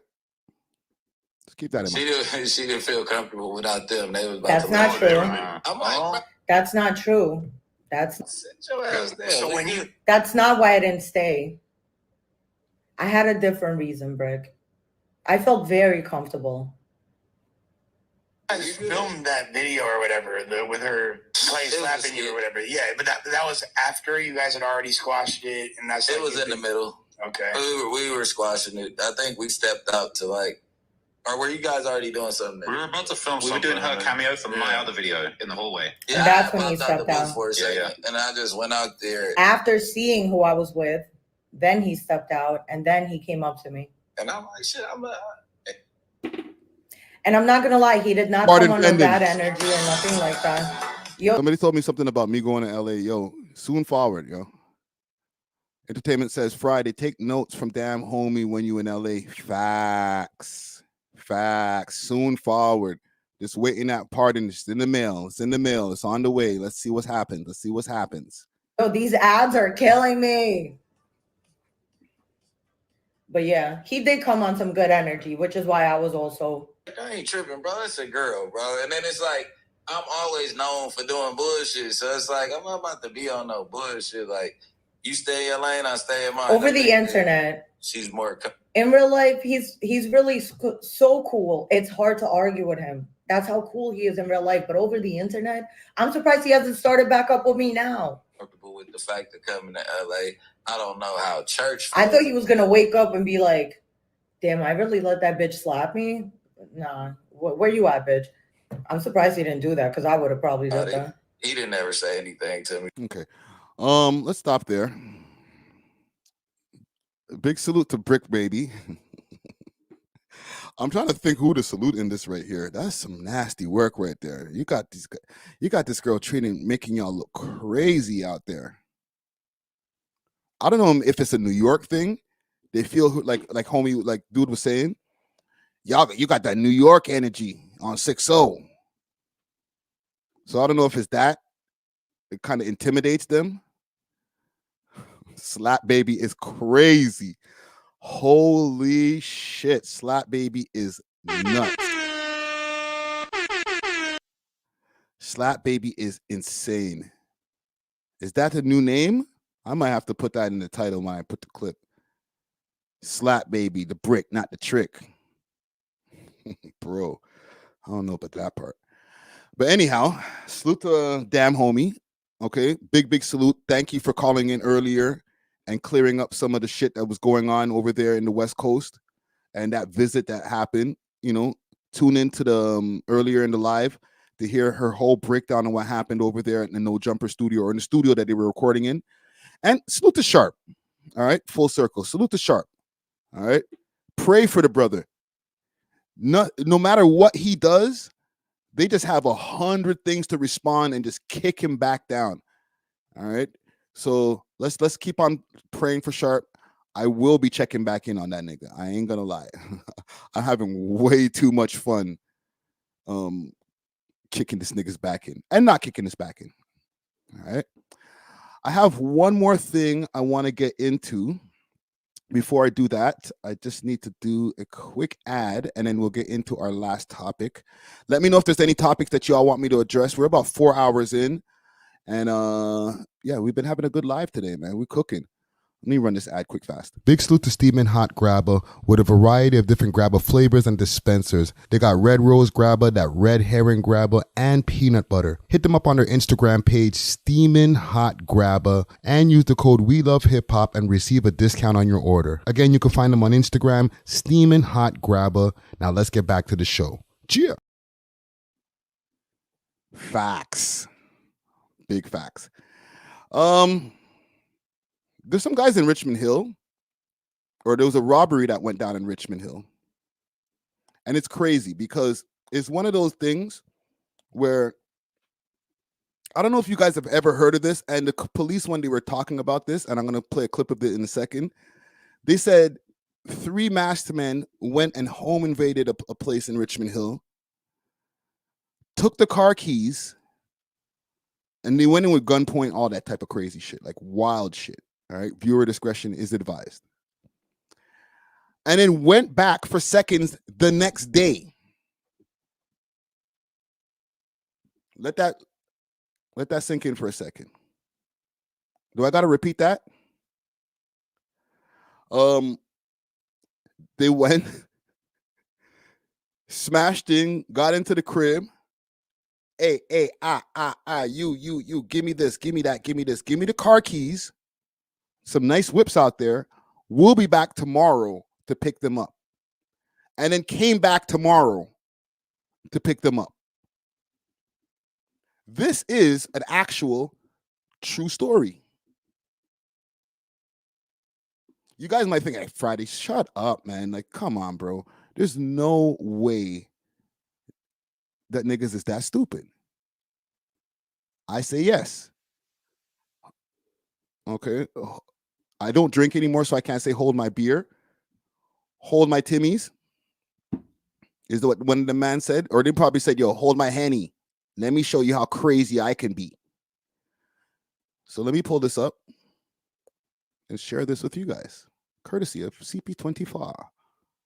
Made an arrest and are looking for additional suspects after a home invasion happened in Richmond Hill and caught on video. Police releasing this video. Now, this is what a viewer discretion advised. I don't want to get the stream demonetized, to be honest. But they broke in, smashed the place up. Of the incident on Sunday. All right, this is them going in. In Claridge Drive area. The suspect, police say, broke through the home, through the front door, captured on video. At least one, police say, was armed with a knife. Several items were stolen, including the victim's G-Wagon vehicle. All right, they took the one G-Wagon. The suspects also accused of returning to the home the next day to steal that car. And they used the keys they took during the original home invasion. So do you guys see the difference? I don't know if this is maybe the camera angle, but this is one day and this might be the next. Is that what they're saying? Also accused of returning to the home the next day to steal that car, and they used the keys they took during the original home invasion. Hold on. Did you guys hear that? Maybe it's just me because I got the headphones on. I can swear I heard somebody in the news station chuckle. Not even chuckle, they cackled. Like they're listening to Andrew Brennan tell the news story, and somebody was like, stupid niggas. During the original home invasion. A 17-year-old boy had hold on, I'll play it from here. The next day to steal that car, and they used the key. You didn't hear that shit? I just heard it clear as day. Man's in a new studio or like a lie. They went back the next day. Whoa. There's probably the black guy in there too. They took during the original home invasion. A 17-year-old boy has been charged, but police are still trying to identify 3 other suspects. Bro, joining you're on us camera. now for more on this investigation. My youth. These guys make me tired, man. Is Constable James Dixon with York Regional Police. Thank you, as always, for your time, Constable. To start off with, what do we know about the suspects outstanding at this time? Let's go. Well, we have a few different descriptions, all of which put them between the age of 18 and 25. We know that they were very organized, that they'd arrived together. You can see from our video, the images, that's what we're working with right now. And so we are definitely appealing to anyone that's in the area that might have additional video to please come forward. Obviously, this is a very concerning incident, not only that they'd be breaking into a house on a Sunday morning at 6:30, but that they'd be returning on a Monday morning to steal a second vehicle. That's not something we've typically seen before. I can certainly say that in my time both investigating. Oh, you don't say. That's not something that you typically seen before. Gang, has any of y'all, I need to make a poll about this. I don't even know what to ask y'all niggas. This is crazy. Oh, man. You know what I'm going to ask y'all? Has Toronto turned, I know it's in Richmond Hill, but it's all GTA related. Has Toronto turned to Gotham City?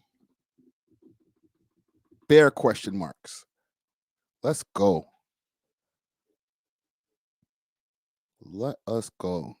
This is insane shit. Getting stolen vehicles as well as break and enters. This has got to be one of the first times that I've actually seen people returning to the scene of a crime. And that is not normal. That being said, it's also somewhat not normal for a home invasion to happen that late in the twilight hours. That's just after daybreak or just close enough. But from your experience, if you can tell us, when for people at home should they be, I don't want to say expecting to have a home invasion, but does this not often more often happen? Hold on. I'm asking a stupid question. I guess yeah.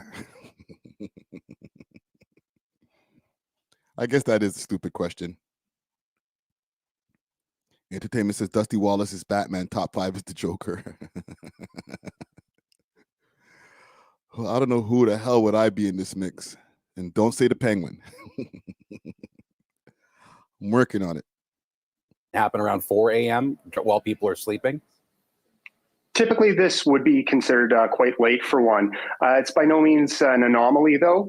Anytime there's an opportunity that they're able to get into these areas and try and get these car keys, we see them taking advantage of it. Again, 4 a.m. is a time that we're there, but 6 a.m. implies something a little bit different. Generally speaking, at 4 a.m., you're not anticipating anyone to be awake. I don't know about you, but my alarm... Poison Ivy? Y'all say it'd be Poison Ivy? Oh, come on, man. You got to do better than that, man. Jesus Christ. The Riddler. Yo. That road to success. Thank you. Alfred. I'll take Alfred. All right. Even though I'm the butler or whatever, I got access to all of the machinery. I know how to freaking build mad freaking guns. You know what I'm saying? I know how to build a jet. I know have all of the works. You know what I'm saying? The blueprints. Come on, man. Let me live, man. Let me live. already gone off by that time. I'm going to be up and around. And it's very concerning that people would be going into a house, again, armed with a knife, when there's a very real possibility of interacting with the homeowner. Now, I'm just looking right now at some of the stats from the York Regional Police Crime Portal. You know, thefts of motor vehicle in the last year, we are approaching 4,000 in 365 days, 1,200 for break-and enters for residential areas. Those numbers, the vehicle thefts are continuing to go up. The break-and enters are fluctuating and going up and down year over year. Hold on. The vehicles, do y'all think that the vehicles was the main thing that they were really going for? Because there was a lot of things, obviously, they could probably get in the house, but a lot of people don't keep cash in their house. So as far as, unless you're going for somebody who's in the game, if you're going for somebody in the game, then okay, yes, there'll be cash in the house. Purple Gorillas, Commissioner Gordon, no, I'm not Commissioner Gordon. That's the boy, that's the cops. All right. I know he's supposed to be a good cop, but I don't want to be one of the cops. Give me somebody else. I don't want to be Commissioner Gordon. But when it comes to the whole thing with taking the whips, do y'all think that maybe that might be connected to the whole tow truck wars?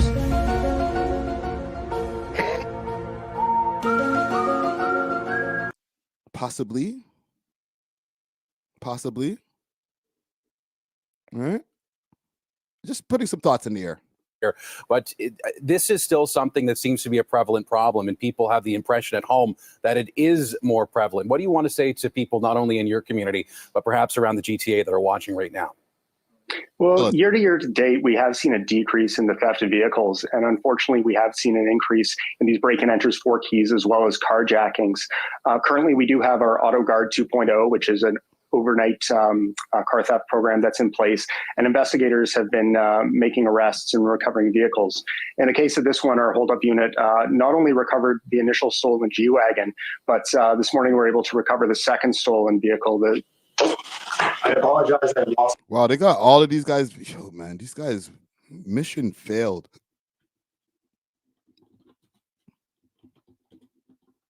Mission failed. Toronto car theft in 2024. Ooh. Identifying a suspect accused of sexually assaulting. Oh, stop. How much is it? There's a car theft thing in here. You know what? I skipped that whole Eminem thing, but I'll deal with that on a different day. Notice that tipping is an option out more and more. A knife and stabbed the other, leaving him with serious injuries for which he is expected to survive. 55-year-old James Brooks was taken into custody on charges including aggravated assault. The most played is the weather And a girl. crash involved. This explained. The judges didn't decide. Y'all nasty niggas. Still ahead tonight, marking a somber. Hold on, I'll find this shit. What you're paying for, basically. That's the time where. 1 second, I'll find some shit. Oof. Good as shit. Oof. To steal car keys. So, what I didn't want to play there, but what they were saying is that the way that these guys are doing it these days, besides the carjackings and what these guys were just saying with like people just stealing people's cars, people are going inside people's cribs to take the cars. There's been tips that I've been seeing on a lot of CP24 little segments where they talk about make sure to not keep your car keys by the front door. Don't hang your car keys by the front door, because what people are doing these days is that sometimes they're not even getting super aggressive and smashing your windows and all that. They're just finding a way to open the door and take your car keys and then beep, beep, beep, they're off with your shit. Sorry, lady. Police in big cities are reporting a steep rise in violence linked to auto theft. In Toronto, in this Yo, there's way too much graphic shit in there. I can't show none of these guns. has to stop. Toronto Police Chief Myron Demkew says The city is seeing twice as many carjackings now compared to this time last year. Call the police directly. When Cameron Hussein's 2022 Toyota Highlander was taken, he went out looking for it, but was warned by police. The thieves might be armed, and it's not a good idea to approach the car. Consider, after a recent carjacking outside the city, officers seized this. Okay, let's move that from the screen. Somebody said something that I need to point out here. Because, yeah, I was just breaking down some of the ways that they get your shit. But even keeping it at the front, my bad, let me put my camera back on. Even keeping it at the front, they can clone the fob. YKTFB says they can clone the fob from outside. That's facts. That is super facts. Now, like you see what I just explained right there? They don't have to come into the crib. If you have your keys by the front door, they have technology that they can use, that they could just zap your shit and then just jump in the car and be out of there. You got to be very careful if you got a luxury, if you got the foreign in the driveway, yo. You might want to park. Listen, PSA to everybody out there. Let me make my screen bigger, pause. PSA to everybody out there. If you got the foreigns, keep them in the garage. Don't have them all in the driveway.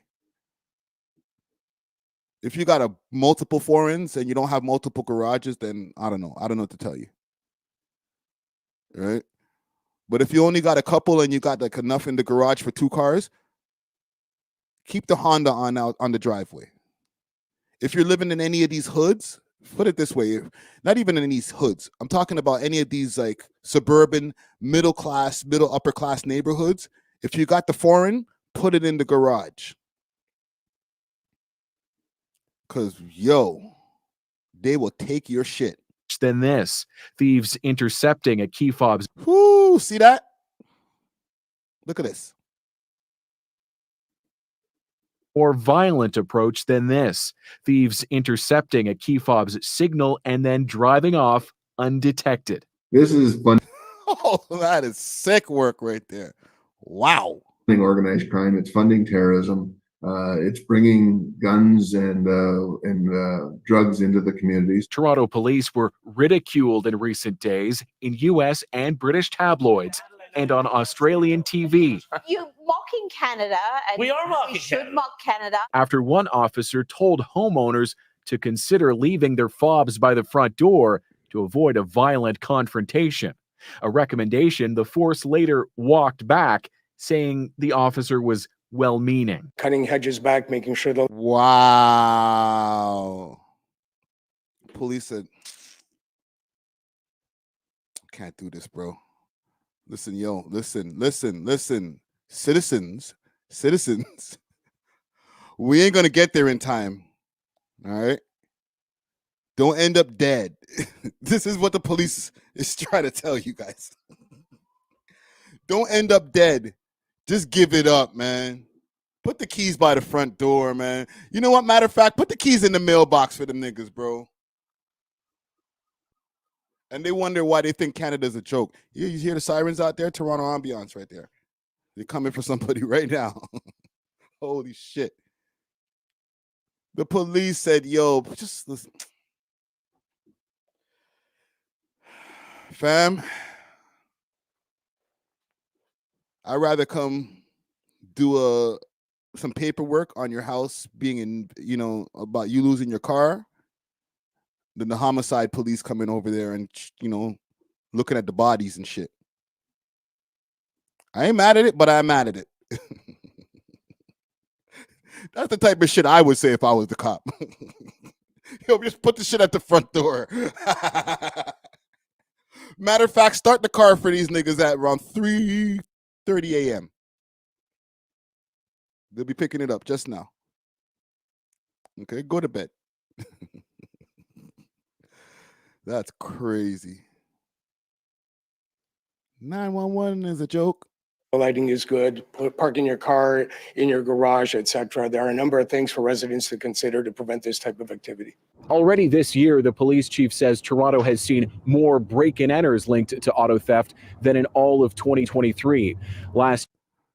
So, you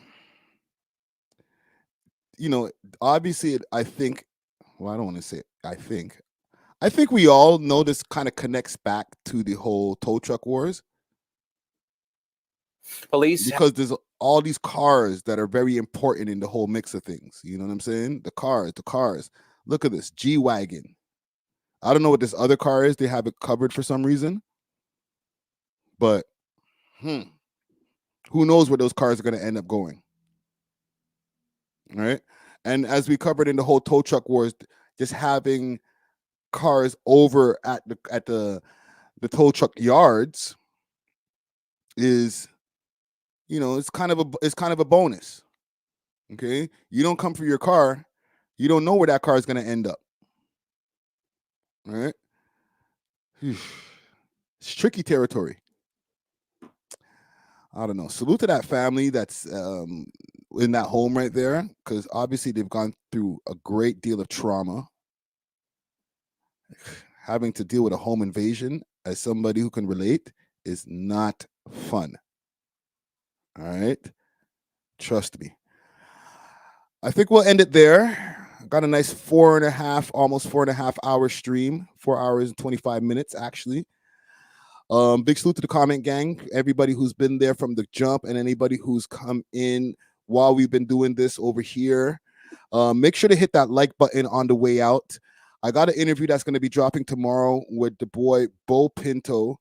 A lot of people who are into music, like, they might not know exactly who Bo Pinto is, but people who have an Instagram, a TikTok page, you might have seen him pop up on your feed with all these different types of things that he be into, you know what I'm saying, as well as making music. And he is a social media manager for the last 15 years for a multitude of people.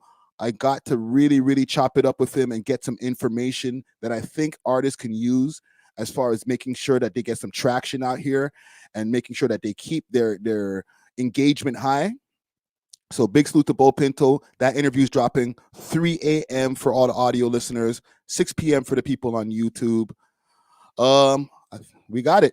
We are off of this. Deuces.